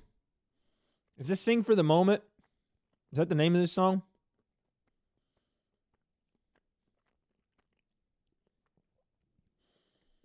I think that is. We've been playing too inconsistent, but also super hard, so it's hurt, so it's hard to tell. What is Joanna doing, man? What is she doing, dude? God dang it, Joanna. Why are you so cringe every time something happens, dude? Every time Joanna gets in front of the camera, I want to throw up. And it's not because I don't like the girl. I think Joanna has made leaps and bounds for women's MMA. But when she gets on camera, she like flashed the monster can as she was walking down the aisle, and then she handed it off to like one of her cornermen. And she got in the camera like a TikTok e-boy. She was all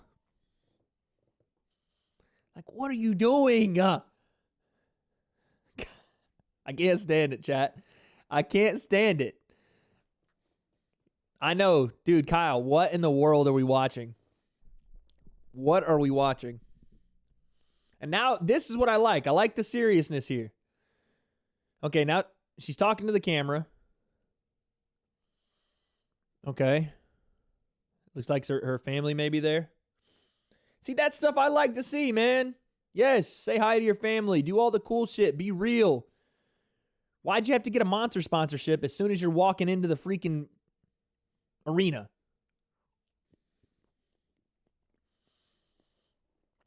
Honestly, chat, this is the type of stuff that makes me think Joanna's going to get knocked out.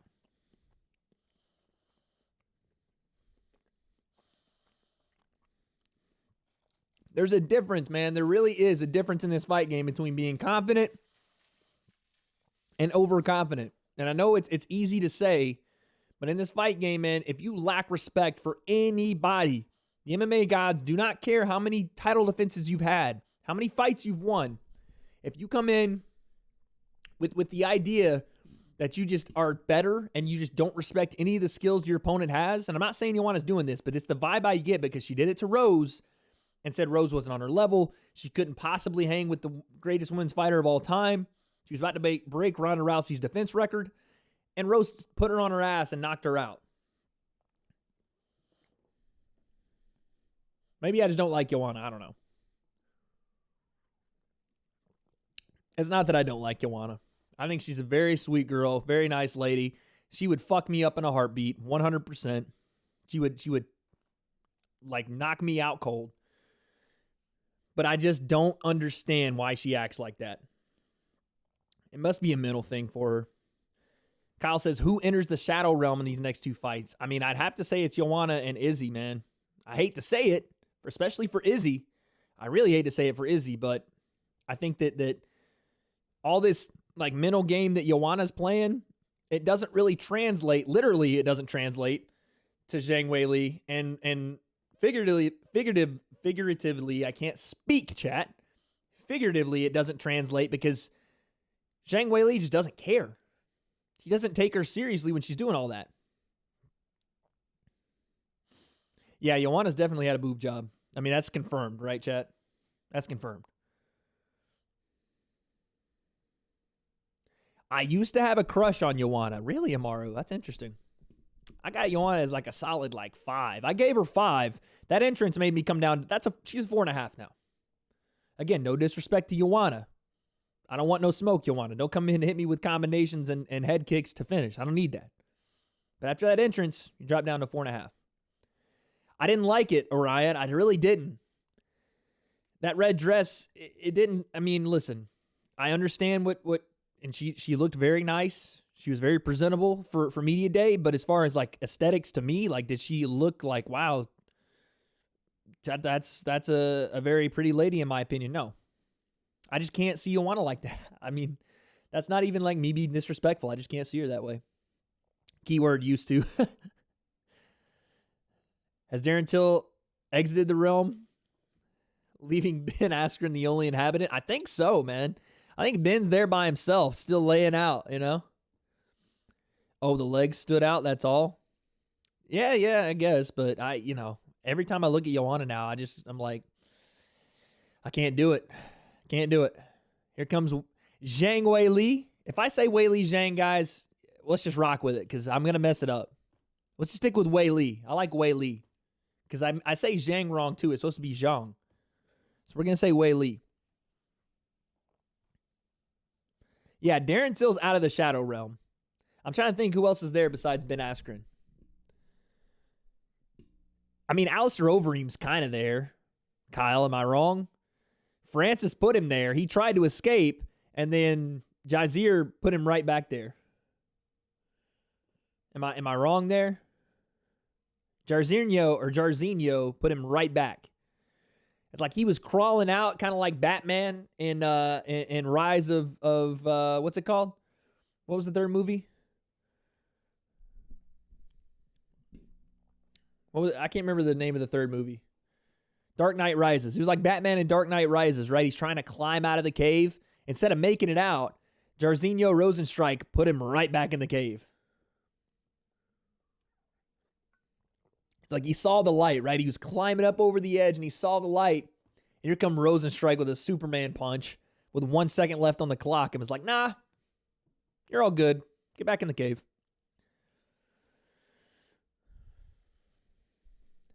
And yeah, Overeem's in there. Aldana gives Nunes her toughest fight since Val. I'm kind of sleeping on that card, to be honest with you. That May 9th card. That's the Cejudo and... Is Amanda headlining that card over Cejudo? I'd actually like that if it were the case. If they had Amanda as the headliner. I don't know if that is. I doubt it, but... That's interesting.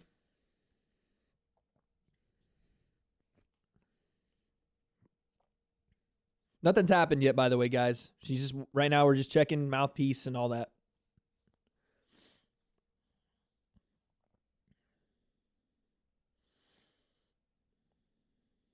Guys, I'm gonna hit the restroom really quick. I'm gonna take 2 seconds. I'll be right back.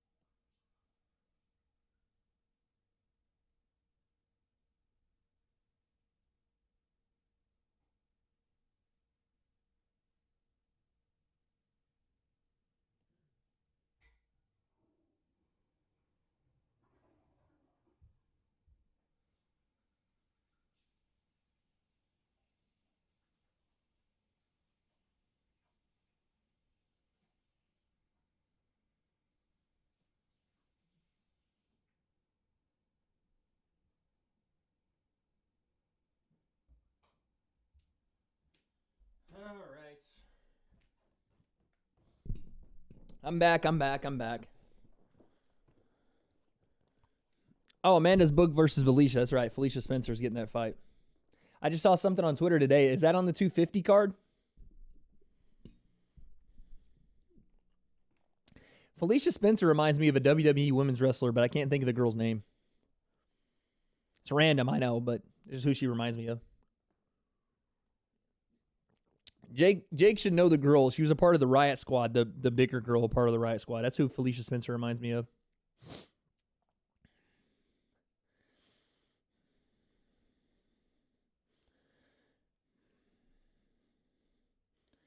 Joanna's shoulders are like rolled over now because of, the enhancement. I remember her back always being very pronounced back in the day, right? She had really strong back muscles. Sarah Logan, yep, Sarah Logan. She's who Felicia Spencer reminds me of. You guys notice that about Joanna? Her back, like, she's like hunched forward now because of maybe the extra weight here. I don't know. I've always seen Joanna, and I've always remembered that she was like very postured, but now, some extra weight in the front. All right. Weili lets off the double finger guns at the camera a couple times just to make sure everybody knows she's there. Optical illusion. Could be. Maybe I'm mesmerized. Let's see, man. Let's see. What I wouldn't advise right here for Weili is to just sprint at Joanna and look for the Jessica Andrade early finish. And I don't think that's going to happen. They might keep her chin down. How funny is that? Comment of the night. Comment of the fucking night, Kyle. If you mean because that would be hilarious. All right, they're going to touch, it looks like. Touch of gloves as they come out. All right, here we go. And the beginning of the fight, 457, 456. Joanna popping the jab out there, just feigning it a lot. Weili Zhang, bouncy in and out. Inside leg kick misses from Joanna. Weili Zhang staying on the outside right now. Inside leg kick lands for Weili Zhang. Kyle, that shit was fucking hilarious. Joanna feigning a lot of stuff. Kicks, jabs. She's feigning that back leg, twisting it like she's going to bring it up for the body kick. They both trade inside and outside leg kicks. Body kick misses from Joanna, and Weili Zhang gives her a dance.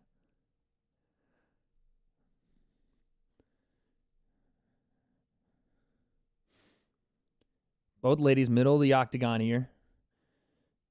1-2 from Joanna lands. Inside leg kick from Weili lands. Woo! Right hand misses from Weili. Oh, right hand from Joanna. Stiff. Nice right hand lands. Landed clean. Now, if this is the way this fight goes, Joanna is going to dominate. If this becomes a point fighting exhibition, Joanna's going to dominate. And she's coming forward on Wei-Li right here. Wei-Li looking to figure out this, for sure figure out this range, because Joanna is sticking her. Outside leg kick, kind of slappy, but it lands for Joanna.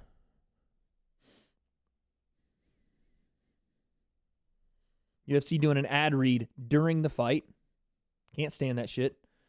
Oh, they both trade. But Joanna gets the best of it again, guys.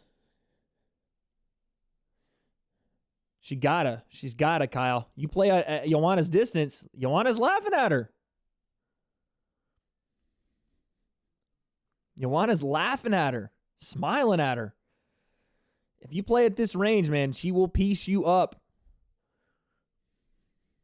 Wei-Li lands a nice low kick. Both girls still feigning in and out. They trade leg kicks once again, but I think Joanna might have checked hers. Nice jab to the body from Joanna. Again, this is if you're a Joanna fan and if you picked Joanna to win this fight, if it goes 5 rounds with her, right hand landed from Wei-Li. That right hand slowed down Joanna just a tad. That touched her. Oh, right hand again from Wei-Li. She's starting to time it up. But again, if it stays at this point striking range, Joanna's going to have a really fun fight on her hands. But now Wei-Li's starting to find her range. She's landed that right hand a couple of times now. I think she's starting to enter the fray a little bit and feel a little more comfortable inside the range of Joanna. Oh, my God. Good Lord.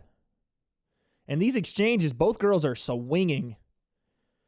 Woo-wee. Wei-Li is throwing bombs in there. Counter right hand just touches Joanna. Spinning back kick kind of misses.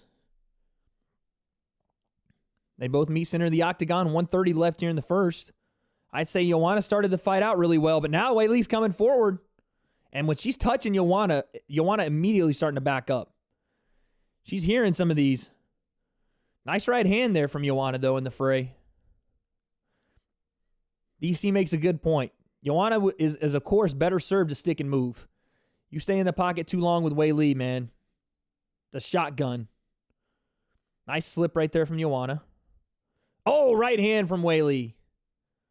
Right on the forehead. 55 seconds left.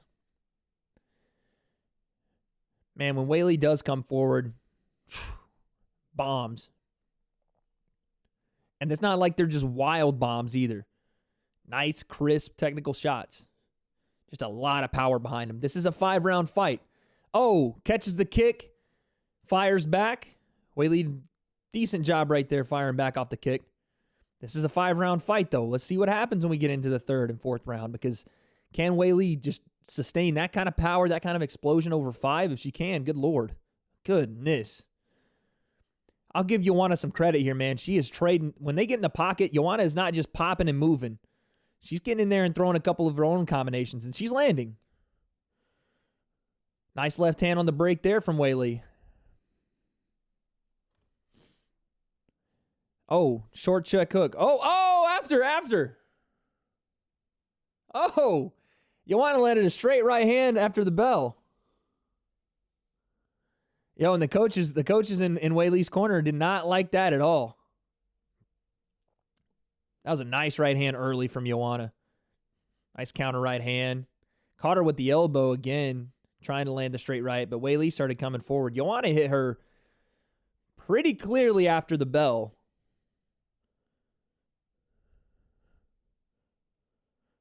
Ooh. That's a good response, though. I like that from Joe Rogan. I think Wei-Li might have touched her a little late, and so Joanna returned. So both girls might have hit a little late.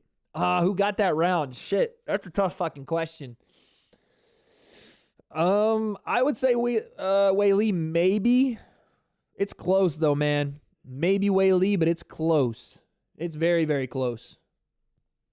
I'd say Joanna came out really well to start the round. Maybe those last 2.5, maybe 3 minutes, Wei-Li found some success. And when she did find success, she was touching her. Like, Joanna definitely, I mean, the total strikes in that round are dead even. But I think the strikes that Joanna got hit with were a little more damaging. We're going to see, though. Here we go. Round 2. 450.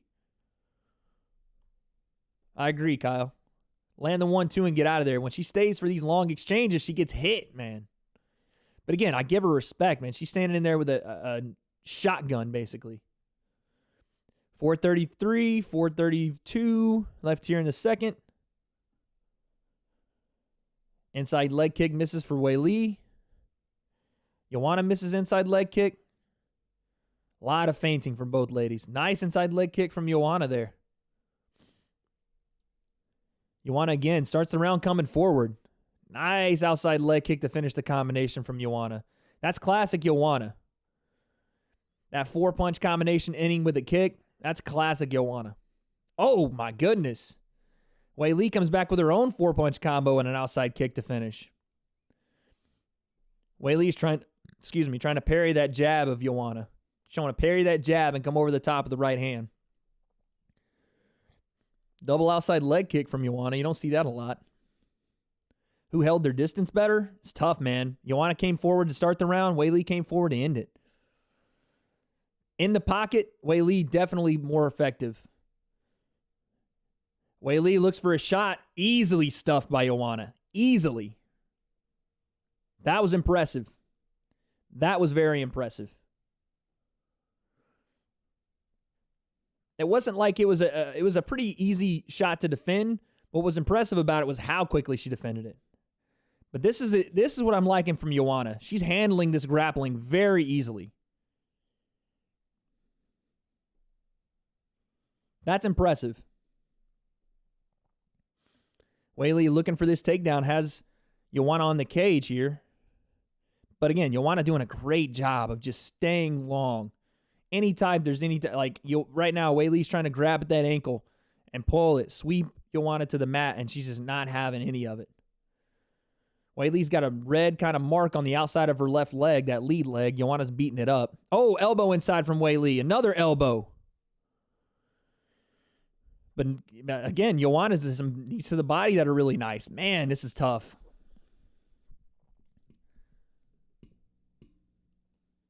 And they separate. 223, 222 left here in the second.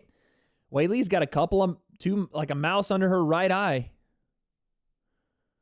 Now Weili comes forward. Nice right hand from Weili. Oh! Right hand from Weili landed, and that looks like Joanna might be on some wobbly legs. That landed clean on the chin. Oh! Front kick to Joanna's chin. Joanna's still in there, though. Knee to the body. Oh, Weili takes her down, middle of the cage. This could get ugly now. Joanna gets back to her feet very quickly. I am really impressed with that, man. I know Joanna's got great takedown defense, but that's impressive. Middle of the cage, gets taken down and pops straight back up. I thought that was going to be dangerous because of Weili's submission game. I thought it was going to be really quick and being on wobbly legs, but it looked like she's recovered now. Weili, it seems like toward the later parts of the round, starts to really kind of implement the game plan. Nice outside leg kick, but Joanna returns with a nice right hand. Oh, another right hand from Weili. That thing's a piston, man. When it comes out, she's taking heads off with that. Oh, my God. Nice jab from Joanna. Stiff jab. Front kick to the body. Weili tries to catch it, but can't. Outside leg kick from Weili. My God, what a back and forth, guys. What a back and forth. Right hand from Weili lands again. Weili is countering any type of forward motion that Joanna presents with a nice right hand. Nice slip from Weili off the right hand. Body kick from Weili, but gets answered with a right hand from Joanna. I mean, this is technique for technique at this point. Oh, 1-2 from Weili lands. It just is when Weili lands, it looks like it snaps Joanna. When Joanna lands, it lands, and it's definitely it's having an effect, but it doesn't seem to have the damage that Weili, when she lands, that it has on Joanna. Weili getting inside. Oh! Head kick from Joanna. That hurt her. Oh, what is the headbutt? Dang, there might have been a headbutt right there. And Wei Li might have landed a takedown at the end of the round. I thought it was a head kick, but that might have been a running headbutt from Joanna. Wei Li's corner just picked her up and carried her to the corner. I think she might be a little dazed from that headbutt.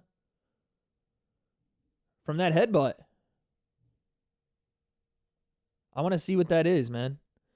Weili Zhang definitely, something stunned her at the end of the round, and she's definitely, at this point, trying to recover between rounds. I don't know if it was a headbutt. The commentary team seemed to allude that it was a headbutt. I want to see it. Because it looked like Joanna flipped out a left switch kick. I thought it might have clipped her on the chin, but it could have been a headbutt. Let's see here. Bang! That's what it caught it. Yeah, it was a switch left head kick. I want to see this headbutt. Oh, okay. Yeah, there was a headbutt too. And a knee to the body. Yeah, that was interesting, man. Wei Li was definitely stunned at the end of the round. That head kick hurt her, and then there was a running headbutt as well. So both happened. Yeah, this is an absolute war. Jacob said the translator sounds like a robot. It does. It sounds like Siri's translating. Oh, God. Right away, guys. 4:50 left here in the third round. They're right to it. Both girls come out swinging. Oh, counter right from Wei Li. Catches the kick. Wei Li's coming forward, man. I think that pissed her off to end the round because she's moving right forward on Joanna. Again, I don't know if it's a good idea, though. Joanna's a great counter striker moving off her back foot. Pops the jab out there. Jab lands from Wei Li. Nice jab from Joanna. Oh, left hand from Wei Li lands. Joanna stays in there, though. Joanna definitely, this chin is holding up at 15. Nice kick kind of lands on the shoulder. Still a beautiful kick from Joanna. Oh. Nice jab again from Wei Li. Right hand lands on the ear. Oh, short left hook from Wei Li lands on Joanna's chin. Front kick almost landed from Joanna. Nice left hand out of switch from Joanna. Joanna switched into southpaw now. Inside leg kick from Wei Li. Left hand lands again from Joanna out of switch.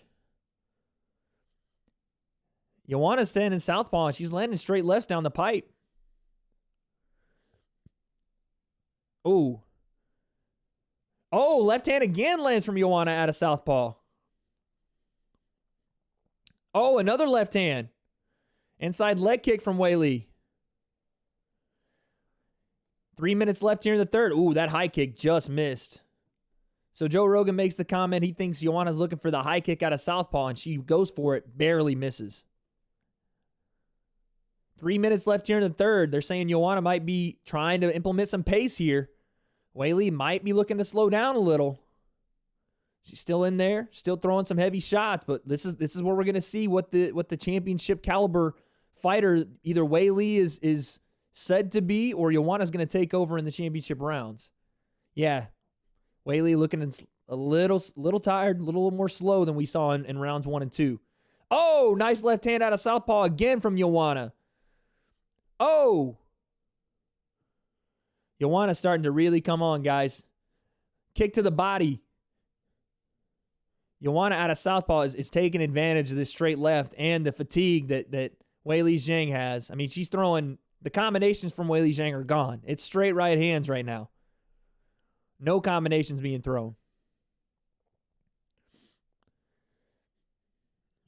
Wei Li looks for a takedown. Gets a Muay Thai clinch. Joanna, man, again, such a good job of just stuffing these takedowns. Oh, nice inside trip from Wei Li, but Joanna back to her feet. And Wei Li takes her down again. But the underhook that Joanna has on the front side is allowing her to just spring back to her feet every time she gets taken down, just back to her feet. Ali and Habib in the background. Saw that. Now look at Joanna looking to maybe take down Wei Li. Maybe? No, they break. 1:30 left here in the third. Joanna coming forward, still standing southpaw. Body kick from Wei Li lands. Oh, yikes. Oh, right hand from Wei Li. Oh, she takes Joanna down, middle of the cage here. But Joanna, again, right back to her feet, smiling at her. Yeah, Weili definitely looks like those legs are a little heavy right now. Looking a little heavy on the legs.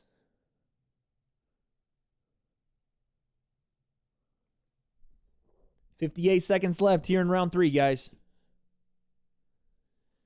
Inside leg kick, kind of slappy. Joanna still coming forward. Weili, not a lot of action. Oh, dang. Inside leg kick lands for Weili. That snapped. Ooh, 1-2 from Weili lands. Joanna's eating some shots, man. I am impressed with her chin right now. Super impressed with a lot of what Joanna's doing in this fight. Nice straight left again from Joanna. Oh, left hand from Joanna.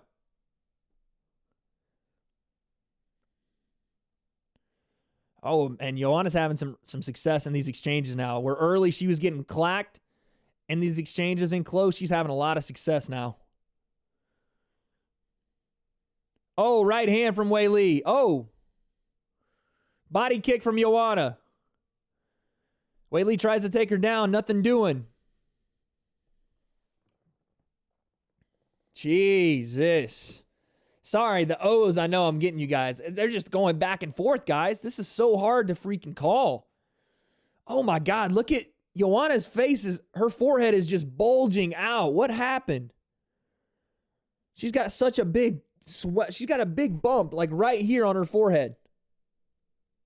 Like a massive one, like that big on her forehead. They're trying to press it down, but that thing is swelling up. What is that? How did that happen? Nice straight left. You got Joanna 3-0. I would say I gave the first to Weili based off the action in the round. Bang! Oh, that was the right hand that clocked her. I would say the second would go to... God, it's tough to call the second. I could see this being 2-1 to Joanna. I could definitely see this being 2-1 to Joanna. I could see it being 2-1 to Weili. But as a safety precaution, I would say it's 2-1 Joanna. Looking like the guy from the Goonies.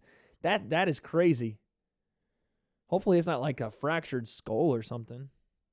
All right, here we go. 450, 449, fourth round. Weili looks a little bit more refreshed. Throwing some bombs, though, to start the round. I wouldn't advise this because you got 5 minutes in there with that freaking killer, Joanna. And Joanna stays in there, and she's taking shots, but she is staying in there.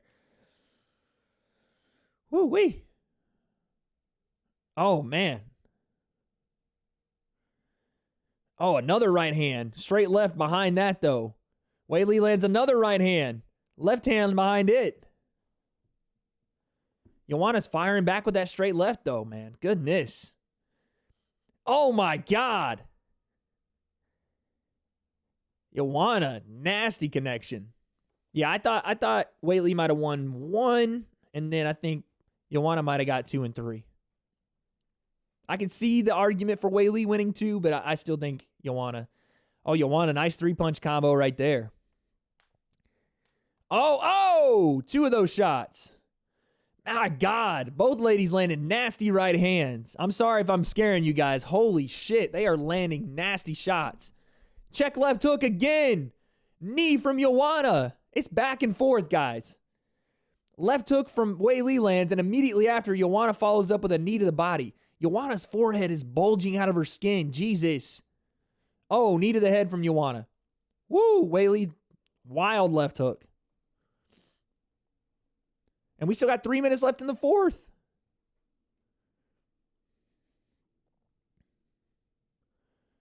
Joanna throws a front kick up the middle that misses. More of a rangefinder than anything, I think, that front kick for Joanna.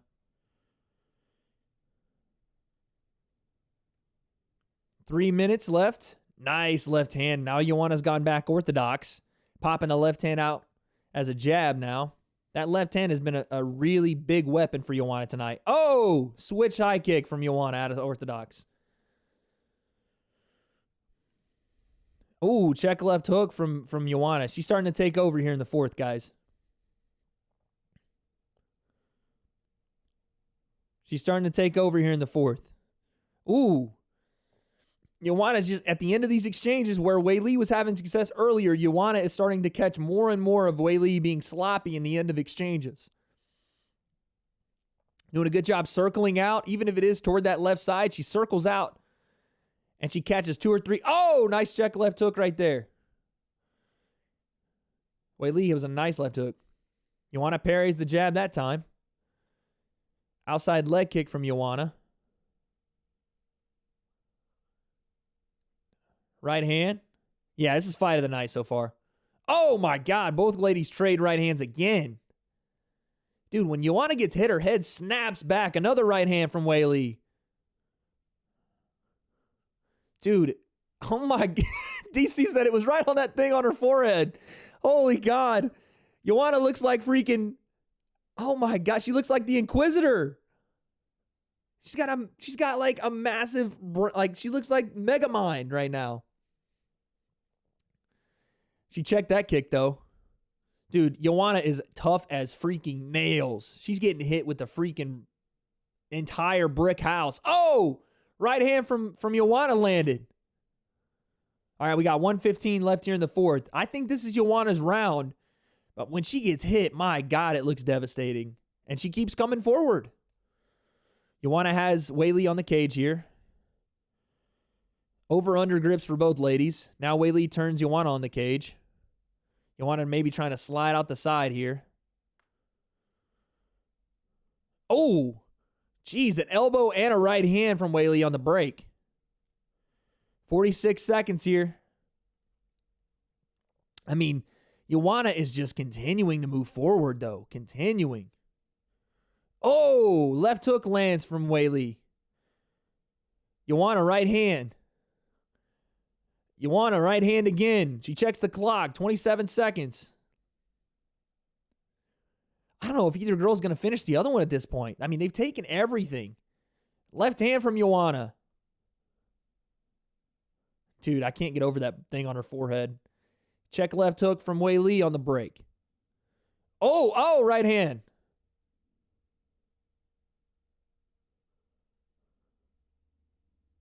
Ten seconds. Whoo, my God, dude. Dude, Joanna's skull has to be broken or something, dude. What is that? What is that?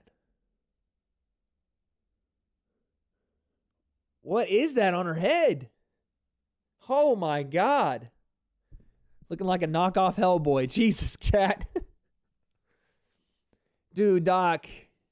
The doctor's checking it, guys. Doctor's checking it.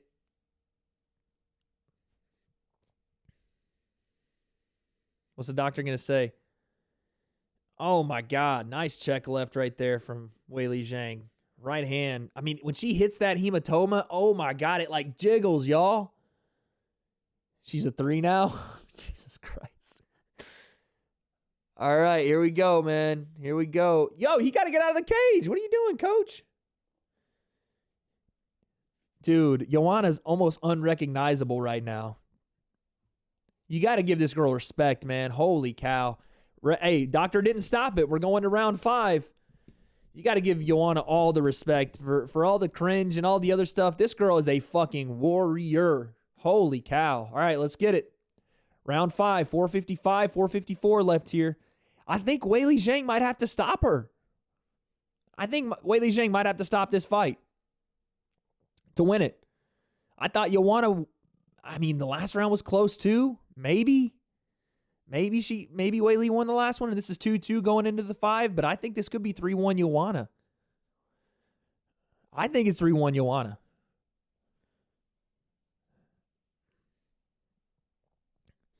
Nice outside leg kick from Joanna.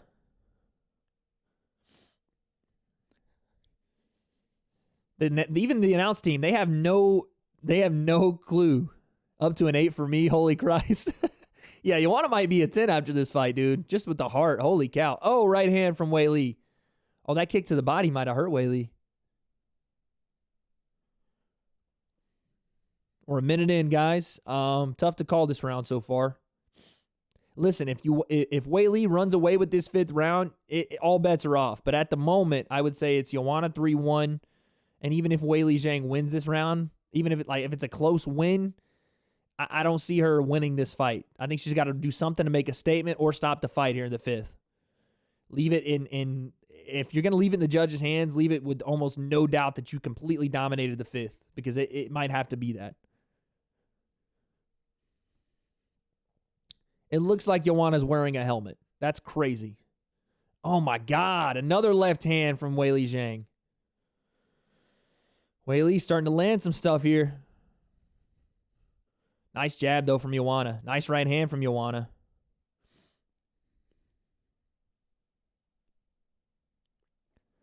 Three minutes left here in round 5. Oh, right hand off the leg kick. Weili Zhang's looking to counter with the right hand off the low kick. Joanna's now back in southpaw. She might be looking for that high kick again. Joanna still moving forward. Oh! Left hand landed for Joanna. Oh, left hand lands for Weili. Oh my God. Inside leg kick for Weili. Right hand for Weili. Left hand from Weili. God, back and forth we go again. 2:30 left here in the 5th. It's like time is slowing down, guys. I just spit everywhere. Time feels like it's almost stopped, and these two are just fighting for forever. Can I get a fight forever chant in the chat? I need it. Weili puts Joanna against the cage. 2 minutes left here. Dude. I'm telling you. Oh, right hand from Joanna off the break. This is crazy. Joanna's head is completely deformed right now. But again, she's winning the fight in my opinion. Barring any kind of stoppage in this 5th round, I think Joanna won this fight. Front kick to the body, Joanna. Here comes Weili now. Trying to cut the distance, close the distance a little bit more. Oh, nice inside leg kick from Weili. 120 left. 117. Weili now coming forward. Oh, barely misses a right hand. Kick to the body, right hand Weili. 1 minute left, guys. This is it. This is it right here.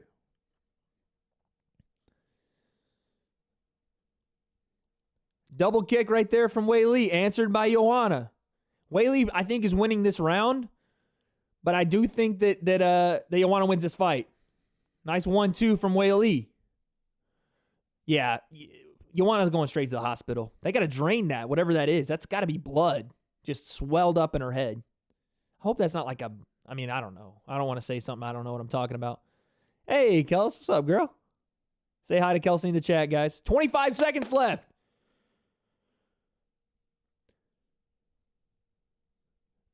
Oh, left hand from Joanna. Right hand from Weili. 13 seconds. Spinning back fist completely misses. 10 seconds. Oh, spinning back fist, Joanna. Right hand from Weili. Woo-wee. It's over. Holy cow, man. Holy cow, guys.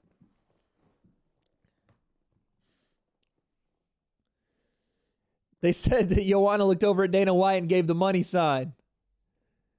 Oh, my God. Yeah, Joanna's head is just completely deformed at this point. There's two, it almost looks like one big hematoma is like all the way across her head, like a big pad on her head made of just blood and skin. It's ugly. Good Lord. It's more on the right side, though. Bang. Dude, when Joanna's head is moving in this slow motion, the hematoma goes back and forth. Holy cow, dude. Oh, my God. Jeez, right hand on the ground. I know, what a freaking fight, dude. Kyle literally called that 5-round war. I know, her head, dude. Look at her head. It jiggles like Jell-O. This commission tonight, though, Tommy, this commission's been pretty good tonight. All right, here we go. Head strikes. Fight statistics. 104 head strikes for Weili Zhang to 75 from Joanna. 19 body strikes to 50 from Joanna. 46 leg strikes to 62 from Joanna. I mean, it's close. Joanna has the total strikes by a decent margin, I think. Not by a decent margin, but by a close margin, she has that. It's like 180 to 150 in favor of Joanna. Let's see, man. Let's see. I think this is Anu. I think this is Joanna's fight. Facts. These girls are tougher than like anything I've ever seen. Yo, Jason Herzog, relax. Or is that Keith Peterson?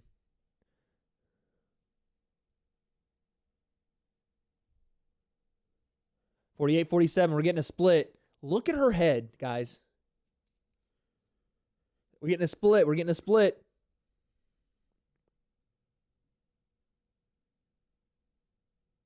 No way!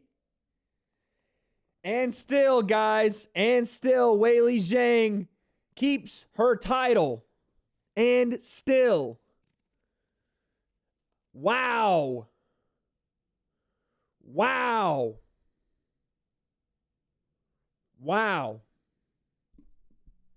I mean, listen.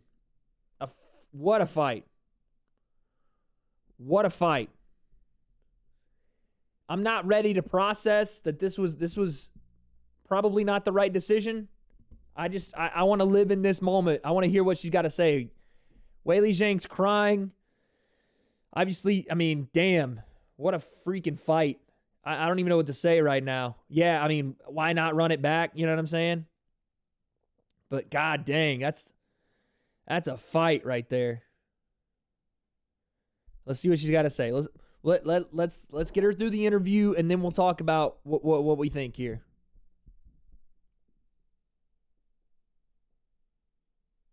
Yeah, Kyle, I don't disagree, man. I'm not gonna cry robbery. Like, I'm not just gonna start yelling robbery. I don't think it's the right decision, but I'm not gonna just scream robbery. I would like to see a run back though.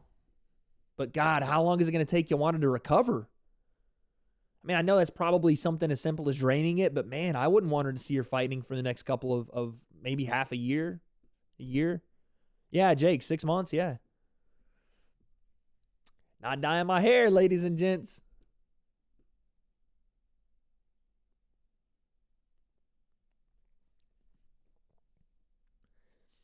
I'd be interested to see the judges' scorecards. I'd be interested to see what rounds were given to Weili Zhang. Like, if it was 1, 2, and 5, would you be mad, chat? If Weili Zhang got 1, 2, and 5, would you be mad?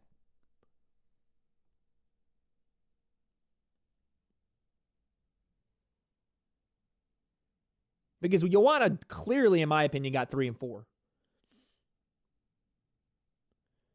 But if I'm just thinking in my head, yeah, Weili Zhang hits hard, but god dang, the chin on Joanna. She must have just had a when she was talking about a terrible weight cut versus Rose, either that was the case or Rose just caught her clean and the light shut out. But man, not 2, no way. I don't know what other round could they have given her, Kyle. I don't know. 4? I didn't see her getting 4.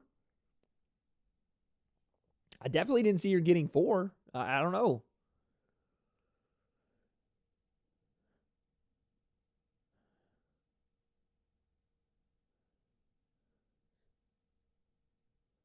What is this guy doing? What is wrong with this guy? Just translate, dude.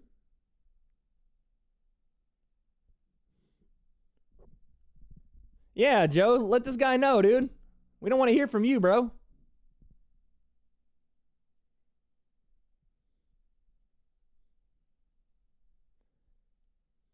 What's this guy doing, dude? Just translate. It's not you. You didn't win, dude. It's almost like these judges weigh the 5th round heavier than the early rounds. It shouldn't be weighed that way, but I wouldn't doubt it. It shouldn't be weighed that way if we're judging off a round-based system. Right? We have a round-based system. It shouldn't be weighed heavily more toward the end of the fight. Even if you feel that the end of a fight matters more, it just doesn't in our round-based judging. It just doesn't. But yeah, I don't know, man. It's tough. That's tough for Joanna because, oh God, they're gonna interview Joanna now.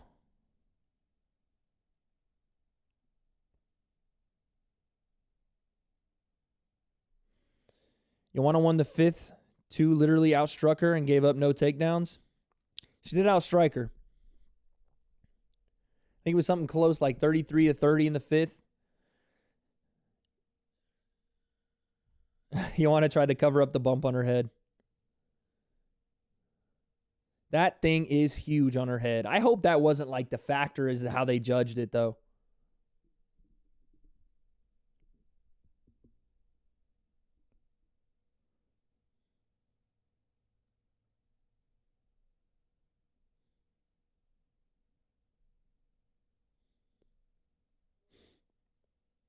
Dude, her nose looks broken too. Is that me seeing things? Listen, Joanna's handling this with class, man. As much as we talked about the cringe stuff for her coming out and she's a character and all that, she's handling this with complete class. Her nose looks broken though, guys.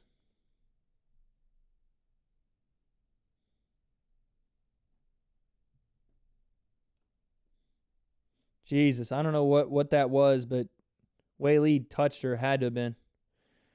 They need to get her to a hospital. Yeah, they got to get her there and drain her hematoma for sure.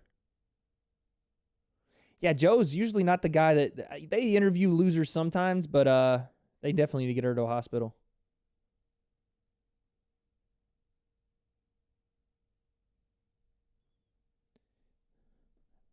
Human error will always be a problem. It is what it is. Happens in all sports. That's true, man. That's true. In MMA, it gets highlighted because it's so much different. Like, and I understand it because it happens in all sports, but it's not as life-changing as it is in MMA. You know what I mean? Like, the human error in MMA can change someone's life. Dominic Reyes' life could have been changed with a different decision. Monetarily, you're talking about the champion of the UFC not only getting paid more to fight, but getting a portion of pay-per-view. In the NFL and the NBA, yes, there is monetary value in becoming a champion and becoming an all-star, and having those things in the hands of some official during the game is somewhat the same, but it's a different... I feel like MMA is life-changing, these fights, man. Joanna could have been a 2-time champ there. That could have cemented her and she will be a Hall of Famer. That could have cemented her legacy as one of the, if not the best, one of the best women's fighters in MMA history, and I still think she is. Yeah, Devil, she got rocked. I don't know, man. That hematoma was massive. Okay, this is my feeling on the fight. Joanna, I thought, won the fight. I think we are in agreement, chat, that Joanna, in our opinion, won the fight. I had Joanna winning 2, 3, 4. I had Weili Zhang winning 5, even though Joanna did outstrike her in the 5th. So it's tough. It's tough for me to sit back and go, yeah, she just got the 5th. Close round. I don't know. The shots that Weili was landing were definitely hurting Joanna more so, it felt like. It felt like the shots were more damaging, but again, that's subjective, right? It's hard to judge a round based off, well, that looked like it hurt more, or that left more of a mark. A shot is a shot, right? The only time you can judge a damaging shot versus like a significant strike versus a non-significant, in my opinion, is when it is just completely obvious. And so it's hard for me to just go, yeah, well, she hit her more, but she hurt her more. Like it's always subjective. And that goes back to what Jacob's saying about talking about human error. It's always going to be that. Because you sit me down in that chair, I give Joanna the fight. I give her 2, 3, and 4. And listen, it's some people could say Joanna 5-0. That first round was not by any means like a lopsided round for Weili. The 5th round I thought was more in her favor. The first round was close. The 5th round was close. you know, there's going to be, for the next week or so, there's going to be an outcry of robbery on Twitter, and I'm not going to subscribe to that idea, but we got a hell of a fucking fight, ladies and gentlemen. We got a hell of a fight. My God. Kyle, you couldn't have been more right about that. Kyle's 3 for 3 on those, man. 3 for 3. Because we got an absolute war. Amaro says, I wish that the UFC you could have fight kits like in boxing. Well, they got the Reebok fight kits. I guess that's the same. Rematch as soon as instantly, yes, but as soon as Joanna gets whatever's going on with that forehead done, because I think that could have been a broken nose and hopefully not some skull damage, but man, whatever it was that she popped in that forehead, that thing blew up like a balloon. Yeah, man, I need a cigarette. Jesus, that's going to be hard to follow. And I know it's Izzy and Yoel, and there's going to be fireworks, but my Lord, I feel like we just went through a full marathon. I just watched a full, like, episodic, full season of Breaking Bad or something. Like, my heart just went through it, guys. I just watched Marvel Avengers Infinity War. Good Lord. No, I got you, Amaro. I got you. Yeah, Weili Zhang, listen, as much as we're giving credit to Joanna, and we should, she deserves all the credit. I thought she won the fight. We got to give that same credit to Weili Zhang because she took some shots too, man. I don't know how hard Joanna hits in comparison, but she took some shots. And what a gutsy performance, man, for a champion to come out in her first title defense and go 5 the hard way, the hardest way maybe I've ever seen at 115 for the women. That was insane. You want to talk about fight of the night? It's early. It's early in 2020. But gosh dang if that's not close for a fight of the year contender already. I mean, how is it not? You know? Both should have finished, yeah. Rose can fight Jess. Tatiana can fight a top contender rematch in August. Yeah, no, I agree. I agree this is a rematch. Rose has already got a fight with Jessica booked, so that's going to happen. I agree this should be a rematch. Devil said Joanna's forehead jiggled. I know, dude. It was insane. As she was moving, the shit was just jiggling back and forth. Like her head movement, everything. It was just like, crazy. Oh, my God. Oh, my God, man. Wow, wow, wow. Rose versus Weili. Nah, not yet. All right, here we go, guys. You know that Izzy's going to have a crazy entrance. So if we all agree that Joanna won, does that mean you lost? See, here's the thing. It doesn't matter that we all agree that Joanna won. All that matters is that the judging panel, the 3 judges agreed. That's my predictions are based off the judge's decision, not my decision. And chat does not overrule the judge's decision, Devil. I see you trying to, skate by the rules there, but it's not cutting it tonight, big dog. You're not cutting it. Fuck the judges. Damn. It's like that. All right. Soldier of God's coming in, ladies and gentlemen. I'm interested to see if they let Izzy do some crazy shit during his entrance again. Do you think Dana lets him do some craziness again? I got a couple bucks on Izzy Amaru. Let's go. Oh, snap. More money being thrown around. Andrew, 100%. What we just saw is a case for open judging. Judges fucking suck. Robbed the kid in the first fight earlier. This is the thing. Andrew makes a good point. You want to make an argument for open judging. This is that last fight was the way to do it. We knew it was a close fight, but we didn't know exactly who had which round. You want to talk about open judging being a benefit. I don't know what Joanna could have done more, really, to submit herself. I really don't. I thought she did enough in all the rounds that she, in my opinion, won. But at least her corner would have known going into that 5th that, again, we'll have to see the judges' scorecards, but it was 2-2 or it was 3-1, which that would be blasphemy to have it 3-1 to Weili Zhang. But at least you would know, right? Amara said, I'm broke, spent my money on a chain and a few watches. Amara, what are you doing, man? What are you doing? You come to the W.A.D.E Concept podcast. You're a moderator in my chat, and you're out here spending your money on chains and watches. Dude, we live that frugal life here.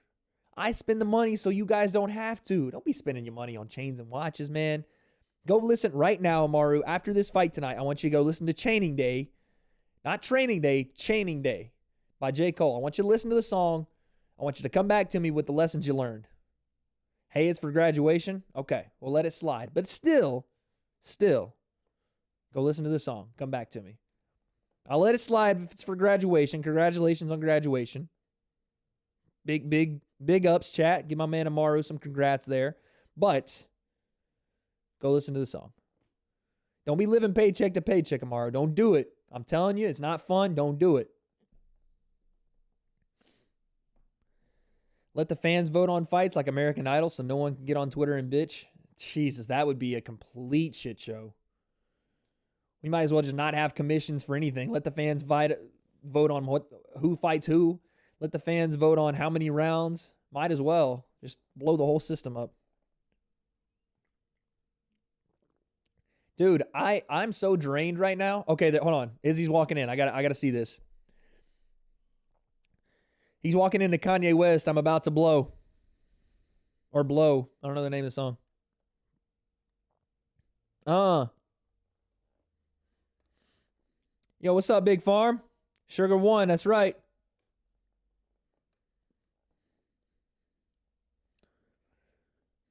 We'll see what Izzy's got for this entrance tonight. He always does something special. He's got like a horse feather. The crowd is drained. You can hear the crowd is not really like hype. That energy is just gone from everyone after that fight. Izzy's got some kind of like horsehair handle stick thing. He's kind of holding it. Oh, okay. We got some ladies. We got two African ladies in African garb walking Izzy to the ring under some green lights. They're throwing roses at his feet. They're throwing rose petals at his feet as he walks through. Like he's a king. This man's the king. Oh, man. Okay. Rose petals at his feet.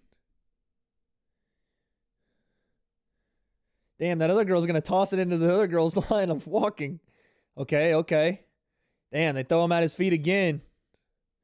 He looks at both of them. Oh, they throw it in the air. He gives the Wakanda forever. Yeah, I doubted that the UFC was going to let him do some crazy shit.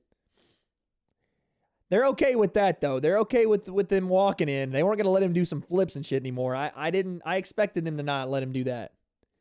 Decent entrance, though. Decent entrance. He had some ladies walking with him, throwing some rose petals at his feet. You can't hate. You can't hate on that.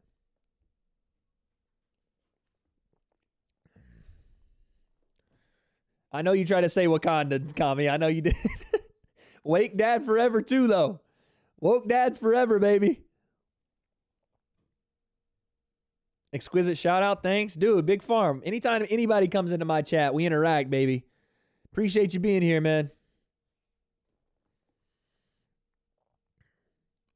They're talking about Izzy taking some time to focus on Russian dance to improve his footwork. That's pretty interesting. Oh, O'Malley versus Sandhagen 2021. Woo! Sign me up. Sign me up. I'm only going to high school. Hey, man. Amaru. We encourage continued education here, bro. Don't get slept in one. Don't do it. You can't walk out with the African King vibes with the rose petals at your feet and get slept in one, Izzy. Don't do it to me, man. Listen, guys, I know I picked Yoel, but it's kind of like the last fight. By the end of the fight, I was rooting for Joanna. I wanted Joanna to win that fight. But just because I picked Yoel does not mean that I don't want Izzy to come out and shock the world. At the end of the day, guys, I'm a fan just like you guys are. My picks are just me trying to be unbiased and think about the fight and the way it's going to go. But in reality, I want Izzy to win. I want Izzy to go to that next level of stardom and take over the whole game and fight John Jones and do all this other stuff. I want that. But god dang, it's Yoel freaking Romero, man. Oh my god. No, I got you, Amaro. You're graduating middle. I got you. Oh my god. Thank God you're not like GTA 5, Wade. Yo, I saw somebody last night.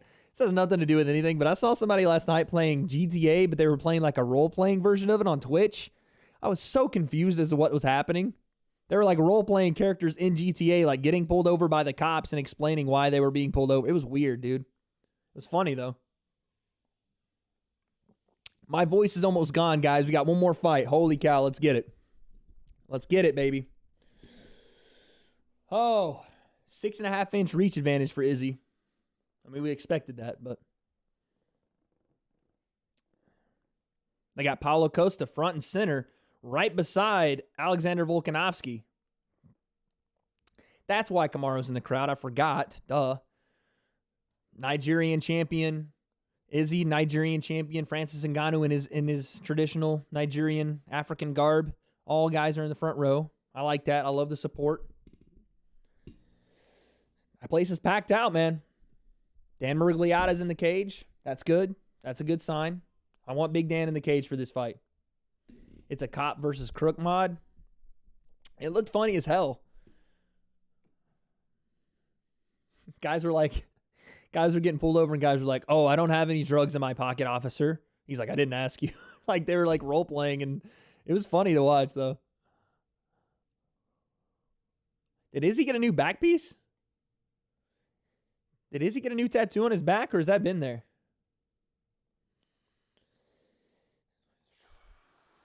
Just like that, guys, my energy's right back. Right back. Bruce Buffer does it for me, man. I'm telling you. There's some empty seats there, actually, now that I'm looking at it. It's pretty packed out, but it's not sold out. Unless some people are at the bathroom.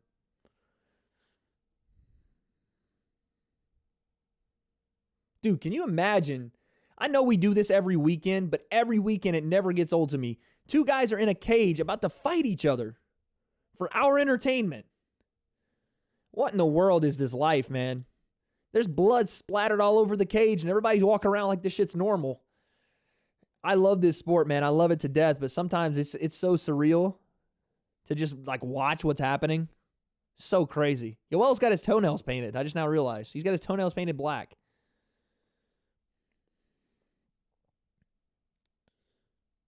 Okay, wait, I see the hair like your hair is shaping your head.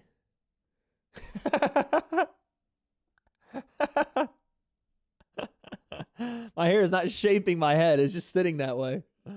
It's like a little mustache on top of my head.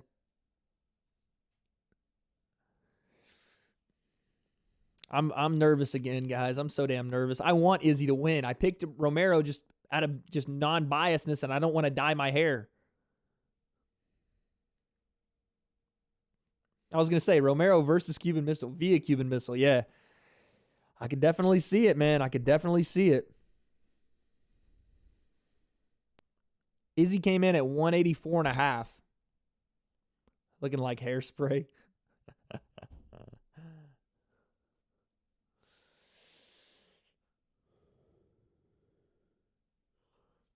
Yo, Izzy's not doing none of this. No patty cakes today, man. He's all business. All business. Oh, my God.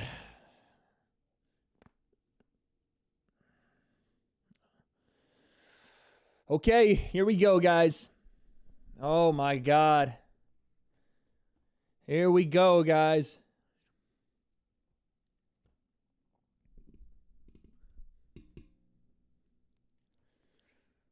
Oh, man. Even the announce team. All right, here we go, guys. Here we go. 457, 456. Yoel comes out very slowly out of the corner. Izzy immediately takes center of the octagon. Yoel just kind of standing there.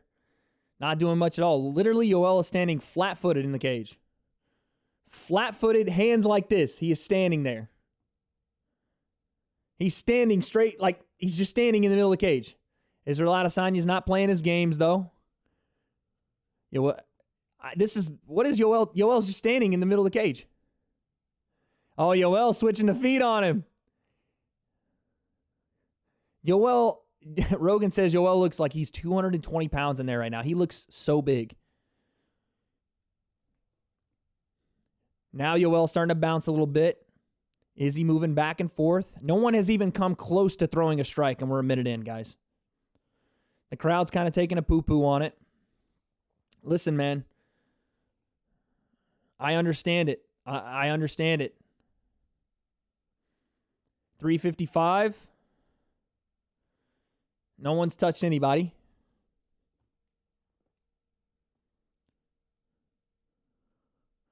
Yoel switches stances. Both guys doing some feigning here, but again, no one's even come close to throwing anything, and we're a minute and a half in, guys. There's an outside leg kick from Izzy. Kind of misses.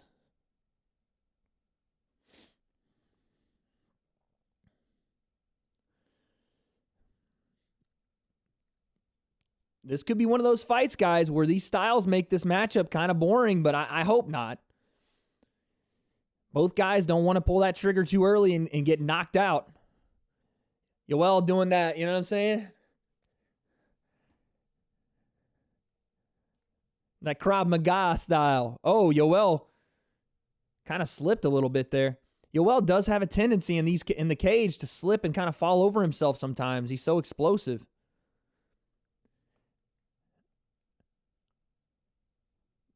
Outside leg kick, low outside leg kick from Izzy lands.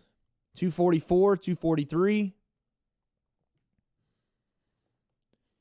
Outside leg kick from Yoel damn near throws Izzy across the cage. Good Lord. Yoel hit a low kick on Izzy and it threw him. It threw him. Jesus. 42 years old, by the way, guys. 214, 213, 212. First round. Right hand from Izzy. Head kicks blocked. Izzy throws one and gets blocked by Yoel. Yoel feints a takedown, drops to a knee, pops back up. Oh, Jesus Christ! Overhand left from Yoel landed clean. Holy shit. Woo! Oh my God. And I think it got in Izzy's eye. He's already raking at his eye. Holy cow. One shot. Overhand left. Goodness gracious, dude.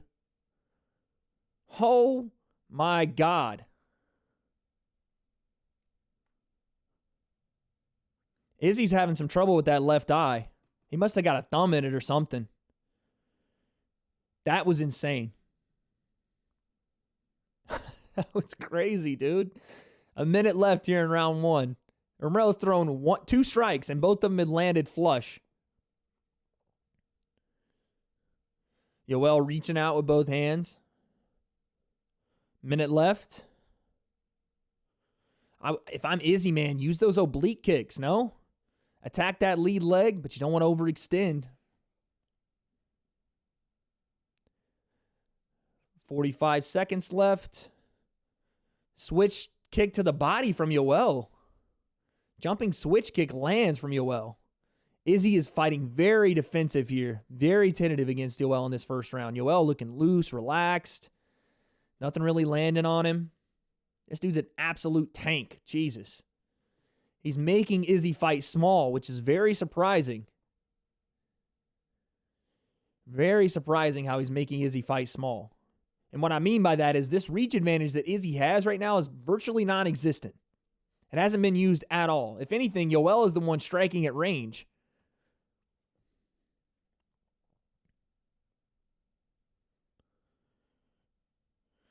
Round one. Round one in the books. I want to see that left hand from Yoel. I mean, I don't even know how to score that round, to be honest with you. I guess you give it to Yoel? I don't know. Yoel landed a nasty overhand left, but that was about it. And what did I say earlier, guys? Yoel would find... He's not... I know, Izzy's not even close to using his range. Yoel made him in that first round fight small, fight tentative.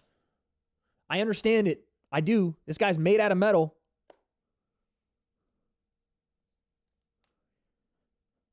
I think that's Yoel's round just because of the impact of the one strike. All right, let's see what happens with this overhand left. Yaka! Oh, my God. Jesus. Slip the left hand and bang the left over the top. Yeah, Izzy's a little tentative, which I understand, but I think maybe in this second round, there's got to be a little risk involved when you fight Yoel. You got to take a little risk, because if not, he'll do that all night.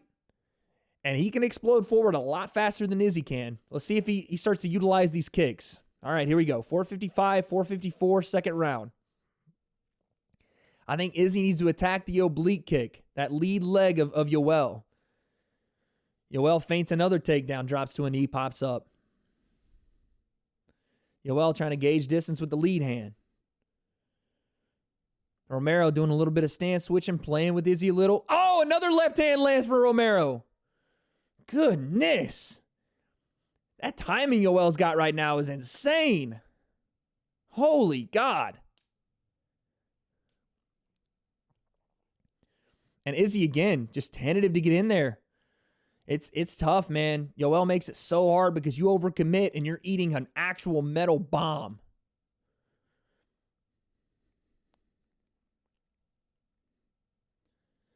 Four minutes left here in the second. Really one big strike landing. That's about it. Woo, Jesus. Yoel looking to land that left hand. And again, Izzy keeping his hands low and really moving a lot of his upper body to defend is going to get him into trouble here. It's already happened. When Izzy jumps in on these strikes, he shortens himself and it leaves himself open for a big left hand over the top. Head kick, that might have gotten through on the guard of Yoel right there. Front kick to the body from Izzy, that lands. Inside low kick, that might have been checked.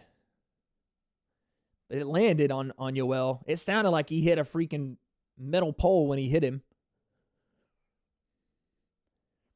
3 minutes left here in the second. Outside leg kick. Yoel slides out of the way of that. Izzy goes orthodox. Yoel tried to throw a left hook to the knee, it looked like. That was weird. He like dropped down and threw a left hand to the knee. Izzy doing a lot of feigning. A lot of feigning. Trying to play with that front lead hand of Yoel. Yoel trying to catch it and maybe parry with the left hand. Or excuse me, strike with the left hand. Outside leg kick from Izzy lands. Izzy feints like he's going to go for a takedown. Yeah, Izzy's in trouble, man. Izzy's in some trouble if he keeps doing this because basically he's playing into Yoel's game here. He's making himself short. He's leaning into punches from Yoel. And Yoel's not quite throwing them yet, but man, Izzy's head is there to be hit. I don't like it.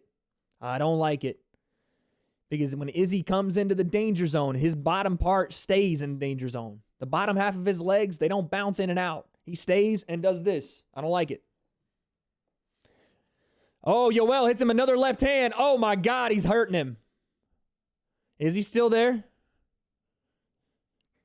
Yoel just comes forward and it just these triple left hands and hurts Izzy with him. 1:50 left here in the second round. All Yoel here in the second. And Yoel literally had a couple shots and then he just put his hands down like, relax, everyone. Yoel did this. He's like, relax. And they get back to the center of the octagon. Nice jab from Izzy. Head kick from Izzy. That was nice. Joe's asking Daniel Cormier why Yoel doesn't use his wrestling more. And Daniel's like, I have no idea.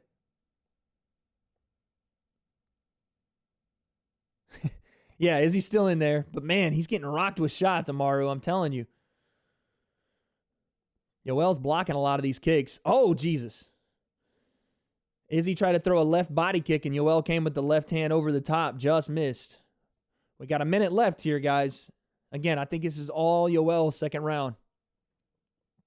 Yoel's just landing shots. Izzy hasn't landed really anything. He landed a nice front kick earlier. Head kick kind of glanced off the guard. Oh, that was a nice inside leg kick from Izzy. Question mark kick. That landed. Landed on the guard, but it landed. 35 seconds left here in round two. Dude, it's like Yoel's just a shotgun waiting to go off, man. My goodness. The crowd can boo this all they want. This is intense, man. I'm on the edge of my seat. This is not worth booing. If you don't understand the danger in a guy like Yoel, to boo this fight, to boo Israel fighting this way is crazy. Yoel trying to throw the left hand out there, a jumping switch kick misses. I think Izzy's now starting to figure out that left hand a little bit. Izzy might be starting to figure out that left hand a little bit. Because now it looks like he's drawing out the left of Yoel.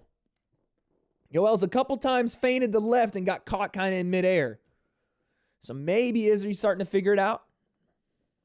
One left hand, Israel's dead. Yeah, you can't get hit by that thing. Not too many times. You definitely can't. I want to hear what Izzy's corner says to him. Yeah, Izzy's got he's got some swelling on that left side of his right side of his head from that left hand landing. That's 2-0, yeah, 2-0 Yoel. I think Izzy, excuse me, guys. I think Izzy might be trying to start drawing out that left. Let's see if he can play some games with that left hand. I don't know. I got something toward the end of the round. I'm watching Yoel throw the left hand out there, and it's Izzy's starting to see it. Maybe I'm reading too much into it, but it looked like Izzy's starting to see it come out. Is that Michael Irvin? If anybody else is watching the fight right now, was that Michael Irvin sitting in the stands? All right, here we go. Round 3. Front kick from Izzy lands. 451, 450, 449.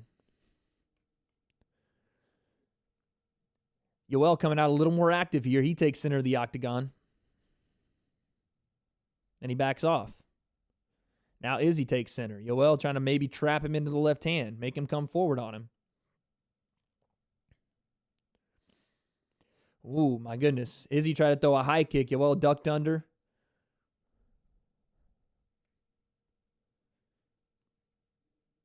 Oh!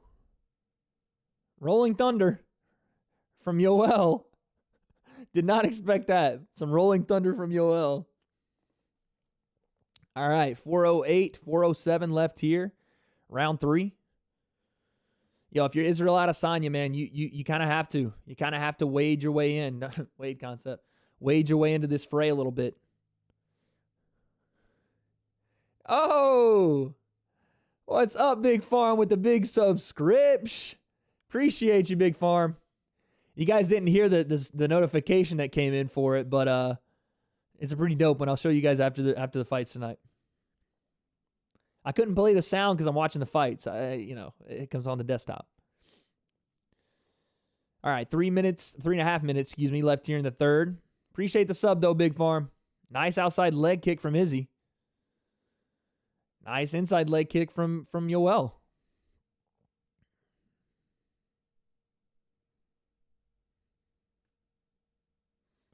One, two from Izzy. Doesn't quite land. Yoel's content to fight like this, and Izzy can't really stand to. I think he's down 2-0.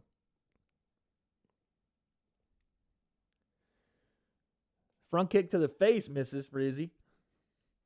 Inside leg kick from Yoel. That landed. He points at Yoel, and Yoel points back at him. Yoel hasn't, like I said, he hasn't really tried to wrestle too much. He kind of feints at a single leg there. Izzy might be getting a little frustrated here. Nice outside leg kick from Izzy.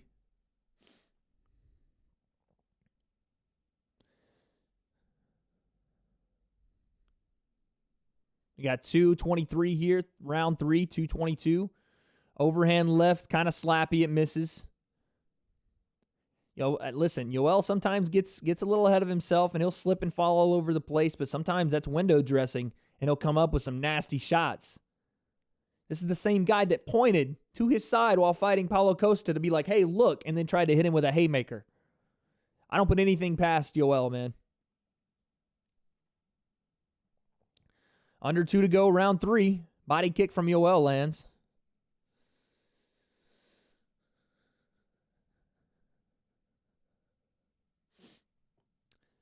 Romero drops down to a knee again. He's feigning that quick blast double leg. Oh, that was a nice kick from Adesanya, nice front kick to the body right there. It's a tough puzzle to solve, man. I don't envy Israel Adesanya. He's trying to solve it, but he's hitting Yoel, and it's not hurting him too much. That was a nice outside leg kick, though. Listen, this could be Izzy's round. He's definitely touching him with the kicks this round. Yoel and Izzy are just pointing at each other. They're feinting and trying to clown each other for taking the bait. Oh, front kick to the face. That lands on Yoel, and he gives him a tongue.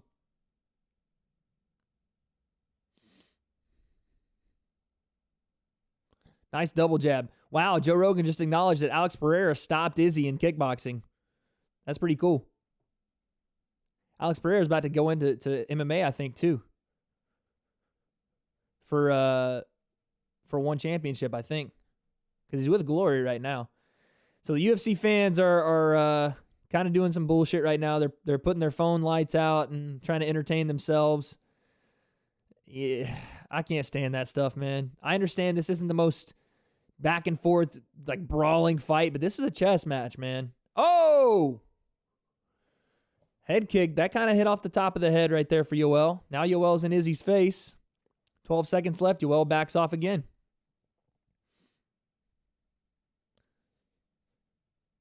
Now people are booing this, man. I can't stand this. Why would you boo? Like, booing makes this worse. You know what I mean? Like, these fans, they understand that they're there to watch the fight. I understand you pay your ticket, you're there to have your opinion, but booing the fight when it's a chess match like this, you are the problem, in my opinion, because if you don't understand what's going on in the cage, that's one thing, but to act like it's not entertaining because you don't understand it is another. I can't stand that. Go out in the parking lot, take you and your drunk cousin Bob out in the parking lot for 15 seconds and see what happens if you guys try to go at it full bore. Then come back and tell me that this is boring. I can't stand it, dude. Vegas fight fans suck, dude. They really do. I understand it's not just a brawl back and forth, but this is high level stuff, man.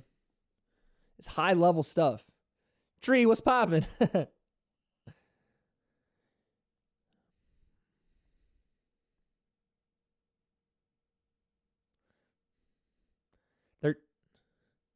Dan Vergliotta, why is he telling them they have to give the judges something to score? Who told him to say that?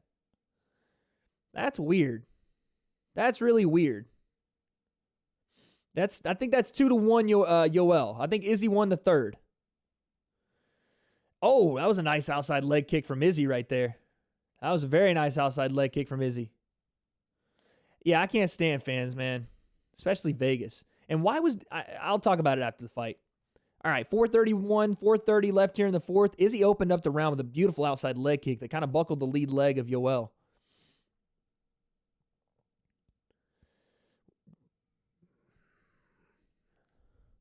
Yeah, I don't know what that was, man. The announce team is now talking about Dan Vergliotta getting into, like, offering his opinion on what the judges are going to score.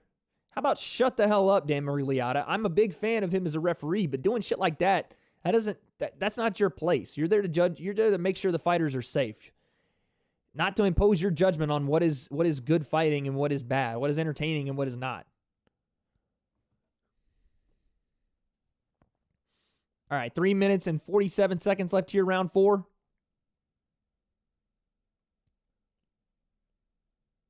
Holy, like an axe handle overhand right there from Yoel. Another outside leg kick from Izzy.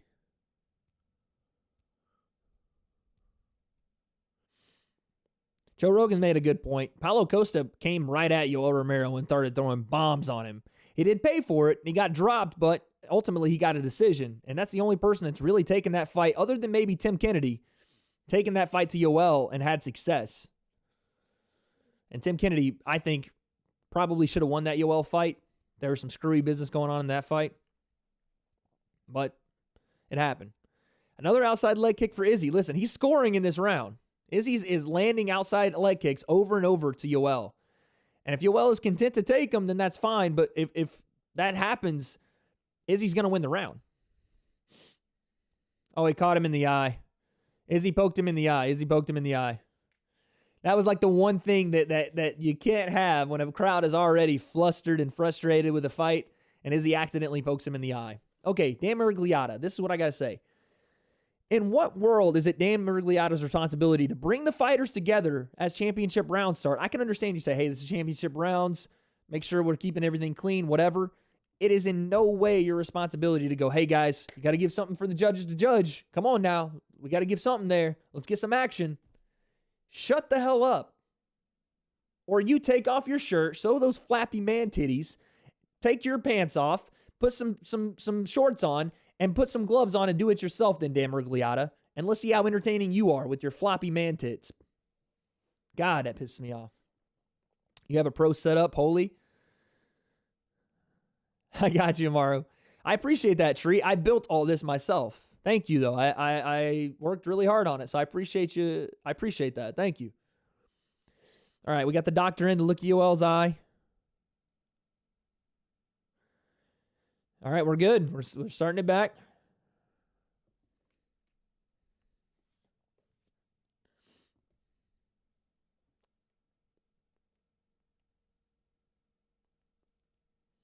All right, here we go. 2:45 left, round 4.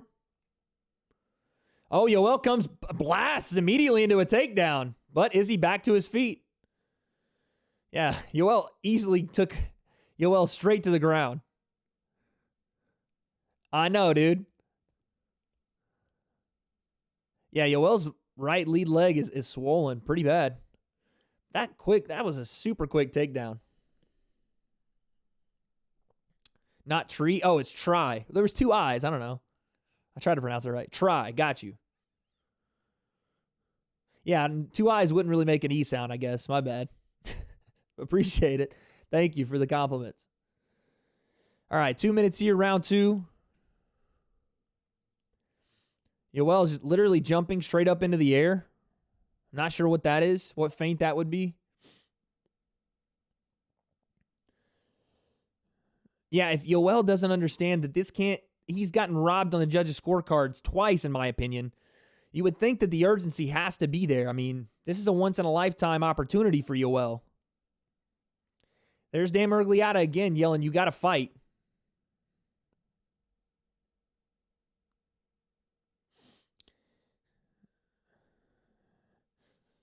Right hand to the body, left over the top, just misses. Ah, I see.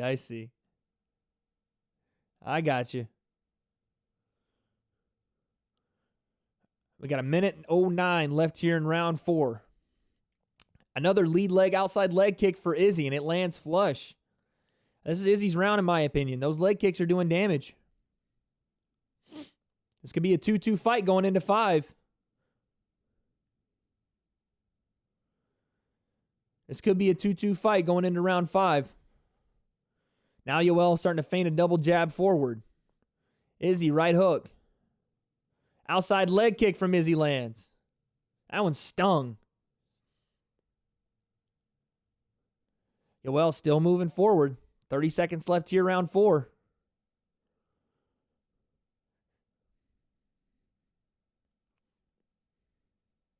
One, 2 from Izzy. I think that was partially blocked. Oh, nice sprawl from Izzy. Izzy super quick on the sprawl there. Yoel tried to come for that super power double leg, and Izzy flew down on that sprawl and then popped straight back up. Nice work from Izzy. Whoo! Question mark kick just goes over the top.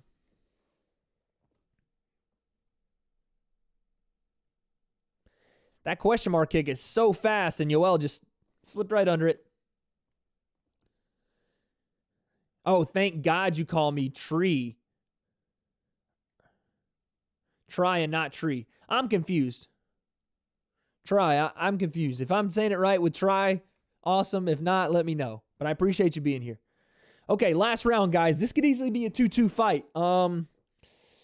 Listen, I know it's not the most aesthetically, we kind of got spoiled with Joanna and Weili Zhang, just an all-out war before this fight. But listen, it's tough. Yeah, Kyle, who wants the belt, man? This is pretty much an even fight. This last round, I think, is going to be the one that takes it. Who's going to come for it? Because it's tough if you're Izzy. You don't want to go in there reckless and just get clapped by Yoel. And even on Yoel's part, you know, obviously Izzy is the highest level of striker. Give him something to fight over. From Dan Murgliata. Good old Dan. All right, here we go. 453, 452, 451. Last round. Who is going to walk away with the middleweight championship of the world?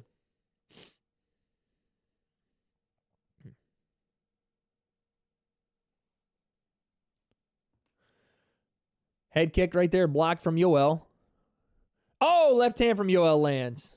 God dang, he's so fast. Oh, my Lord. I got you. I'll let you know real quick. I'll let you know. 1 second. Right. If Yoel can check and take him down once, he wins the 5th. That left hand was nasty. So damn fast.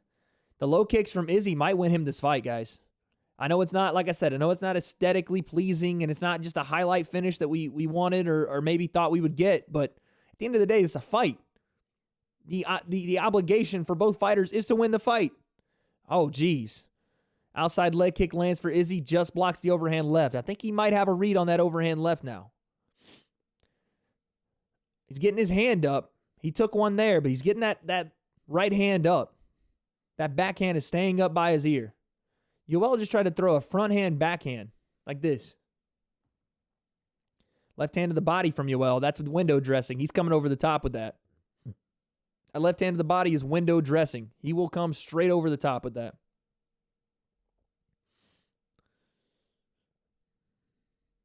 Three minutes left.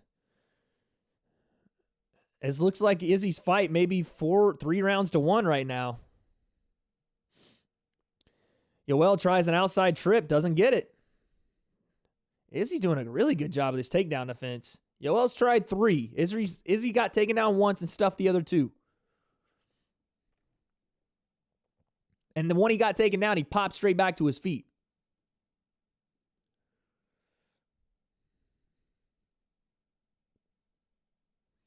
.240 left here in the 5th. And the Vegas crowd with the boos again. See, that's the problem with Izzy, man. He runs in there, his bottom half is off balance, and he just tries to throw his head back, and he got off balance again.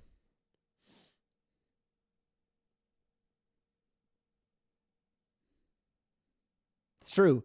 DC makes a good point. How many times does Yoel get in the cage and it's not something weird, man? Outside leg kick. Yoel, front kick to the body. That lands. Yoel's looking for that power left. Same shot he's been looking for the entire fight. Izzy's hard to hit, though, man. Oh, left hand lands. Outside leg kick lands. Adesanya gets out of the way. 140 left here in round 5. Yoel's got to come for it, man, because right now this is Izzy's title and he's not losing it. Left hand might have landed, partially blocked. Yeah, this round is taking a while. I'm not going to lie. Yeah, Yoel's got to do something here. If not, Izzy's walking away with the title and a win over Yoel, albeit not the most, like I said, spectacular performance as far as aesthetics and knockouts and all that's concerned, but a win over Yoel Romero is a win. Doesn't matter how it comes. That's a win over a monster. Oh. Izzy tried to go high with the kick that time. 54 seconds left here in the fight. It's now or never for Yoel, man. Now or never. Izzy slides away. Izzy flips him off. Outside leg kick. Yoel hits him with it.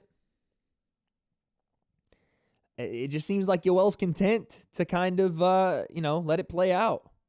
I can't imagine that he thinks he's winning. That was a nice outside leg kick again from Izzy. Yoel thinks he's winning the fight. He's like pointing to himself and pointing up into the air. Oh, that left hand landed. They're talking to each other too. 10 seconds left.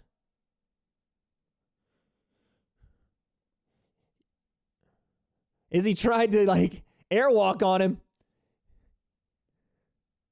Oh, wow. They're going after each other after the bell. I don't know, man. I don't know if that's enough for Yoel. Yoel kept pointing to the sky, beating on his chest, saying, I got it, I got it.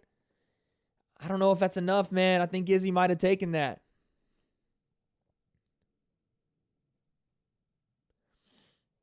It's tough. It's a tough thing, man. We'll talk about it after the scores are read, but it's a tough thing to think about how somebody should fight, right? How does somebody fight Yoel Romero? How do you beat this guy? That, as much as it's not cool to look at, maybe, and is not the finish that Izzy possibly wanted, it might just be the way you beat him. And they're still talking, guys. They are still talking. Dude, that might have been the hardest shot of the fight, was that big left hand in the first round. That junk was so hard. Oh, my Lord. Yeah, Yoel might have stole that round late, too, with that big left hand. Those leg kicks, man. Those are landing flush. And Yoel was kind of turning on him, too. The problem Yoel had, I would say 3-2 Izzy, yeah. Dude, Yoel saw the cartwheel coming, ducked under it, and came over the top. That's crazy.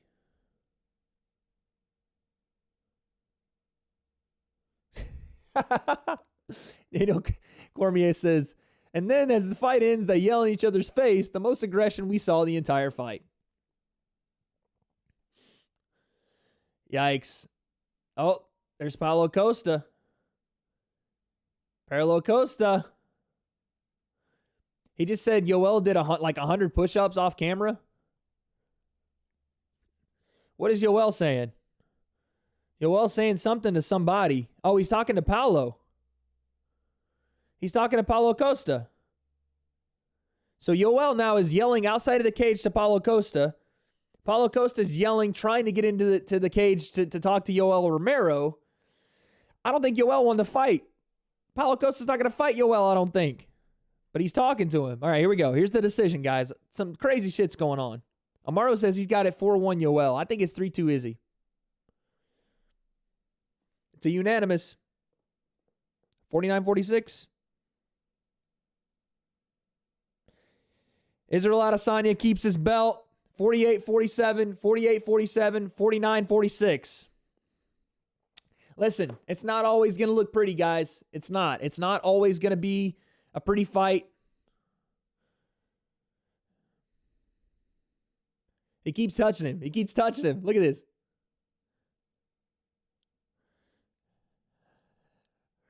Look at this. Look at this. Oh, they're still talking. Yo, that was not a friendly exchange at the end there.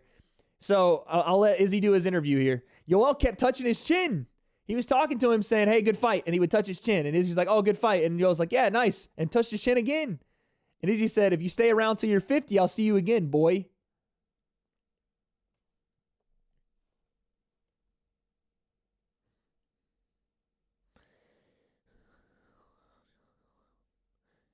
So Izzy said he's going to be limping for a while. Take a look at his leg. He's going to be limping for a while. I did what I had to do.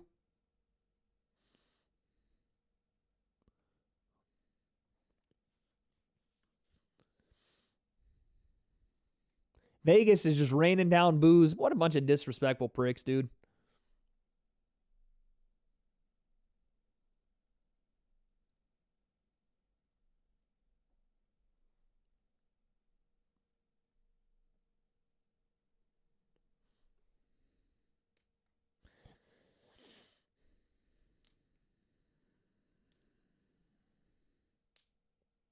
He said, I was trying to touch him more, but it was hard to engage with somebody that doesn't want to dance. Amaro, I don't think that's a robbery, brother. I think Izzy won this fight. I think that's the right call.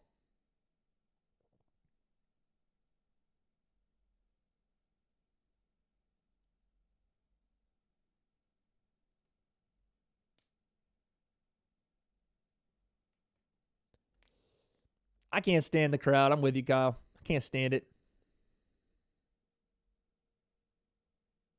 Let's see who he says next.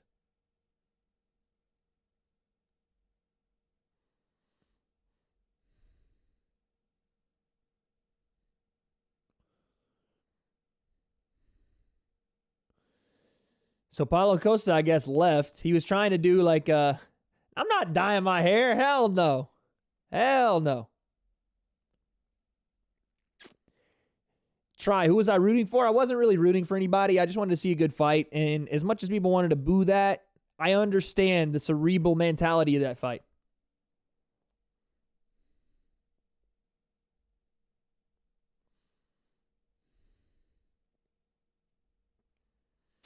So Israel says, how did I cheat? How did I cheat? I didn't cheat. I didn't got to dye my hair, nothing. I lost 3 fights. I didn't lose 4. They're cheering Yoel. Why are they cheering Yoel, but booing Izzy? Listen, Yoel didn't engage just as much as Izzy didn't. Yoel said, this is my victory.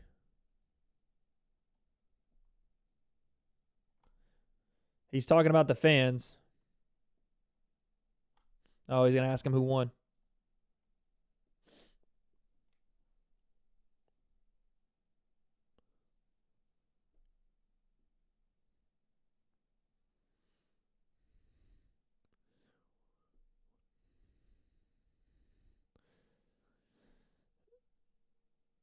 So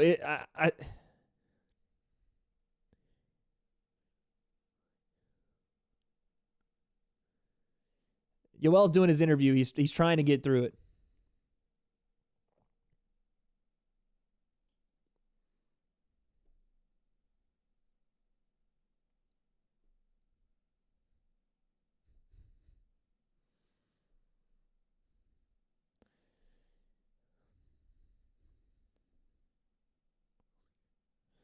So Yoel basically said, look, these people don't want to see somebody run around the cage. They want to see the champion sit in the middle, stand in the middle like the old Roman gladiators and fight like men. It's not the sport, though. Unfortunately for Yoel, it's not the sport.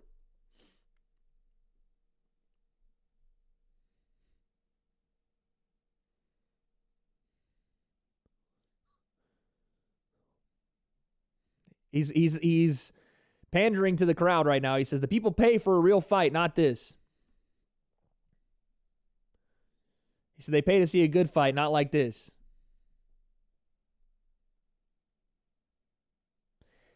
I would respect this a lot more for Yoel if this wasn't the way he fought too. You know what I mean? He still didn't fight the same way. Kyle says, I'll see you later. Got to go to sleep. Joanna won tonight also. No worries. I don't disagree that Joanna won. Unfortunately, the judges didn't see it that way. The hair is staying brown. Thank you, my man Kyle, my resident expert. I appreciate it. No. Amaru, I said I have to win. I have to lose 4 of my 7 fights. Oh, try real quick. You asked me how much my setup was. I built basically all this. I bought these from Home Depot. That was $100. I actually had it made. I would say all in all, probably $150. $150, I would say, for all that. If you're talking about mic and mic stand, then it gets a little more expensive. But for the background, about $150. Maybe a little more because of the bottles. But with the mic and the mic stand, probably around $300. Okay, guys, let's talk about it, man. Obviously, that wasn't the most excellent display of viciousness and brutality, but it is a fight in which you have to win 5 rounds or the majority of those 5 rounds to win the fight. Yoel can talk about how it wasn't a real fight and how the fans pay to see gladiators. It's not the sport, unfortunately. Amaru, take it easy, my man. Appreciate you being in here, guys. It was a great card, man. We had some really fun fights. The main event was a little bit of, I don't want to say a letdown, but a little bit of a different fight than we expected. Listen, Yoel, like I said, I would respect what he said a lot more should he had come forward on Izzy, like he was just trying to initiate, but he wasn't. He was sitting back just as much as Izzy was. Izzy was the one that landed the majority of strikes. It doesn't matter they weren't in the pocket trading, going crazy. He landed the majority of the strikes, and they were leg kicks. Those do add up, and they do have an impact. It's part of the sport. So, with that being said, guys, that is our reaction for tonight. Thank you guys for coming in. We did god dang, 5 hours and 40 minutes of a stream tonight. So I appreciate everybody that came by. Thank you to, I think it was Big Farm for the sub. Appreciate that, big boy. Subscribe from you, Big Farm. Thank you so much. Everybody that came in to see me and hang out with us all here at the W.A.D.E Concept. I appreciate it. Make sure you subscribe if you're new. And we will be back sometime this week to do a recap and to look forward to the next fights. I appreciate you guys so much. Make sure you hit that subscribe button. Make sure you hit that like button. And we will see you next time. Everybody, peace. Love you to death. This is the W.A.D.E Concept, and we are debating everything. I'll see you guys next time.